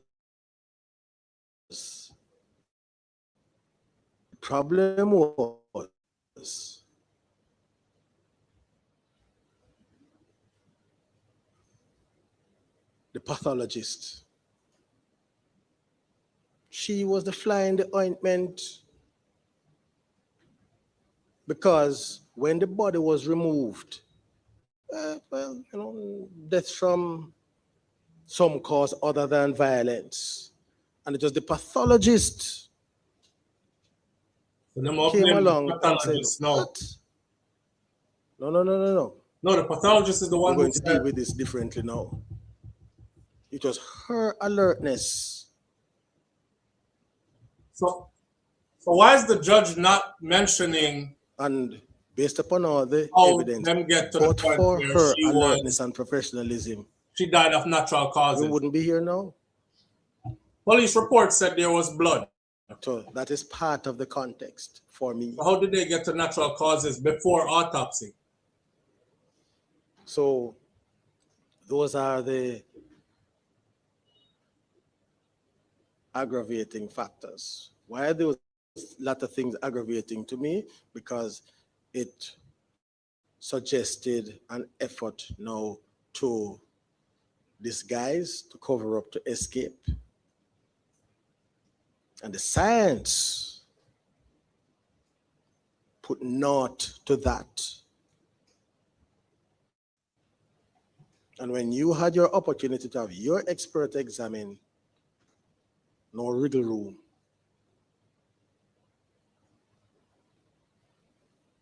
The expert, the Jamaican expert, couldn't be discredited. So we are here. Now, on the positive side now, mitigating factors, which must be taken into account. No previous conviction, clearly. Person of good character, as King's Counsel said, you're an elected representative, but nonetheless, the electors of St. Mary found that you are a worthy person to represent, and that must be taken into account. There's no doubt about that. The evidence of your character witnesses, because as I've always said, if you have lived hitherto a previously good life, and when you get into difficulty, your good character cannot assist you, then what is the point? So yes, it has to be taken into account. The impact on the children, that is to say, the surviving parent will be away from the children for some time. That's a mitigating factor. The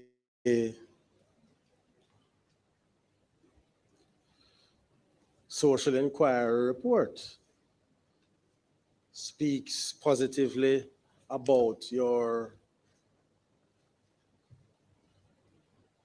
work, your contribution, the relationship with your children, and by all accounts, you're an effective father.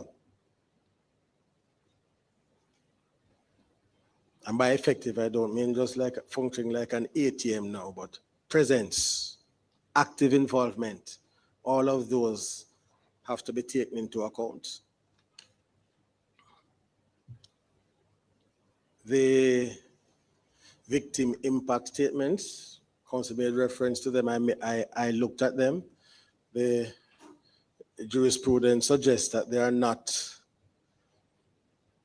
to be used as an aggravating factor, but to be taken into account in determining the initial categorization of the offense, but it is not it's not supposed to have a decisive or impact to say the sentence goes up by a significant number of years, but it is factored into the process because there's always going to be an impact on those who are behind. Used of sentencing ultimately. So it's taken into account. And as I said, and this is the difficulty in sentencing,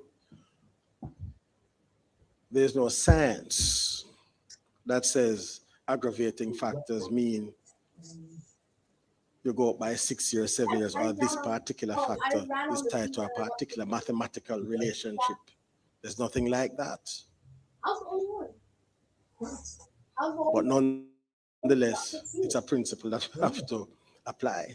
And in my view, since I said the anchor point was 25 years, when you take into account the uplift as a result of the aggravating factors, I would say overall it goes up by roughly 6 years. The mitigating factors, it will come down by say, to make it what, 31? From 25, the mitigating factors, you come down by say 4 years, that would leave it at 27. Now,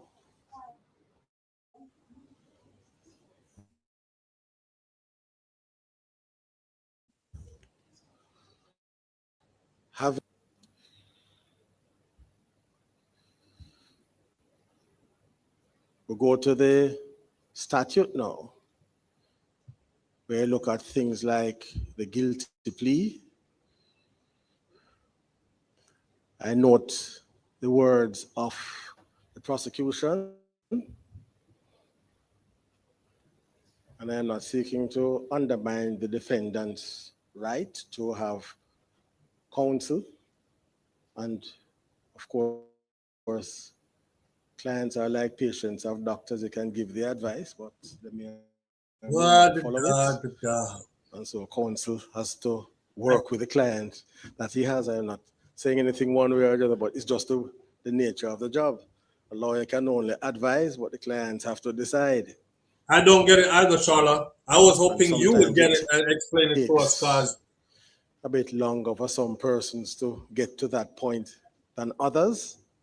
And counsel may very well point out all the rational arguments as to why they should do things at a particular time. But I want to hear how sometimes much he's giving him. Don't act in the way that they ought to. There's nothing the lawyer can do about that. We're saying get at least 20 years. Material that you have.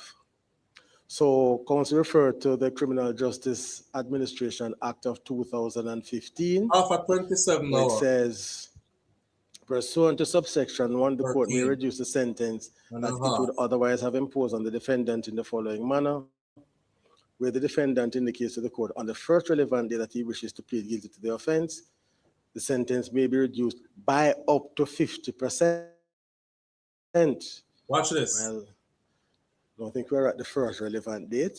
Let's go to paragraph B, where the defendant indicates to the court after the first relevant date, but before the trial commences, that he wishes to plead guilty, the sentence may be reduced by up to 35%. All right. 27 minus 35. Could say that he fits in there somewhere. Could say he fits in there somewhere. 27 where the defendant pleads guilty to the offense after the commencement of the trial. Clearly not there. So where we are is paragraph B, after the first relevant date and before the trial commences. It says may be reduced by up to 35%. Now, what this provision is designed to do is to incentivize. Reach 15 years already. Guilty pleas. And it's going down. I suspect, and this is something now for law reform and the legislation, when you have the pairing of the offenses here of manslaughter, which the judge has more this discretion there, with using a firearm, which is a mandatory minimum, then you wonder how does a defendant get the benefit of this? It's because if you plead guilty at the earth date, it's a minimum of 20 years, and if you plead 12 months later, it's still a minimum of 20 years. So that has to be taken into account as well, because there's really no benefit. Laptop died. Really. For entering an early plea. I was supposed to go pick up the kids from school. Shakira left and went and picked the kids up and came back. They back from school and everything. It is so maybe the legislation should say something like, I'll say our laptop dead. If he indicates on the first relevant date that he wishes to plead guilty, then notwithstanding the existence of a mandatory minimum, then the court can go below the minimum, because what you want to do is to incentivize persons to enter pleas rather than make it virtually pointless to enter a plea, since you're going to end up at more or less the same place whether you go through a trial or you enter a plea. So I can understand those considerations. But nonetheless, he entered a plea and it is of value. And I've indicated what that value is. So that should result in a further reduction. I don't think it's going to be as high as 35%, because of the context in which the guilty plea occurred, but nonetheless, it is a value.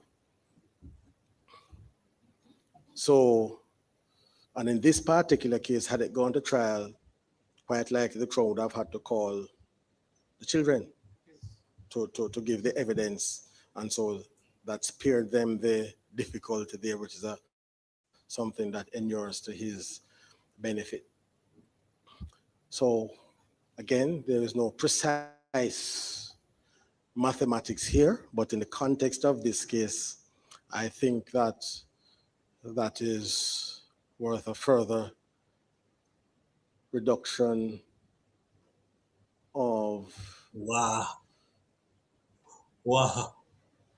4 years. That takes us down to 23. Not going to get into the percentage.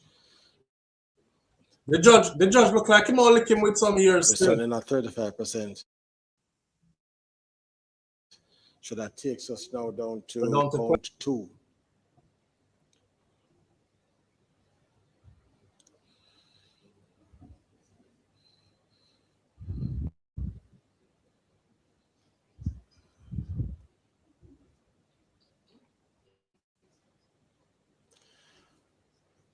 Other factor is a question of remorse.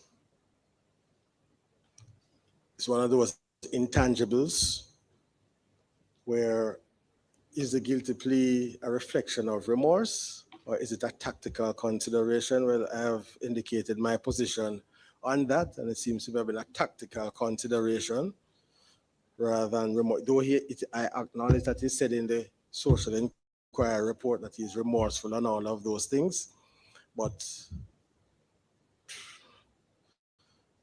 having regard to the broader context, I think the is more strategic. I think Judge than Sykes are gonna remorse. slam him. But nonetheless, it's a guilty plea. Nonetheless, I think he's gonna slam him. He Far more than we has been in expected. custody for 2 years plus, 2 years from 23 and 16 days. Okay, let's call it 21. What's that? 20 is what, 25, 26 What's that? months. 20, let's call it 26 months, 2 years down from 23. 22. That makes it what, 21. And then you take out the 2 months, so that's 20 and 10 months.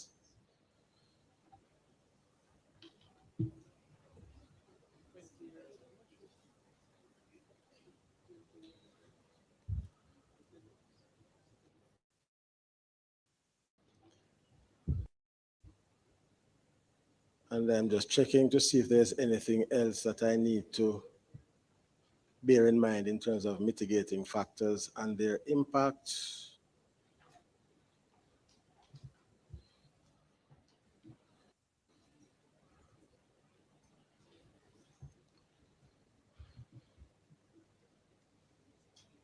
And that seems to be it.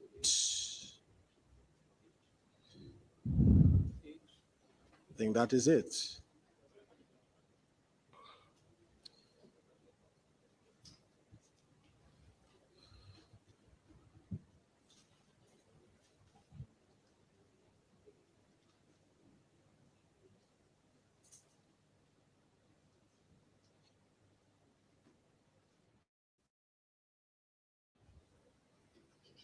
Right.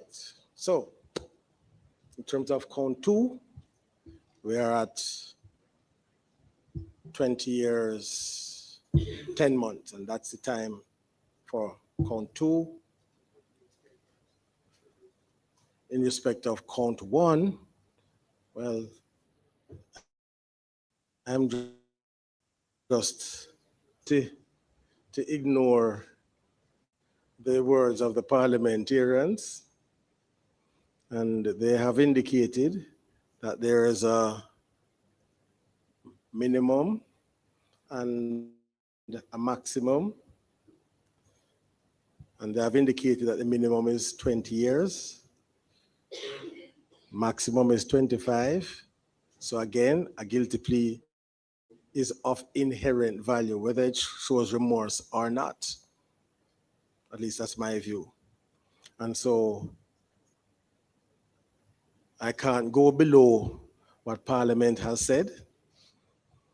I know Mr. Champagne has referred me to the decision from the Privy Council, but they are the Privy Council.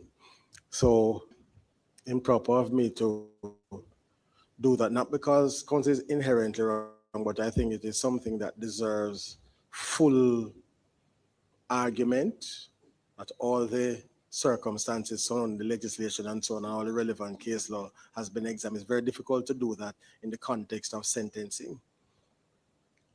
And unless it's a clear authority from our Court of Appeal or the Privy Council to that effect. So on this one, sir, sentence is 20 years at a minimum. So the other principle of sentencing is that sentences arising out of offenses arising out of the same factual circumstances. I think it looks up. Run concurrently unless Yes, there is some good reason. Now get life. I'm going to get about 20 years. There is no good reason. Sentences on both offenses, count 1 and count 2, are to run concurrently. There's 20 years on count 1, 20 years, 10 months on count 2. So I'm get 20 years. So we are now happily at the end of this process. So let me again thank Counsel for the Crown and Counsel for the Defense for the work that they have done. And again, to recognize the significant work. You got 20 years and 10 months. My judicial counsel, who at times I gave him things to do at very short notice. I know that he was up late at night doing the research, so I thank him again. So he has enabled me to be here this morning to do this.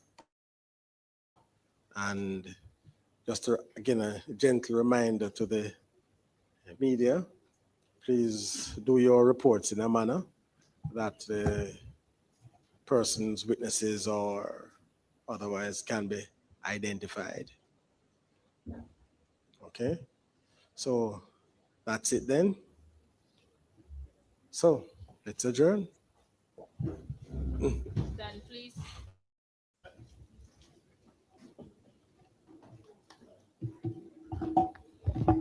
$20 years and 10 months.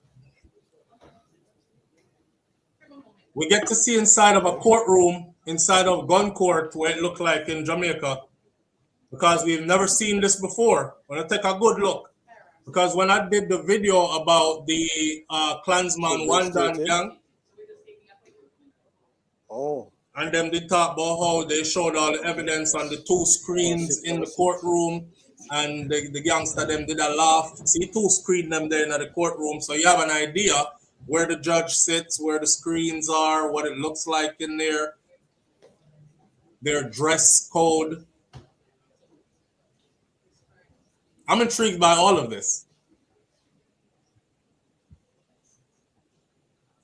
We've never seen this before. They have never done this before. Yes. I'm happy with the sentencing. 101. The man is 52 right now. 21 years in my being, I'm 7.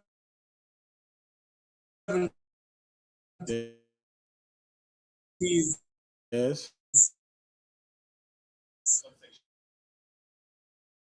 And I don't think you're serving without parole.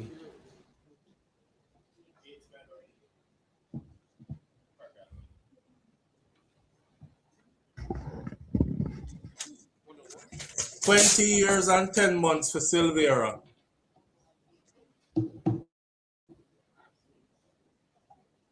You see, anyhow, them did really want to set a deterrent, but under his circumstances, because of the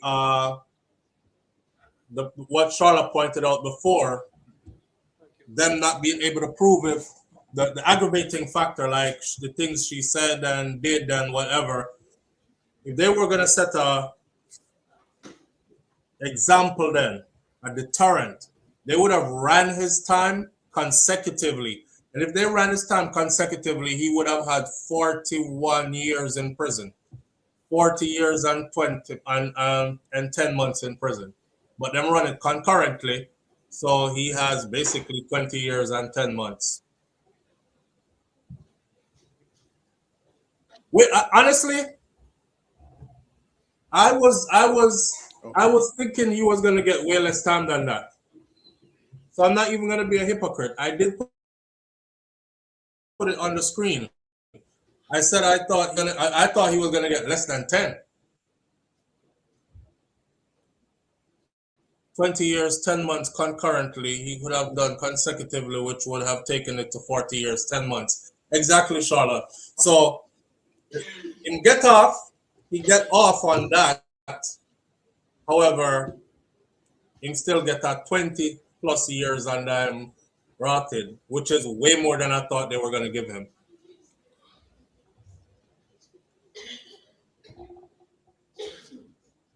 You know what? I'll say this about Judge Sykes too. Judge Sykes is, if you go back and look at when I covered the Klansman Wandan gang trial, I said that Judge Sykes is, because they kept saying that the judge here compromised. I buy out the gangster, then buy him out, are afraid, because he took a while also to get to his verdict, So, right? I'm being reminded here that It's the first time I've ever seen him Section live though.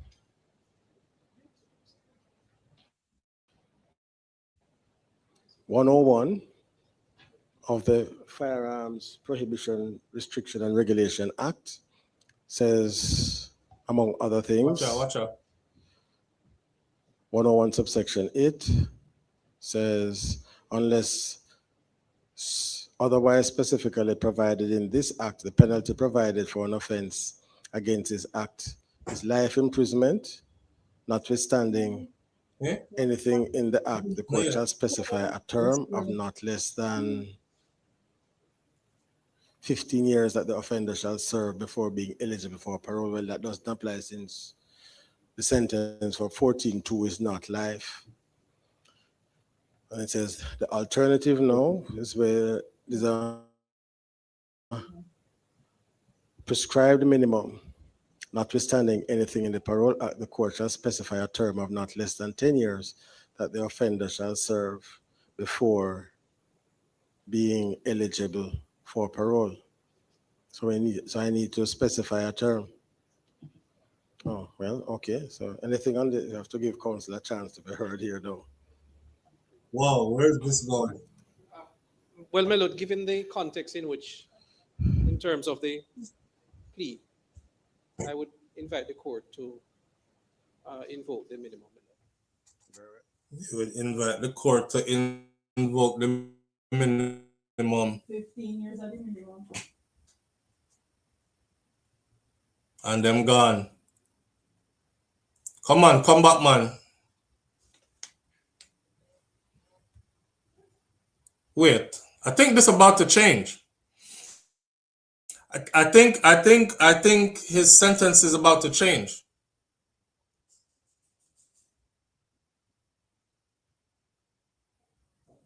Oh, they are going to argue, Charla. Charla says they're going to argue whether he will be able to get parole or he has to do that 20 years and 10 months straight, right? Because the judge was, I think the judge was supposed to say, let me see if I'm getting this right. I think the judge was supposed to say you're sentenced to 20 years and 10 months, or you're sentenced to 20 years on one count, 20 years, 10 months on another count. It's supposed to run consecutively. Subsection 2 of the legislation prescribes a minimum period of 20 years. And section 101, subsection 8 indicates that notwithstanding the Parole Act, the court shall specify a term of not less than 10 years that the offender shall serve before becoming eligible for parole. But one said 20. Now, clearly,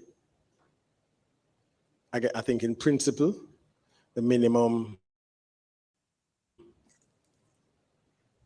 it sets a floor that you can't go below 10 years. So it now means that you have to go somewhere between 10 and the 20 years. This is where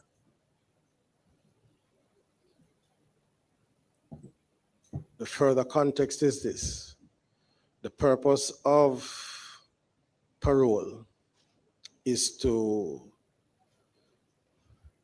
encourage good behavior. That's really it. So persons who behave well and are an asset and a credit to the institution while they are there should be able exactly to what they're going for. Use that as a basis for earlier release than if they were recalcitrants there. So it is really an incentive for the rehabilitation process. Now, it seems to me in principle, the difference between the stated sentence and the parole eligibility period for him to should get be out in 10 sufficiently years. wide to incentivize good behavior, because if I were to say 17 years, then what's the point? So I think that having regard to the fact that this felony resulted in a death, it should be higher than the 10 years, because offenses other than I'll put death that person in timeout. are at 10 years. So I don't think both of Some them people are just a distraction at the should wrong be the time. same. But the question is how far up? So again, no science here. So it must be sufficiently wide to be meaningful.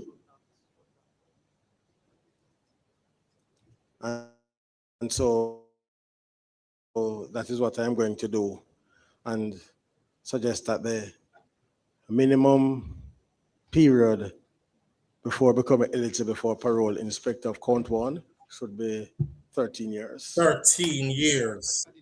13. 13, thank you. 13, 1-3. And him said, thank you. Yes. So I think I've covered everything now, I hope. Yes. Thank you all very much. That's it. So he'll be out in 13 years. And please. Yeah. He got 20 years and 10 months, but he'll be out in 13 years. Now stands adjourned. God save the king. God save the king. Yeah. That sounds so weird. But all right.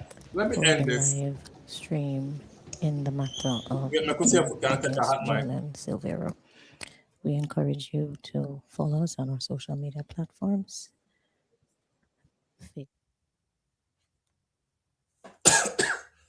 Stop sharing, babe.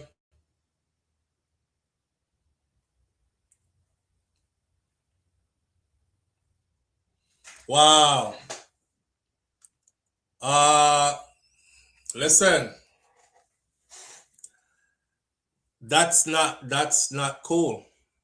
I got let down at the last minute. I wanted the 20 years. 20 years. 20 years, 10 months. You see, when you have a good lawyer, when you have a good lawyer, that's paramount to everything. If his lawyer was lazy right now, just now, he would have let that slide, you know. That lawyer was all over that. That lawyer was like, hold up, wait. According to this statute, blah, blah, blah. Force the judge to go back and look. And the judge says, we have to give counsel a chance to be heard. I went back over and said, okay, all right then. So, you see what I end up with? 13 before eligible for parole. We all know he's getting out at the earliest point, the earliest convenience. This is Jamaica. I would even say this. Don't be surprised he comes up gravely ill and gets a compassionate release, because they do that in Jamaica too. Gravely ill, compassionate release, release him. Because they do that in Jamaica too. Gravely ill, live on the air with SouFLo. Release him. Hold on there. Hello? Hello? Mirated. Live on the air with SouFLo. Hello, you mute me? Okay, no. Yeah. Me know you. All right, talk to her. Hold on. In the room, remember judges and lawyers then. There is politician. So they still don't plan out that part. So the last said, wait, this was wrong. So it was planned. And that them do not give from morning, because them already know how it's set. Thank you very much, you're asked. Yeah. Same, so that part was like, because I heard that part, but same time it go to a commercial. Then I was like, no, sir, don't tell me. So, I have to give counselor time to be heard. Like him don't know that, right? So no, you look here. Like Shauna said earlier, this is the judge is a well-learned individual. You think, and he's tried many cases. I'm sure him know that exactly. There has to be an end to the sentence. Like specifically, do you say how much you must serve before eligible for parole? From 20 to all the way down at 13.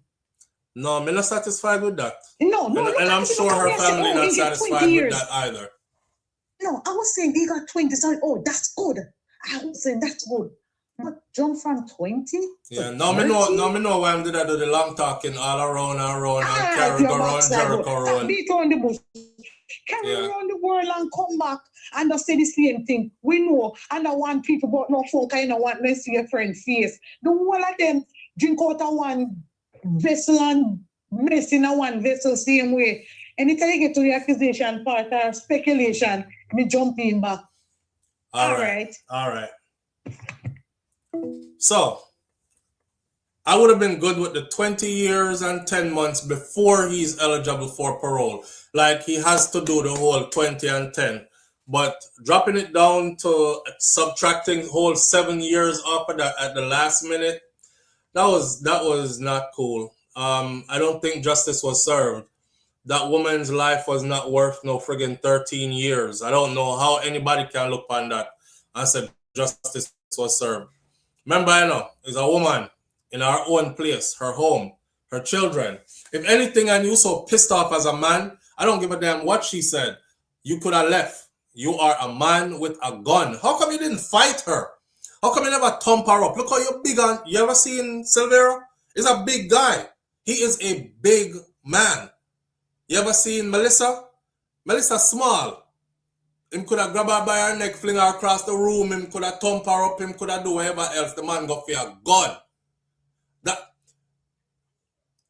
13 years? Nah. I don't think that was justice at all. At all. That's messed up. The parole should have been 20 years as well. Let we down. See, here's Shola right here saying the same thing. The parole should have been 20. That's what I would have been satisfied with that. He's 52 now. By the time 20 years in, a solid 20, he will be 72 years old with the 10 months going on 73 years old. That would have been some kind of sit your ass down and really think about what you did. Hopefully you're alive when you get out. You can talk to your kids them if them still want to talk to you at 70-something years old. This man just got a tap on the wrist. He did. And mark my words, right? 13 years, he's not doing 13 years. I promise you, he's not doing 13 years. God spare my life, I'll make me there around to see it 13 years from now. I bet you say him get out before that. They do it in Jamaica all the time. They are quick to do compassionate release in Jamaica. Oh, he's dying. Oh, he needs around-the-clock care. Oh, he's gravely ill. Before you know it, he's out. He can only be in the house. Remember, say I know Jamaica and born, you know. Once them let him out, him shut it down in England and we never see him again. That's sad. I feel bad for her family. I feel bad for her family. I want people in Jamaica to know that this is the reason right here why people do what we call jungle justice. Because if a man murder your sister, your cousin, your auntie, your mother, and the court look at him and give him that little bit of time right there, people get it back in blood. People get it back in blood. That was not justified. That wasn't justice. That wasn't justice. I can't honestly sit here and tell you that that was justice. I was ready to accept the 20 and 10 months had they stuck to that. Last minute. You know what? Now I know why Justice Sykes was beating around like that and taking his time and coming to. And I was ready to give him compliments at the end, right? Because of the way how he dealt with the Klansman Wandan Gang thing, where he said in the Klansman Wandan Gang case, he said people want him to just convict people for murder and give them life sentences based on word of mouth. This was the judge that said in 2020, whatever the year was, 2025, he said, we can't do that, or 2024 it was. He said, we can't do that.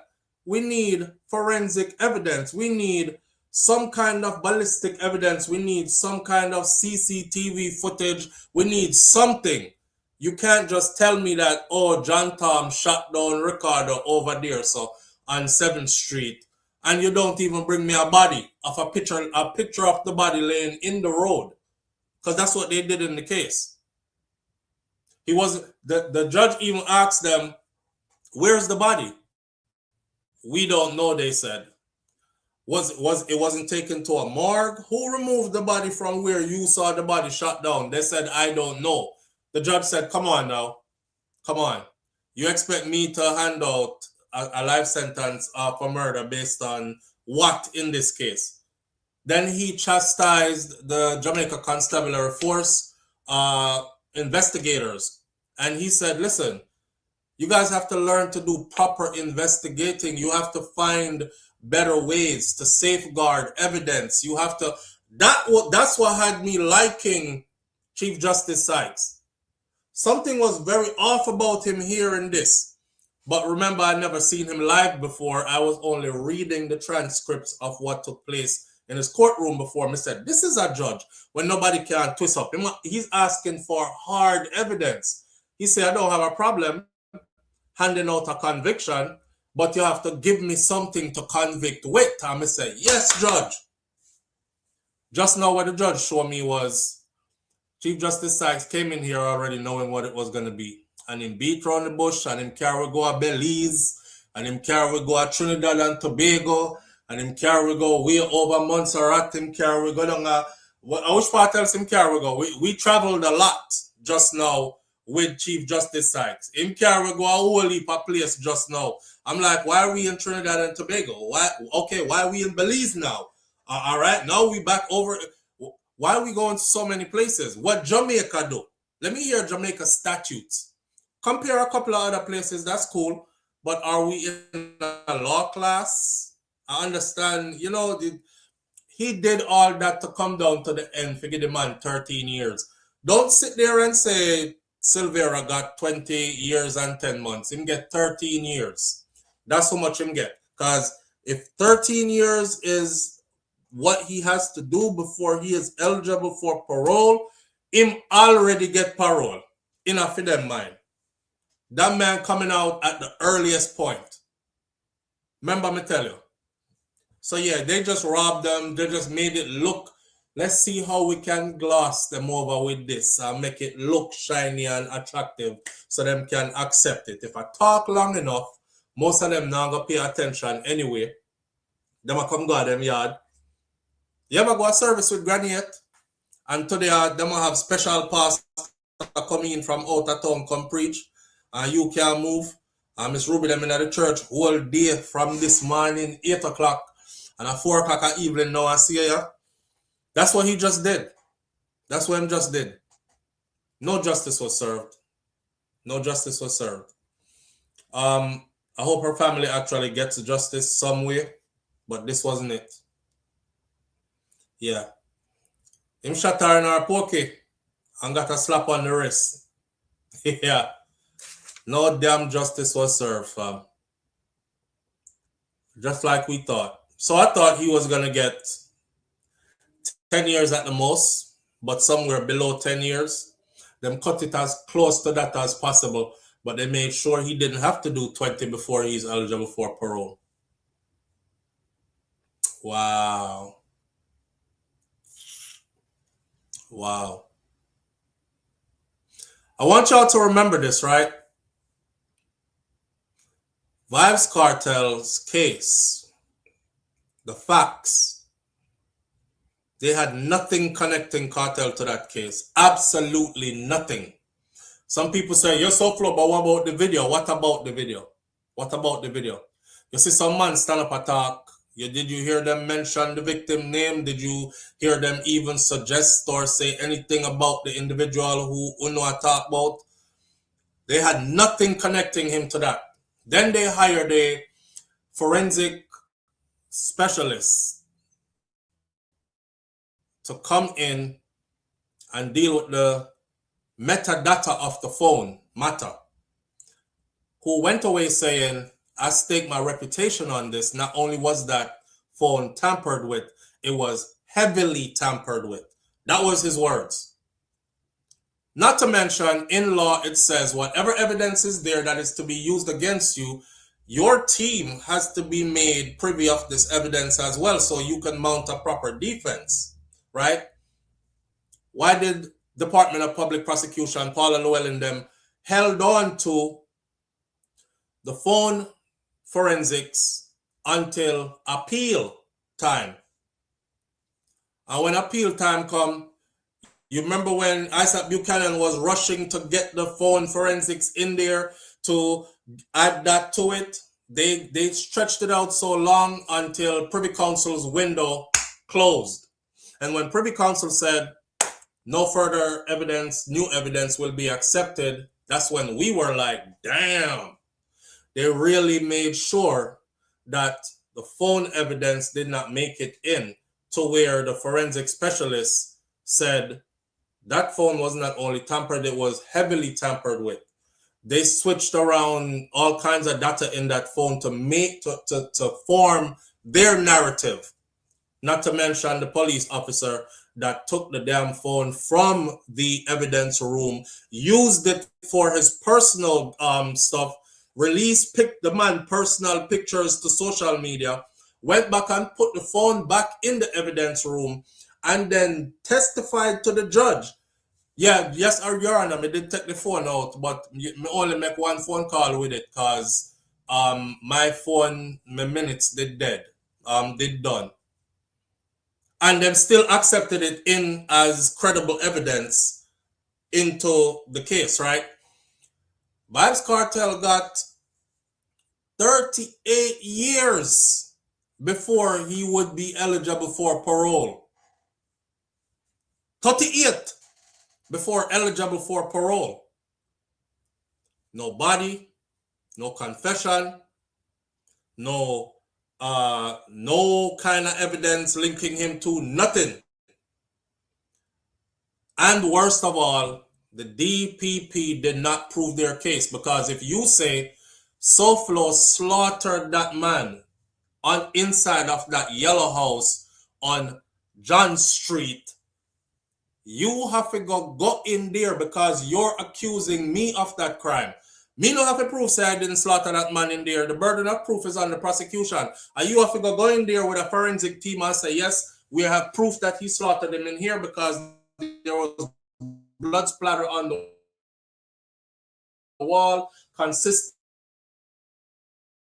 with this one hit, and they hit into that, leave this murder weapon, a pickaxe stick, and the blood splash is consistent with this motion, this, that, and that. They had none of that in Vybz Kartel case. When the man made it known, say, I'm taking this all the way to the Privy Council, you know what them do? Them order bulldozer to flat down the rotted house. First them go catch it on fire. Then them order bulldozer and talk about his friends caught it on fire. Then they went and flat down the house and mash up all of the concrete into rubble, stones, and dash it away.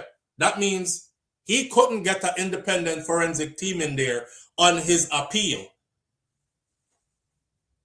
And he got 38 before eligible for parole. I want y'all to think about that. And this man murder his wife, make up some stupid excuse about she did provoke me. And I did get mad. Because she said me did I sleep with my sister. And my wife did not go sleep, go fuck my mother too.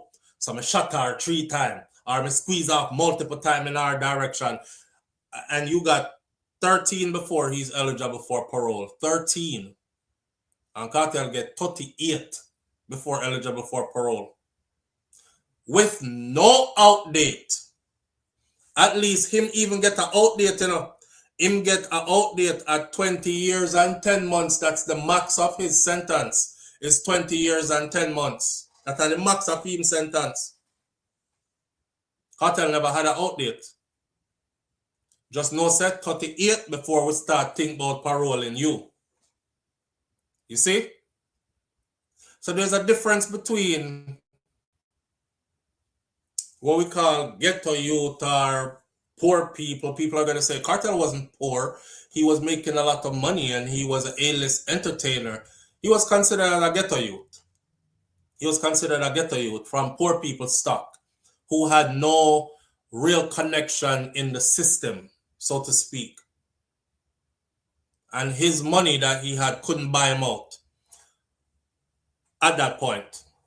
What they weren't counting, what they didn't realize was he was digging in for the long haul.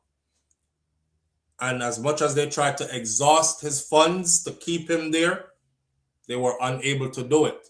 Because God bless him enough for the money just kept on coming and coming, and he just kept on using it to try to free himself and the rest of the people that was in there till he eventually got his case all the way to Privy Council.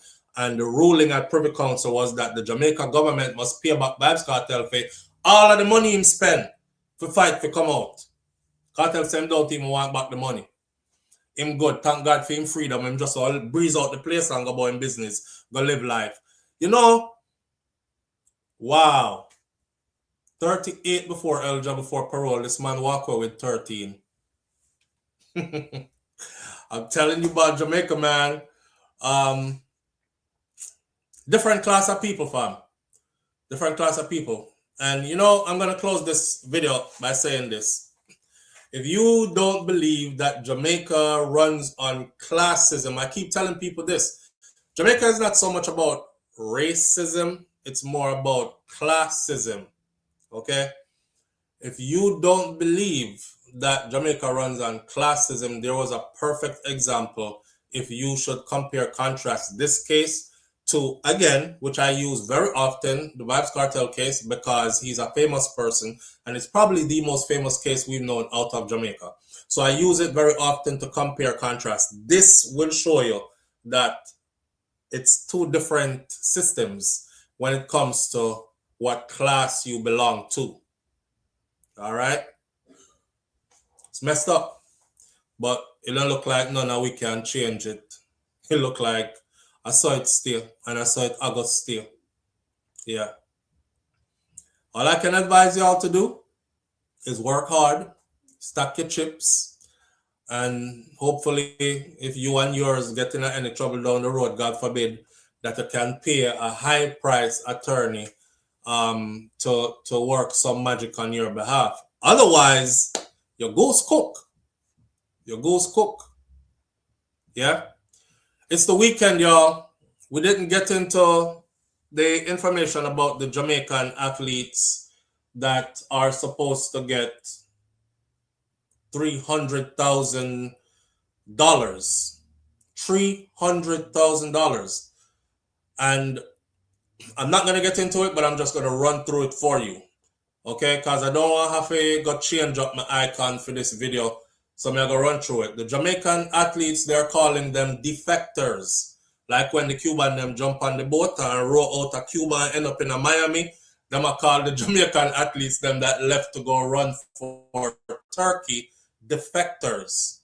So news in Jamaica yesterday was from Istanbul, Turkey says that it is now offering long-term financial support to recruit Jamaican and Kenyan track and field stars with the aim of winning a host of gold medals at the 2028 Los Angeles Olympics. They want lots of gold medals and they are looking at paying Jamaicans to get it for them.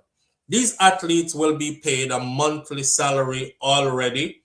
The salary will be varying from $3,000 to $7,000 US per month. And they will have generous bonuses along the way for each medal that they gain, whether it be gold, silver, or bronze. 4 top Jamaican athletes. Live on the air with SouFLo. Good morning. Hey, Flo, what's up? What go on, brother? But there, you know, sir, may pray a little bit. I'm going to tell you why. I see you're disappointed. But I know you did expect this. You were saying that's one of the reasons you say you make sure we're going to view this because you know how them stay. Right. What makes you so disappointed although you did expect this? I'm not, because they let us down every time. And I'm so glass half full with Jamaica. Like I always say, you know, I don't look on Jamaica like the house is on fire and it's a burn down and there will be no more. I always look at Jamaica with hope and promise, no matter how bad things get. You know, because remember, I want to Jamaica and then we can't run away. I'm too attached. So I have to look at it with hope and promise. If I start looking at it as the worst place in the world. Nothing ever goes right there. I will become one of the people who next time you talk to me, I'm like, you know, I haven't been back to Jamaica in like 10 years, right? And I don't want to ever become that. So I keep hopeful. But to be disappointed continuously, even when you give hope continuously, it gets tiring. It gets tiring. Yeah, so that's probably what you're reading into, bro. For real. That's probably what you're reading into. Well, me did think said thing was gonna change around, and the judge was gonna teach him a lesson. Hold on there. Nance, no, green is not the color of justice in Jamaica like in the US. I've seen multi-millionaires in the US go to prison. Justice in the US, especially under certain, how you should say it now, administration, don't have nothing to do with green.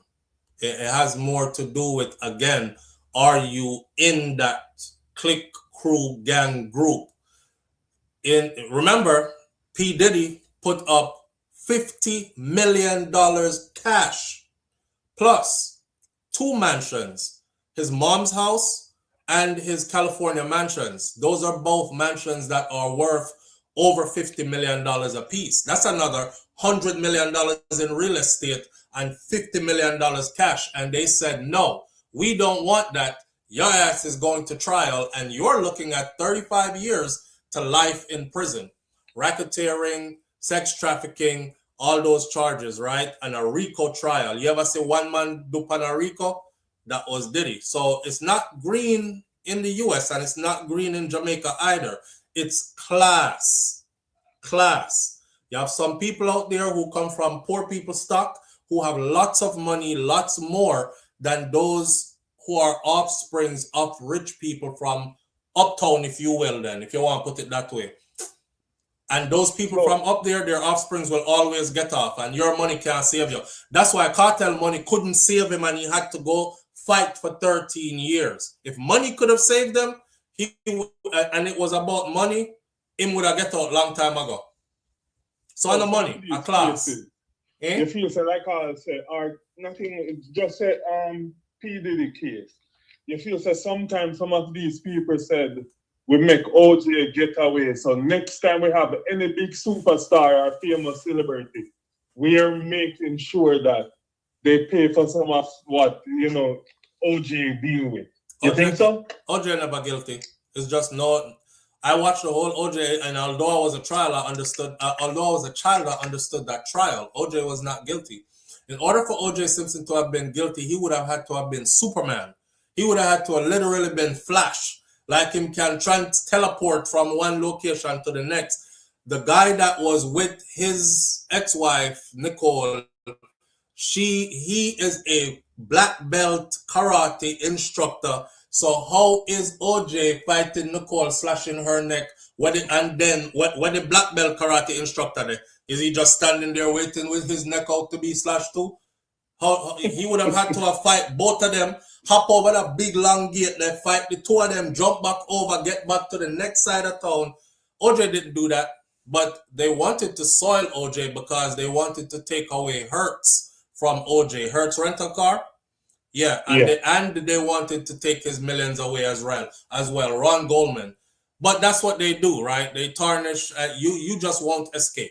You're a black man, you get to play in $100 million club, there's a price to pay or you can't stay. And you're most likely going to have to give up your reputation and a lot of your millions in order to go. Look what they did to Bill Cosby. Look what they did to Bill Cosby. And now you see the files that are out now, and the Department of Justice released them files here. You know, it's not guessing. The grotesque information in these files with living victims who can point fingers and are testifying, and not one person has any prosecution going on. Them not rush up in on nobody else. Nobody not get arrested. There is no court case pending on any of them or anything like that. Why you think? Yeah. I heard you were answering someone earlier and said, not because cartel have money, I'm still classified as ghetto youth. Yes, Remember not when because we you used have to- money. They don't want your money at some point. At some point, they look at you and tell you, keep your money, boy. We know why your money. You think money can do this? You're not one of us. Remember when Cartel used to vlog on one of his Talking Mind series, he said, listen, although Elephant Man and we live uptown beside them, they all see us and classify us as ghetto youth. And enough of them politicians where they back meat and a thief light, and they know it, but them rather find it ghetto youths and we're up there where they make a money for them living and try to make an example out and entertain them and defame them and style them and put them all in a newspaper. Right. But all them politicians answer where they back meat and thief light, you not hear nothing about them. Exactly. And these are the things why them silencing too. Bounty Killer did a song years ago where Bounty Killer said, the song goes like this. When I must say things, I'm an uptown boy. We come from ghetto with pride and joy. In that same song, he said, when I must say things, I'm an a Sean Paul them. I'm ready to say, I want to kill on Sean Paul. But Sean Paul come from up the hill and people them good. And and the intro for that song is it's supposed to be somebody of upper stature who was like, oh my God, these people have invaded our community. No, man. I am supposed to live next door to a man who just go in our studio and sing yo yellow and now he's building a house next to mine. I'm not having it, man. That's what the intro of the song was. And then the song start. But things a man uptown boy. We come from ghetto with pride. But that intro, oh my God, these guys invaded our community. Yeah. Wait now, he must say yo the yo yellow. Like him just gonna sing some hot dancehall song and next thing he might build house next to mine. No, you will never be us. We don't want you up here. You will never be accepted here. And that's how they see it long time. And that's even if you win, you were supposed to win the lottery in Jamaica. You're not supposed to come live beside them anywhere. Anyway, that's how them see it. Yes, that's the point. That's exactly the point of the song, Jerome. And it's exactly how like what's your name there, sir, right now? Blue Sapphires, the same way them do Usain Bolt. Yeah. Yeah. Same way them do Usain. Nobody else 12 or 11 point sitting or 12 sitting million US dollars would not have disappeared in Jamaica like that if they were from those people who are considered to be a part of the privilege. Usain is still a ghetto youth to them and a nobody to them. That's why he had to pay to play. Even though Usain Bolt is well known over the world, more than 90% of them. Doesn't mean a damn thing to them. Don't mean a damn thing to them. Them still see him as a barefoot boy with him pants, scratches, tear out, and all them things. Yeah, I run and get some money. Him not have no sense. Him not have no intelligence. That's their look. And you know that it got far because I remember when I moved to America in Connecticut, I used to realize that. Hold on there, Jerome, hold on there. You're not following us. Yes. Because we were completely on the last topic and a different topic and did I go end the video and I thought you were following us. No, I was following, but anyway, big up yourself. No, thank you for the we're not trying to extend it no more. I think we've been here for 6 hours and change. No, as I'm saying, I'm proud of you that you have us watching it and viewing it. And remember, you said big up to Shakira, because if she wasn't, if Shakira never there, we know that I watch it on my phone, and the phone wouldn't be up to the screen like this. Oh, yeah, you'd have elephantitis by now. Yeah, because I feel hold up my hands. So shout out to wifey for that. Yeah, big up yourself, wifey. Yeah. I mean, I have to be careful of my big up because sometimes Flo do get in my feelings. But Mr. Boss, I said, big up yourself. Big up yourself, Jerome. All right. Manners and respect, Jerome, every time. All right. Let's finish this up. We don't want no more phone calls for the morning or anything like that. As a matter of fact, the phone is off. Let me finish this up. So our Jamaican athletes will be getting, according to Turkey, the ones who they are looking for even more Jamaican athletes that they can buy away from Jamaica. So be on the lookout. Maybe more athletes will be leaving. Okay. 4 top Jamaican athletes, including 2024 Olympics men's discus gold medalist Roger Stoner, and a quintet of Kenyans, among them former women marathon world record holder Bridget Kosgei. They have agreed to switch alliance and go compete for Turkey.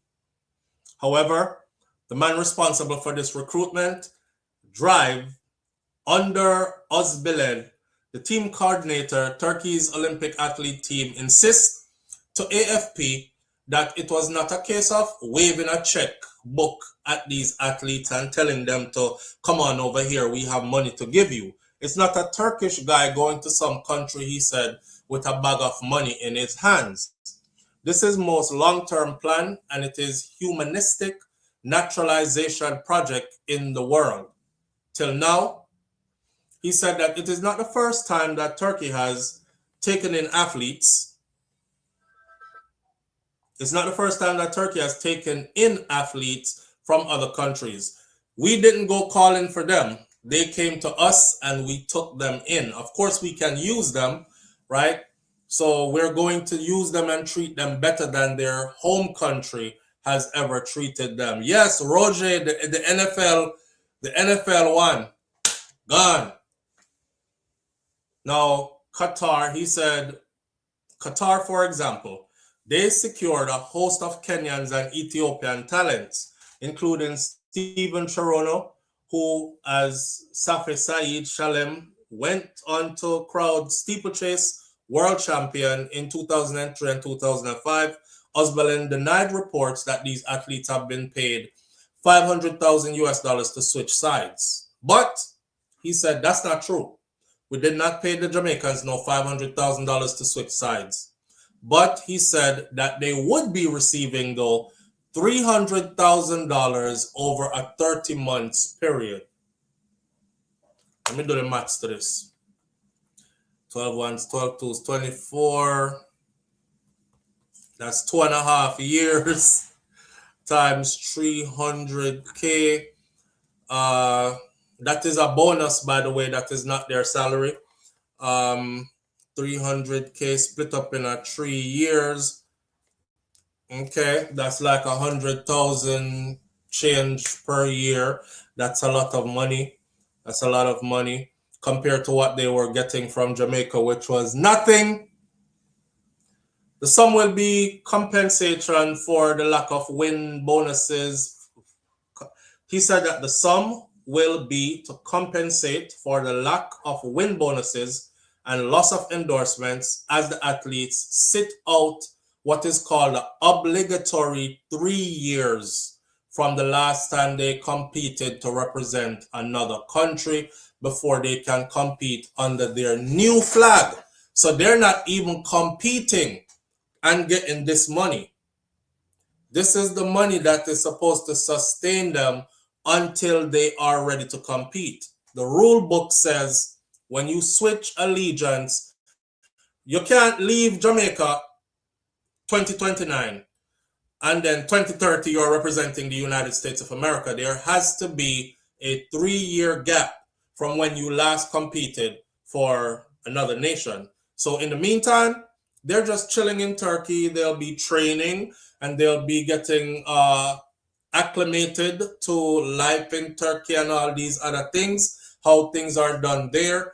And there is a stipend that is going to end up being $300,000 at the end of 2.5 years by the time they're ready to compete again. Merited. I'm sure nobody has any objection. Brandishing his phone, Özbilen said that he had rejected 30 other approaches from athletes, some of them even American athletes, claiming that their sole interest was financial because they heard that the Turkish team pays a lot. So even American athletes were defecting coming over, and he had to turn away a lot of them.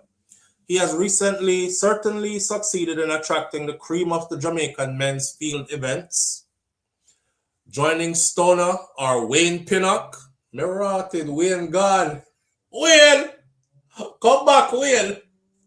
Wayne gone. Them take away Wayne. I didn't know say Wayne gone. Wait there. Jamaican News says he has certainly succeeded in attracting the cream of Jamaica's men's field event talent. Joining Stoner are Wayne Pinnock and Rajendra Campbell. Campbell gone. The one of them gone. Who won silver. Him gone. They won silver and bronze in the men's long jump and shot put at the Paris Olympics, respectively. The fourth recruit is highly rated youngster. Blood fire, them got Jaden Hibbert. Jaden gone. Jaden Hibbert just turned 21. Jaden was fourth in the triple jump. Him was the last Olympics, he was a youngin'. He was still teen.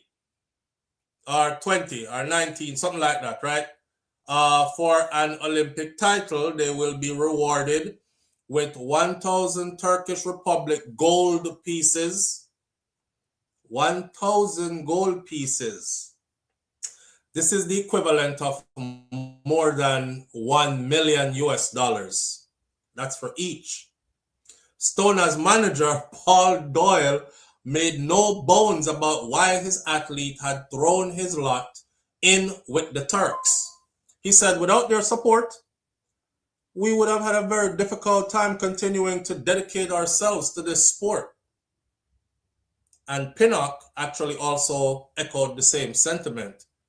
He said, man, I got to do it. I mean, I do love my country, Jamaica, but loyalty doesn't pay the bills, the 25-year-old said. Oslibden, who said that Russian heptathlon Sofia Yokoshina and Nigeria's 2022 Commonwealth Games 200-meter silver medalist Favor Ofili had also signed contracts with them till October of 2032, he rejected the idea that it was all about money. We're scraping these people up because they're coming to us, not because we're going to them waving a checkbook. These are not mercenary transfers, he said. These athletes have simply been forgotten by their own federations. They're not being supported, and we see opportunity. They do something for us, we do something for them. Make their career worthwhile, pay them well, and we benefit in the long run. Why Jamaica can't think like that? Why Jamaica couldn't think like that?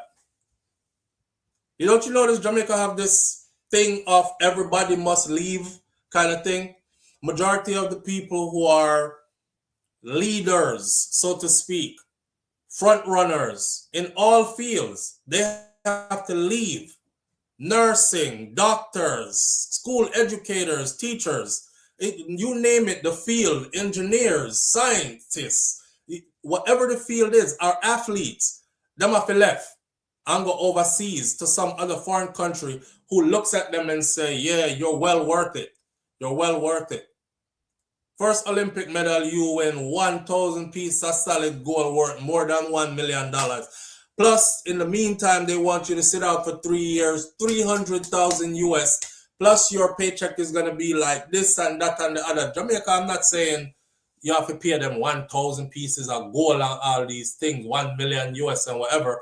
But Jamaica could do way better than this. Way better than this. He said, Canada's Olympic and two-time Hammer world champion Ethan Krasberg is, though, one that got away. They really wanted that one. The foreign recruitment drive has not been met with universal joy outside of Turkey, especially among athletes and coaches. A lot of people are mad at them. A lot of people are saying, here comes the Turks. F them. Hide your athletes. They're buying up everybody's athletes. And the Turks are saying that's not the case. Treat your athletes well, and we won't be able to take them away from you. They will act as role models that will attract local talent. The ultimate decision on their switch being permitted lies with the sports governing body, World Athletics, and whether they meet these stipulations of a genuine connection with the country they decide to represent. Wagner said that he hoped that the International Federation will study each case very carefully. It can't just be that you're just never there and just have an apartment where somebody just waters your flowers for you when you're not here, just so you can tell the Federation, I am connected to Turkey and that's why I represent for them. You have to actually come live there, be there, train there, get acclimated to the culture and the way of life there. There's a lot that goes into this before the Federation can give a tick on, yes, it's okay for you to switch allegiance. He says that all the athletes have been provided with accommodations in Turkey. They have their own place and is relaxed about when the decisions will be finally made. We're waiting respectfully and we fully respect the roadmap that it's going to take to get there. And that is that. Everybody already have their own place. All their bills are already paid. And they have a stipend that is quite a handsome amount monthly payment. And once they start competing, that money is just going to go up and up and up and up. Jamaica just have to leg of them shirt. And then the World Federation has to assess the situation and say, okay, for the last 3 years you've been here in Turkey. We see it looks genuine. Go ahead and compete for Turkey. I wish them all the best. It's sad to see them go, but I always wish my people the best, whichever part in the world. We're the kind of people where we bloom wherever we're planted, right? Right. So I'm sure they'll go win big medals for Turkey and earn their money and their gold piece as well. And I wish them all the best. I'm just sad that Jamaica could not do more to keep them home. But that's what it is. American athletes earned $37,500 for gold, $22,500 for silver, and $15,000 for bronze. And what does Jamaicans earn? Patty and back juice, and thank you very much, and yeah, big up yourself. And a liquor stipend, I forgot how much the amount was, which can't do nothing. Yeah. We're taking all the L's. You know what? We will support them as Jamaicans. No, I can't do that. I can't support them if they have another uniform on and Jamaicans who are representing Jamaica are in the race. I understand the switch. I'm not mad at you for doing it. Go ahead and do it. I wish you all the best in life. But when we meet on the track, I am definitely knocking pot covers for the ones who have on Jamaican uniform who are representing Jamaica. I just saw the thing go. You have to go make the Turkish people them cheer for you. All right? You can't get everything still just so. Because when Stoner go out there and throw that and doing thing and get goal, you over there going, yeah, for Jamaica, and it'll be the Turkish national anthem playing when he stands at the top of the podium. So yeah, no. I think our athletes make most of their money from sponsorship deals. What sponsorship deals? What sponsorship deals? Yeah, from endorsements. Well, the top athletes, I might add, they make good money. Like the Jollian Fraser Price and the Elaine Thompson Haraz with the multi-million-dollar Nike and Puma deals and all that. Everybody else after that, they're kind of struggling hard. We're going to wish them all the best. Right, he was working 3 jobs to support himself while training. And you can't have that, Jamaica. We can't have that. All right. Yeah, and them a call we back, not true? On that note, we're going to leave this live where it's at this morning. And them have the nerve for a call back people. You can't call back people when somebody else is offering something like that and you barely have anything to offer me. What you want me to do? Stand up in front of you and wipe white squall off of my mouth while you cheer at how fast I am? Do you know how hard I had to work to become this fast or this strong or this good? Just so you can say, Jamaica in the house. Yeah, man, you're Jamaican. Because of me, and you can't pay me enough to be even live decent. Some of them shame to tell people say them a professional athlete to how them a live. That's bad. That's bad. Manners and respect to everybody tuning in. I appreciate you greatly. Again, Charlotte, thank you so much for being here and for lending your expertise throughout that case along the way, so we get a better inside understand, or more educated understanding of what it was and what it was going to be like. And for everybody else tuning in, I appreciate you greatly. Thank you for being here. Big up Jerome. Big up everybody else. I don't want to single anybody out. Have a wonderful weekend. I'm going to a track meet tonight. One of my sons run track and field, and tonight is their senior meet. So this will be his last, because he's a senior. So we're going to out there catch mosquito bite because it's hot outside in Florida. I think we're in the 80-something degrees tonight. All right? Nothing to complain about. Life is good. All when it's not perfect, it's still good. My grandmother right here, Miss Ruby, she said, be good. If you can't be good, be careful. But it's best to be good. And my grandfather, Mas Clevey, true to God, every time Mas Clevey was leaving people, him always said, I will see you tomorrow, or I'll see you later if God spare life. That's just how my grandfather used to talk. And I never thought that it would mean so much to me now until the man leave earth and gone. But now I actually see the sense in it.